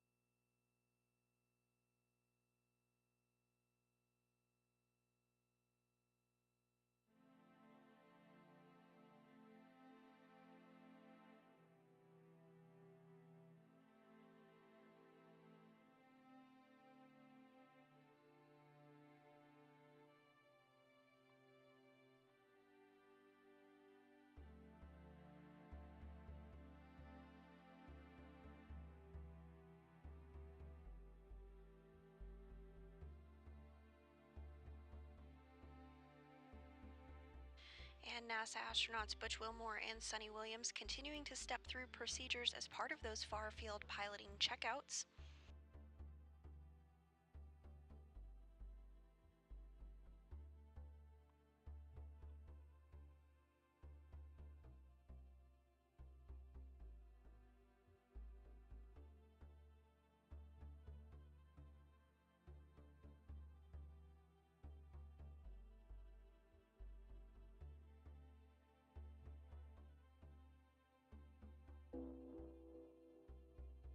At this time, the commander, Butch Wilmore, is working to fly the Starliner spacecraft to the proper attitude.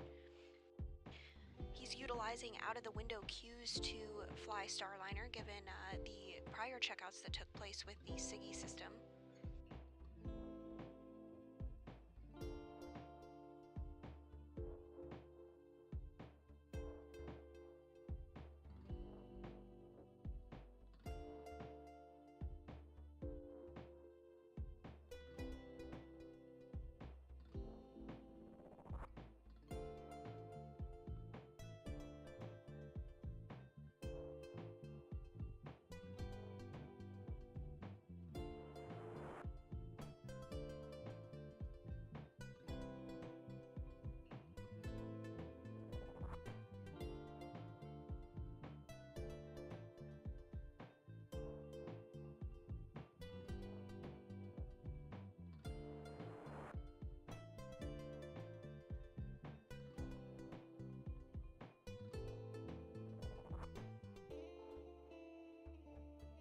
And you do see this graphic on your screen there of some of those simulated thruster firings. We do not have video of the Starliner spacecraft live right now, but this is a pretty good simulation that shows you what is happening with the spacecraft.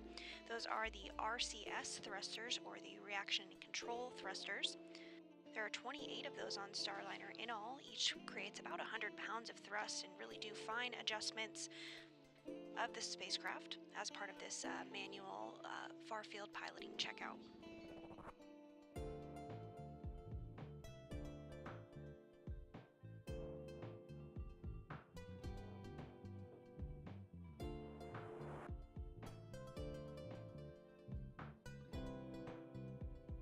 There are also OMAC, or Orbital Maneuvering and Control engines on Starliner. There's 20 of those in all, and each of those produces about 1,500 pounds of thrust and are used for those bigger burns when more large adjustments are needed in the trajectory.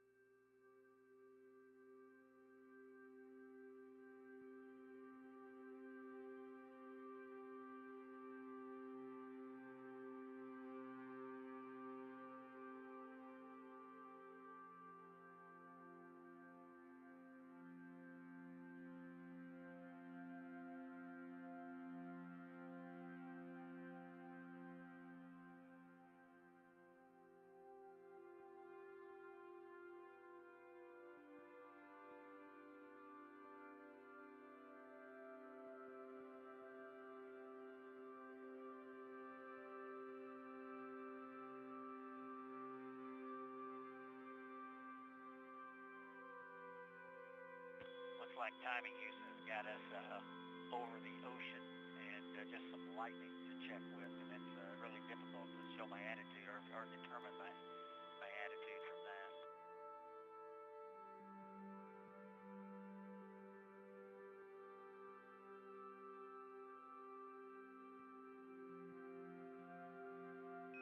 Yeah, I was just looking at that on the world map.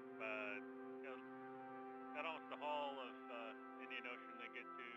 Looks like we'll get to Tasmania and New Zealand here in about, I don't know, what is that, about 15 minutes?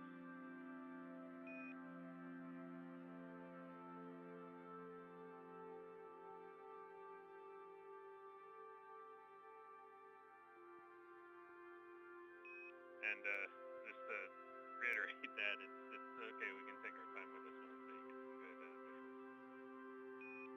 Yeah, we got you. I think I'm close, but like I said, the wide field cameras, Vistas are not really helping us out much. Yeah, copy.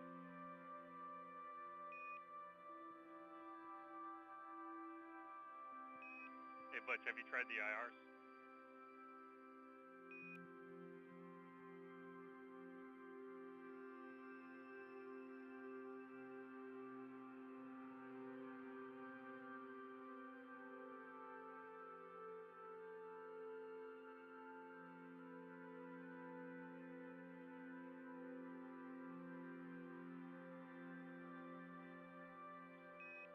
And Butch, sorry about that. If you got some of that, walked right into a little handover there. Have you used the IRs?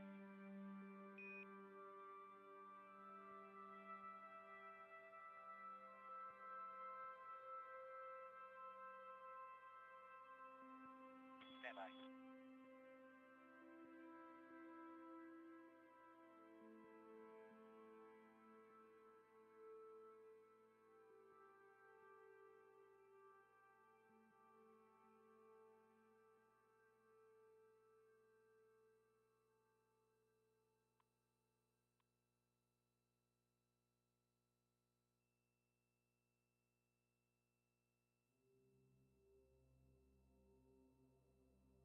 Yeah, it looks like IR1's not helping us either. Okay. Ray also mentioned that maybe you can adjust the settings on the centerline camera for gain or exposure and gain on the centerline camera. I mean, we get it. There's not a lot of features over there in the ocean. Yeah, we've...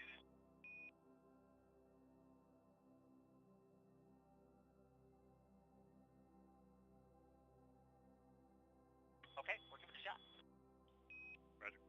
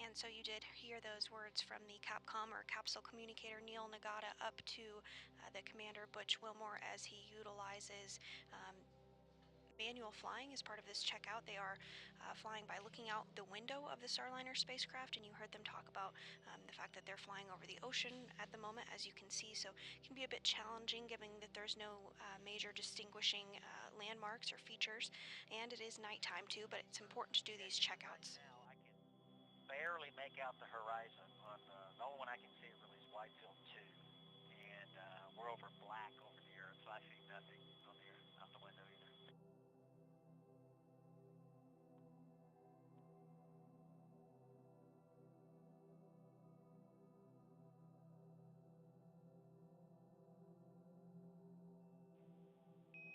Okay. Yeah, copy. That's sort of what we're expecting, but we've also got the gain control on the wide field 2 camera. Did you try that?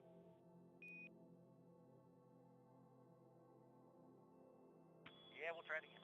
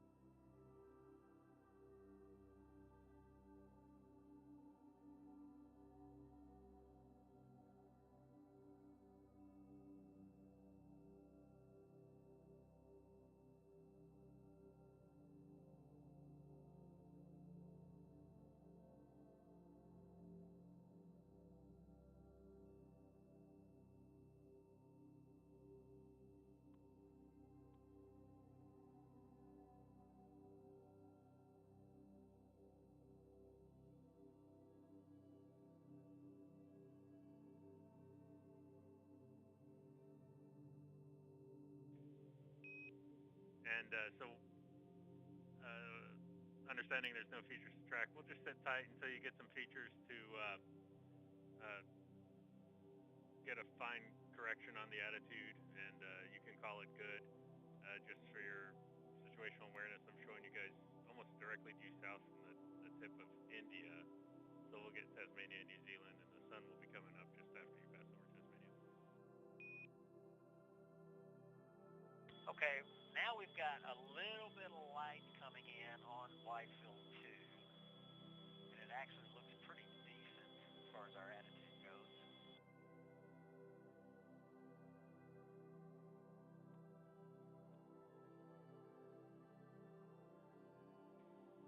Okay.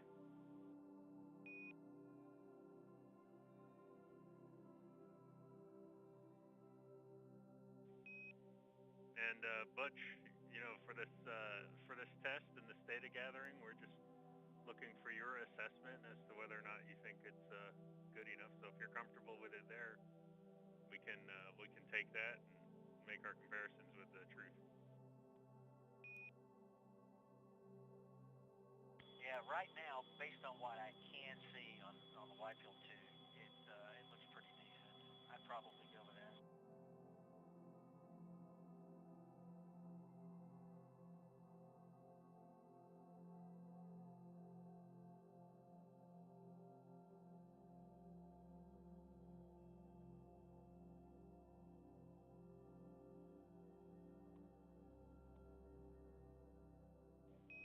Okay, stand by handing over.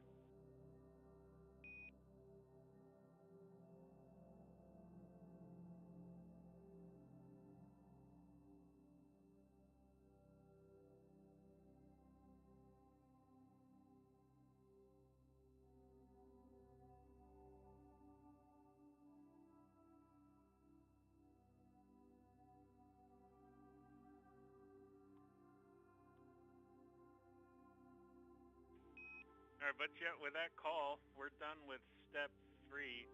Machines here on the ground right now are telling me your LVLH pitch yaw roll is 358-180, and you were you were pretty solid there when you started calling down about the lack of features. I had 355-180 before we started adjusting the camera settings. So stand by. We need to talk about step 4 here on the ground, and I'll get right back with you. Okay, yeah, we'll take that. We're standing by.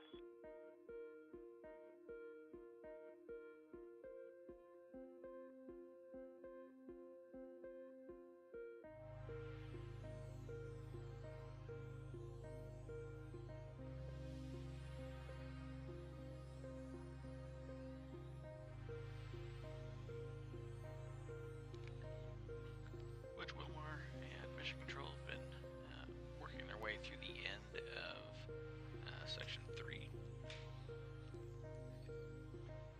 At the end of that part of the flight test objective, they were looking for Butch Wilmore to point Starliner at the horizon and determine if he could make out the horizon feature to help use it for navigation for a backup maneuver. It did take a little bit longer than they'd like, but that is because they're currently over about the middle of a darkness period as they're transiting through the southern hemisphere, just a little north of Antarctica, directly south of India. So as they're coming and getting a little bit of light over the horizon, Butch was able to make out the features, and they're going to move on to the next set of test objectives. And Sonny, we talked about it here on the ground. We're ready to get into step 4, demo for OTC 4.3.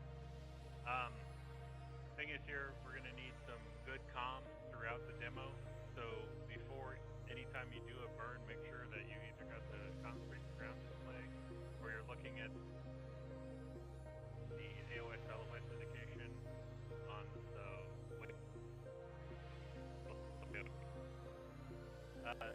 second thing is to remind you here that the timing's really sensitive, so we'll take full-length Tennessee or Massachusetts as required. And Sounds good. And you ready for 211 and then override on the guidance ID? Yeah, we're ready for that.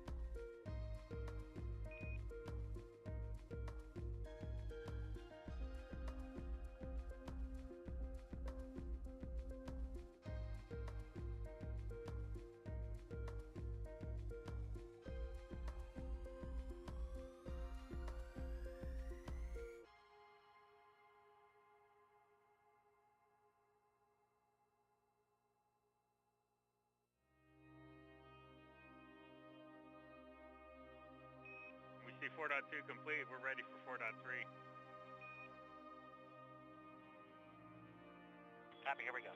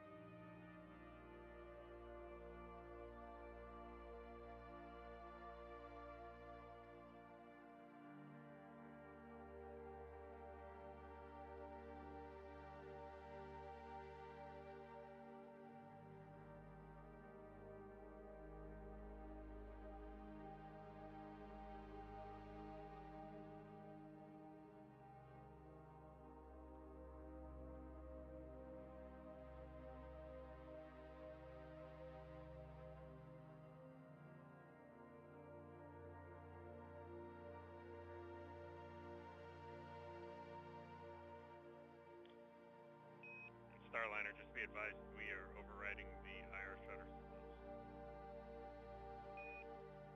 We copy.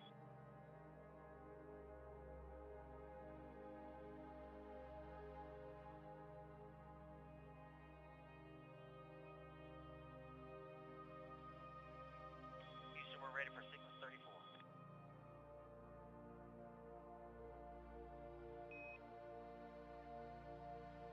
We'll take it.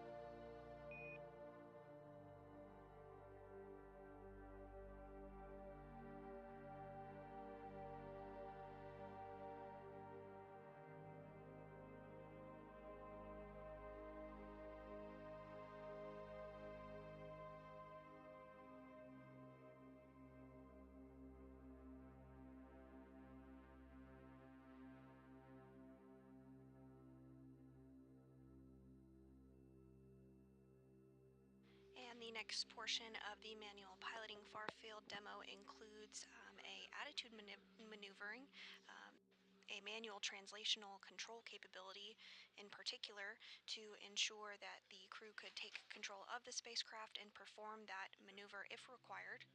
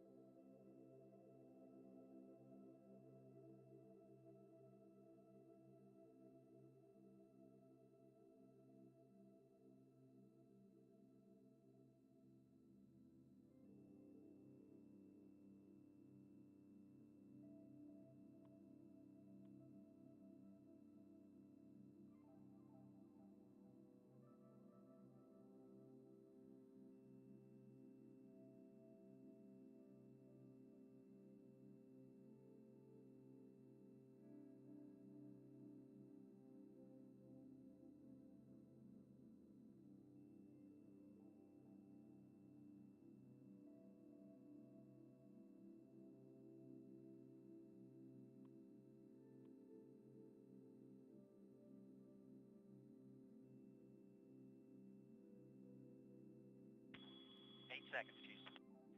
Roger.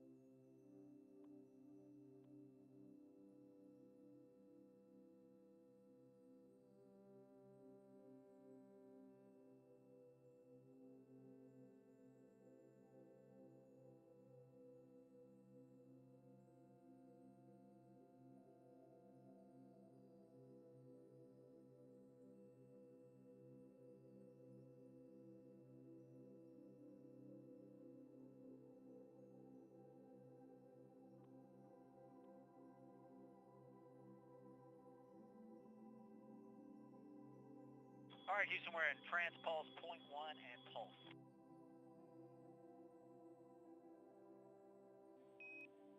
Looks good.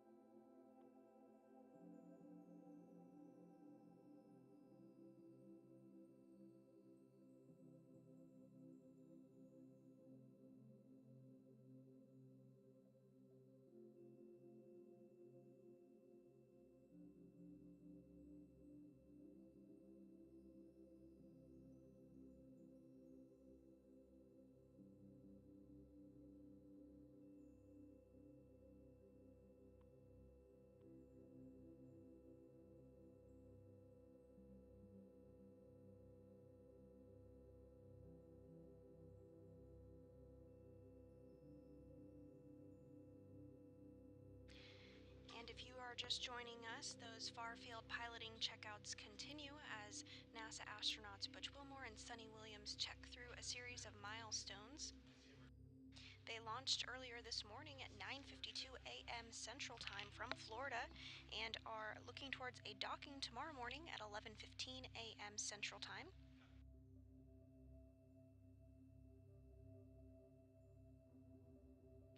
The team here in Mission Control in the White Flight Control Room is currently being led by the Orbit 3 Flight Director, Ed Van Cise. All right, crew, we can just pause right here for a little bit. We're going to take a look at the data. And while you're paused, humidity's getting a little low.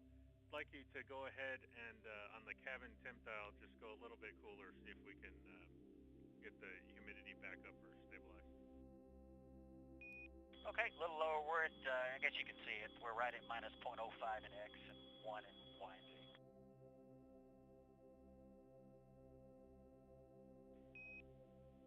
Yeah, concur.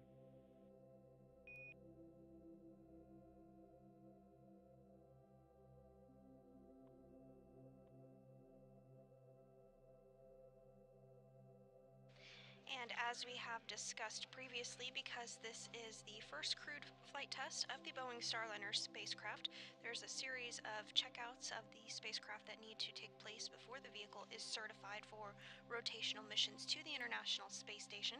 So these far-field piloting checkouts are a part of that.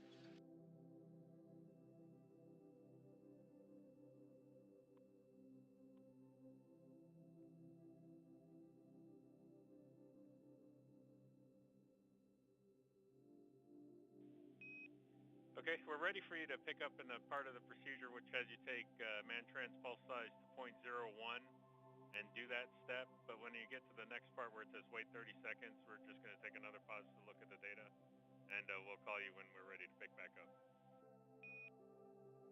Okay, trans pulse size is 0.01. We see it.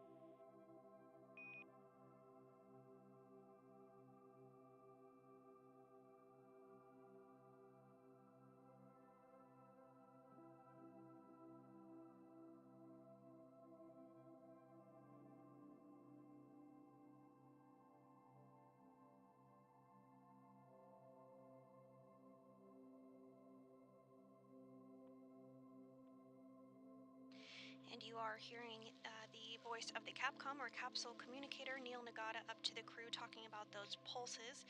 Those are just small burns using the reaction control system thrusters. There are 28 RCS thrusters in all. Each can produce about 100 pounds of thrust. And they really do some of those fine adjustments of Starliner.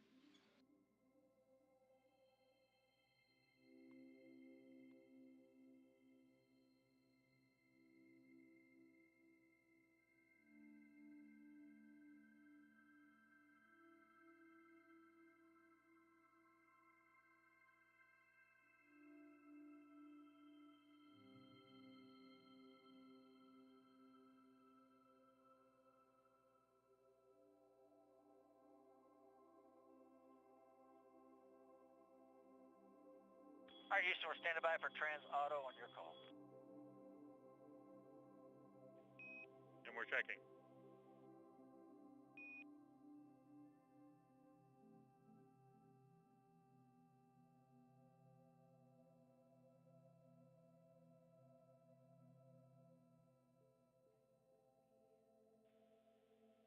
And be advised, we're suppressing a CM manifold 2 low pressure. Caution might pop up here depending on the thermal trends.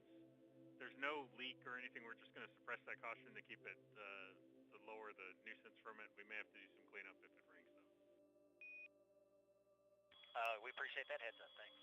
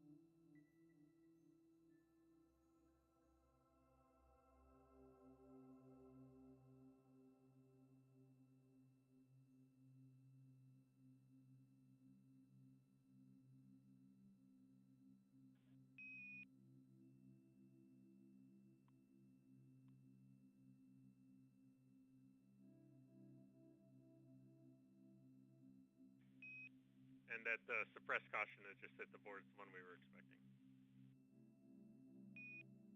Copy.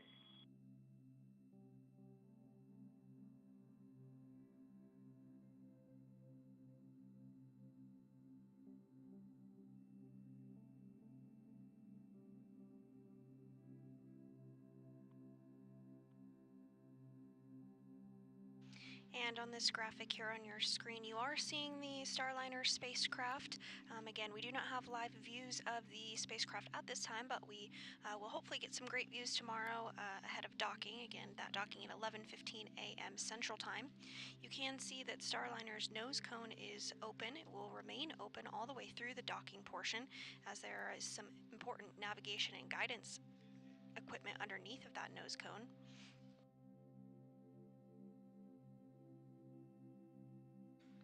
NASA astronaut Butch Wilmore and Sunny Williams continue to perform the manual targeted translation burn maneuvers, and next up they'll work to evaluate charging the batteries of the Starliner spacecraft by flying in a tail-to-sun attitude. Again, these are all just a part of the checkouts ahead of certification. If needed for any reason, while the spacecraft is a mainly autonomous vehicle, it's important to have the certification of these capabilities if required.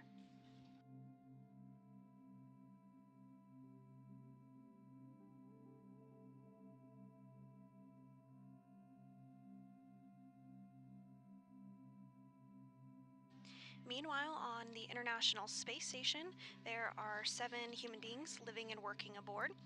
That includes a series of astronauts as well as Roscosmos cosmonauts.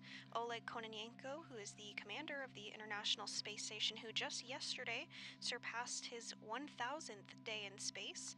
There's also Nikolai Chub and Alexander Grobenkin of Roscosmos, as well as NASA astronauts Tracy Dyson, Mike Barrett, Matt Dominic, and Jeanette Epps.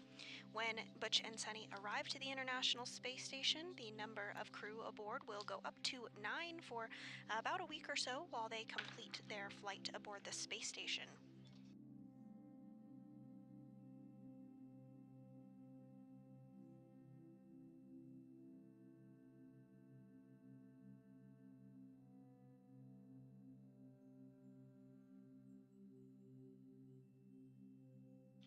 Now, once these far-field piloting checkouts do wrap up, we will look ahead towards some words from the crew utilizing the Mustang system. We were targeting a similar event from the crew earlier today. However, that did not take place due to some of these far-field piloting checkouts occurring. But we will look towards hearing from them here in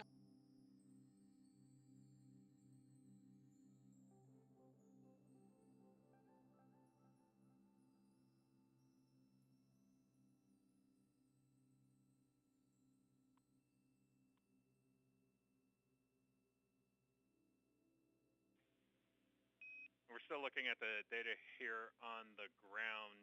Curious, though, about the tablet that you plugged in, what its charge is, and if you can take a quick peek at the centerline camera, see what we got to work with. Stand by.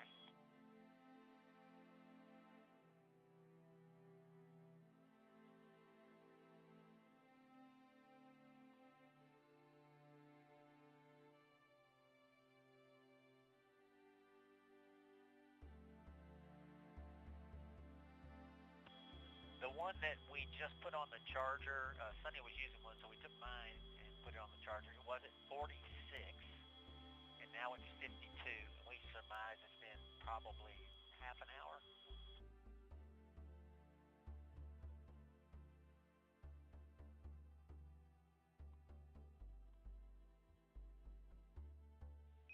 And Butch, was that the number 12 tablet? We're assuming that you have a tablet connected to the centerline camera. That's firm. That's number 12. Yeah, the centerline camera, we couldn't see anything, so we powered it down for now. Okay, copy that. That was when we were on the dark side. Yeah, roger that. So we've got 52% charging on number 12. Affirmative. And we're standing by. And how's the other tablet doing?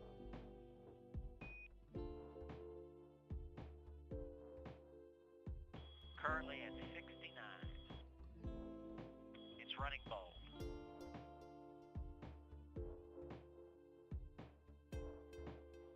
Okay, copy that. That's SN9, right? Affirmative. Great. Thanks, Butch. And yeah, we're still looking at the data from the demo. Okay. Teams here on the ground continuing to monitor the data that came down from the far field piloting and operation capability checkouts that have been ongoing for some time now.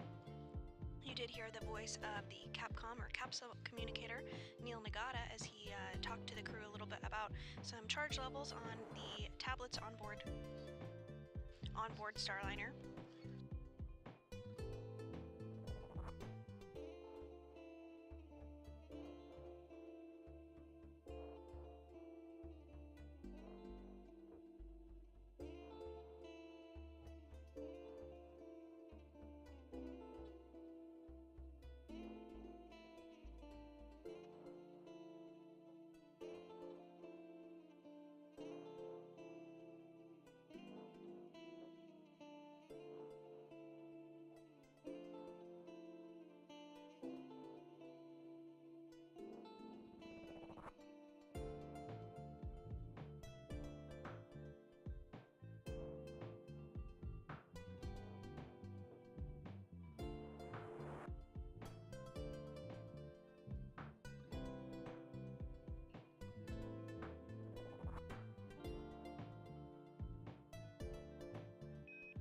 Starliner, just status. Still crunching numbers down here. Gonna be just a few more minutes, maybe 5 minutes tops, and I'll get back to you. Copy. Stand by.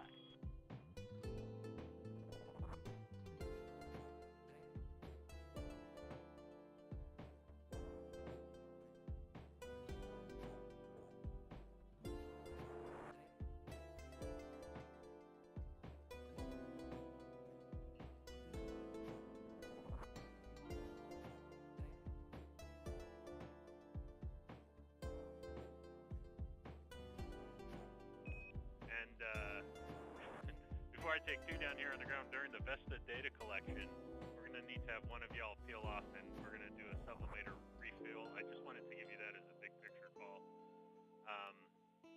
We've got that on the plan down here. You guys don't have it, but we'll be ready to talk you through that when we get there. Okay, great. Thank you.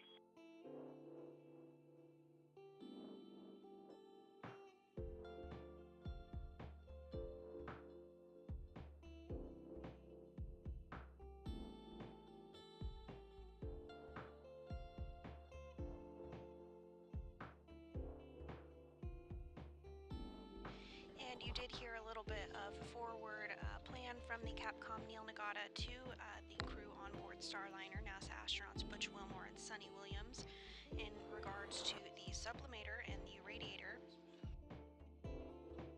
They are going to plan to provide a fill of that. The sublimator is installed on the lower dome section of the cabin and consists of a heat exchanger and a water tank. So again, they are going to work to refill that a little bit later today.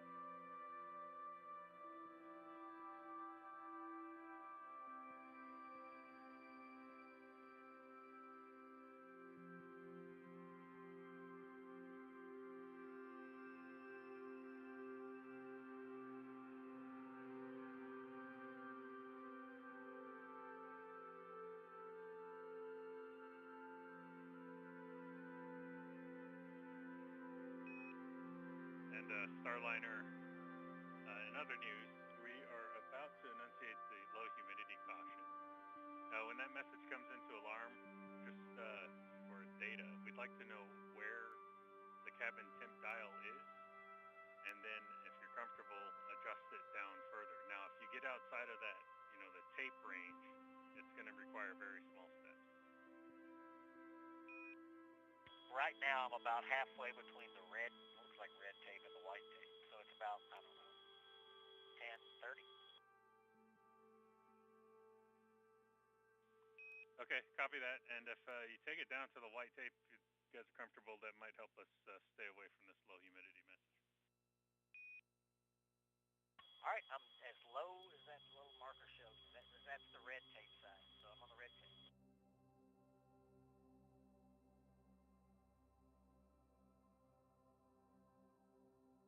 Can you remind us, Houston, the location of the sublimator refill kit? We'll start digging it out.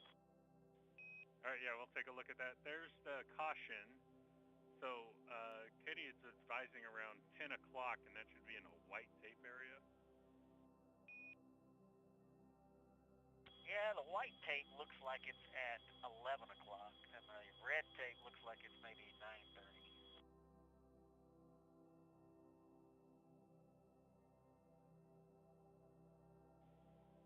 When we started out, it was on the white tape, and I went, when you told me to cool it down a little bit, I went below it. Okay, yeah, copy that. Thanks for that description. We'll take it to about 9:30 or 10 o'clock and see how it does. Okay, great, that's where it's at.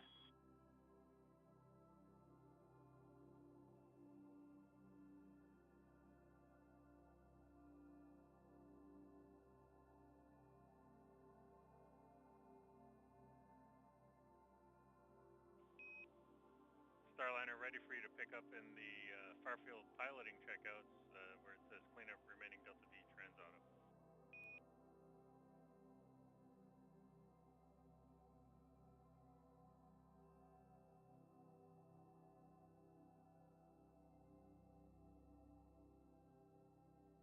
Okay, here comes Transauto. Roger.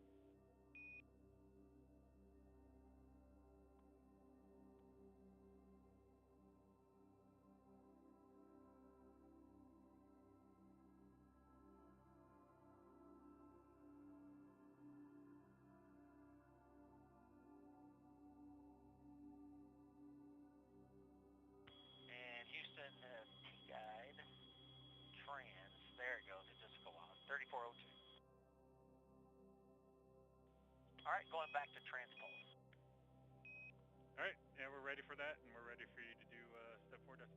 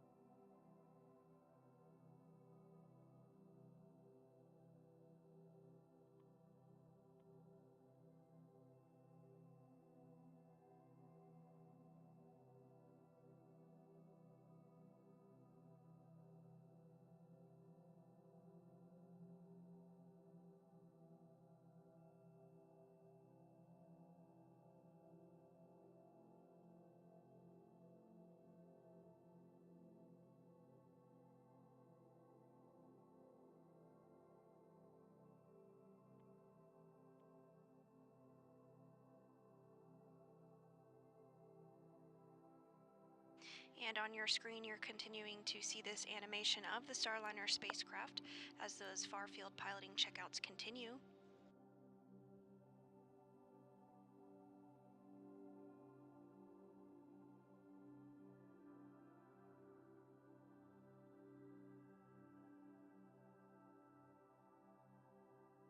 NASA astronaut and commander of Starliner, Butch Wilmore, is manually flying Starliner right now using the RCS, or Reaction Control System thrusters, in order to have short bursts of firings as part of that targeted translation burn checkout.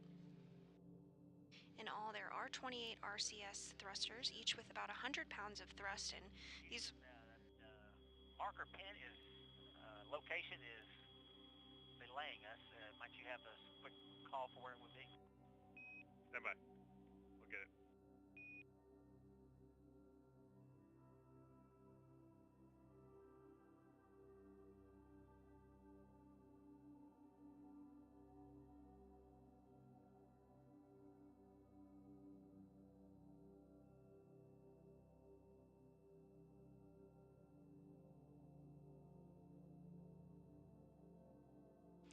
And the next checkout that we'll look ahead towards is the evaluation of charging the batteries by flying tail to sun.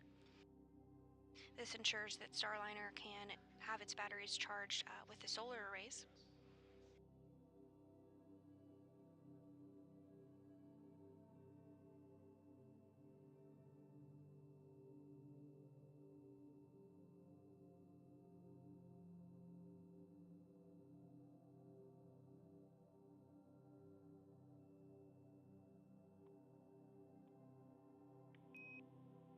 Two options for you, toolkit or contingency bag. Both of them have the marker.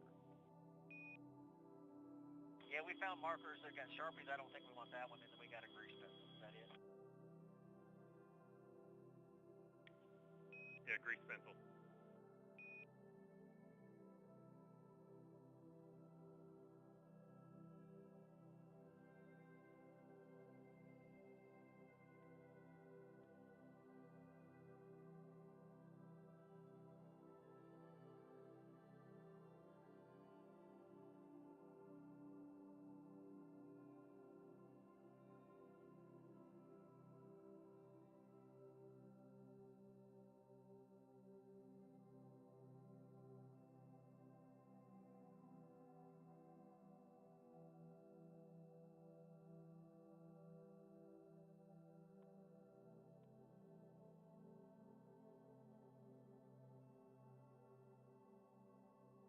All right, so we're ready for the last half of 4.5 and pitch down to 20 and mark again.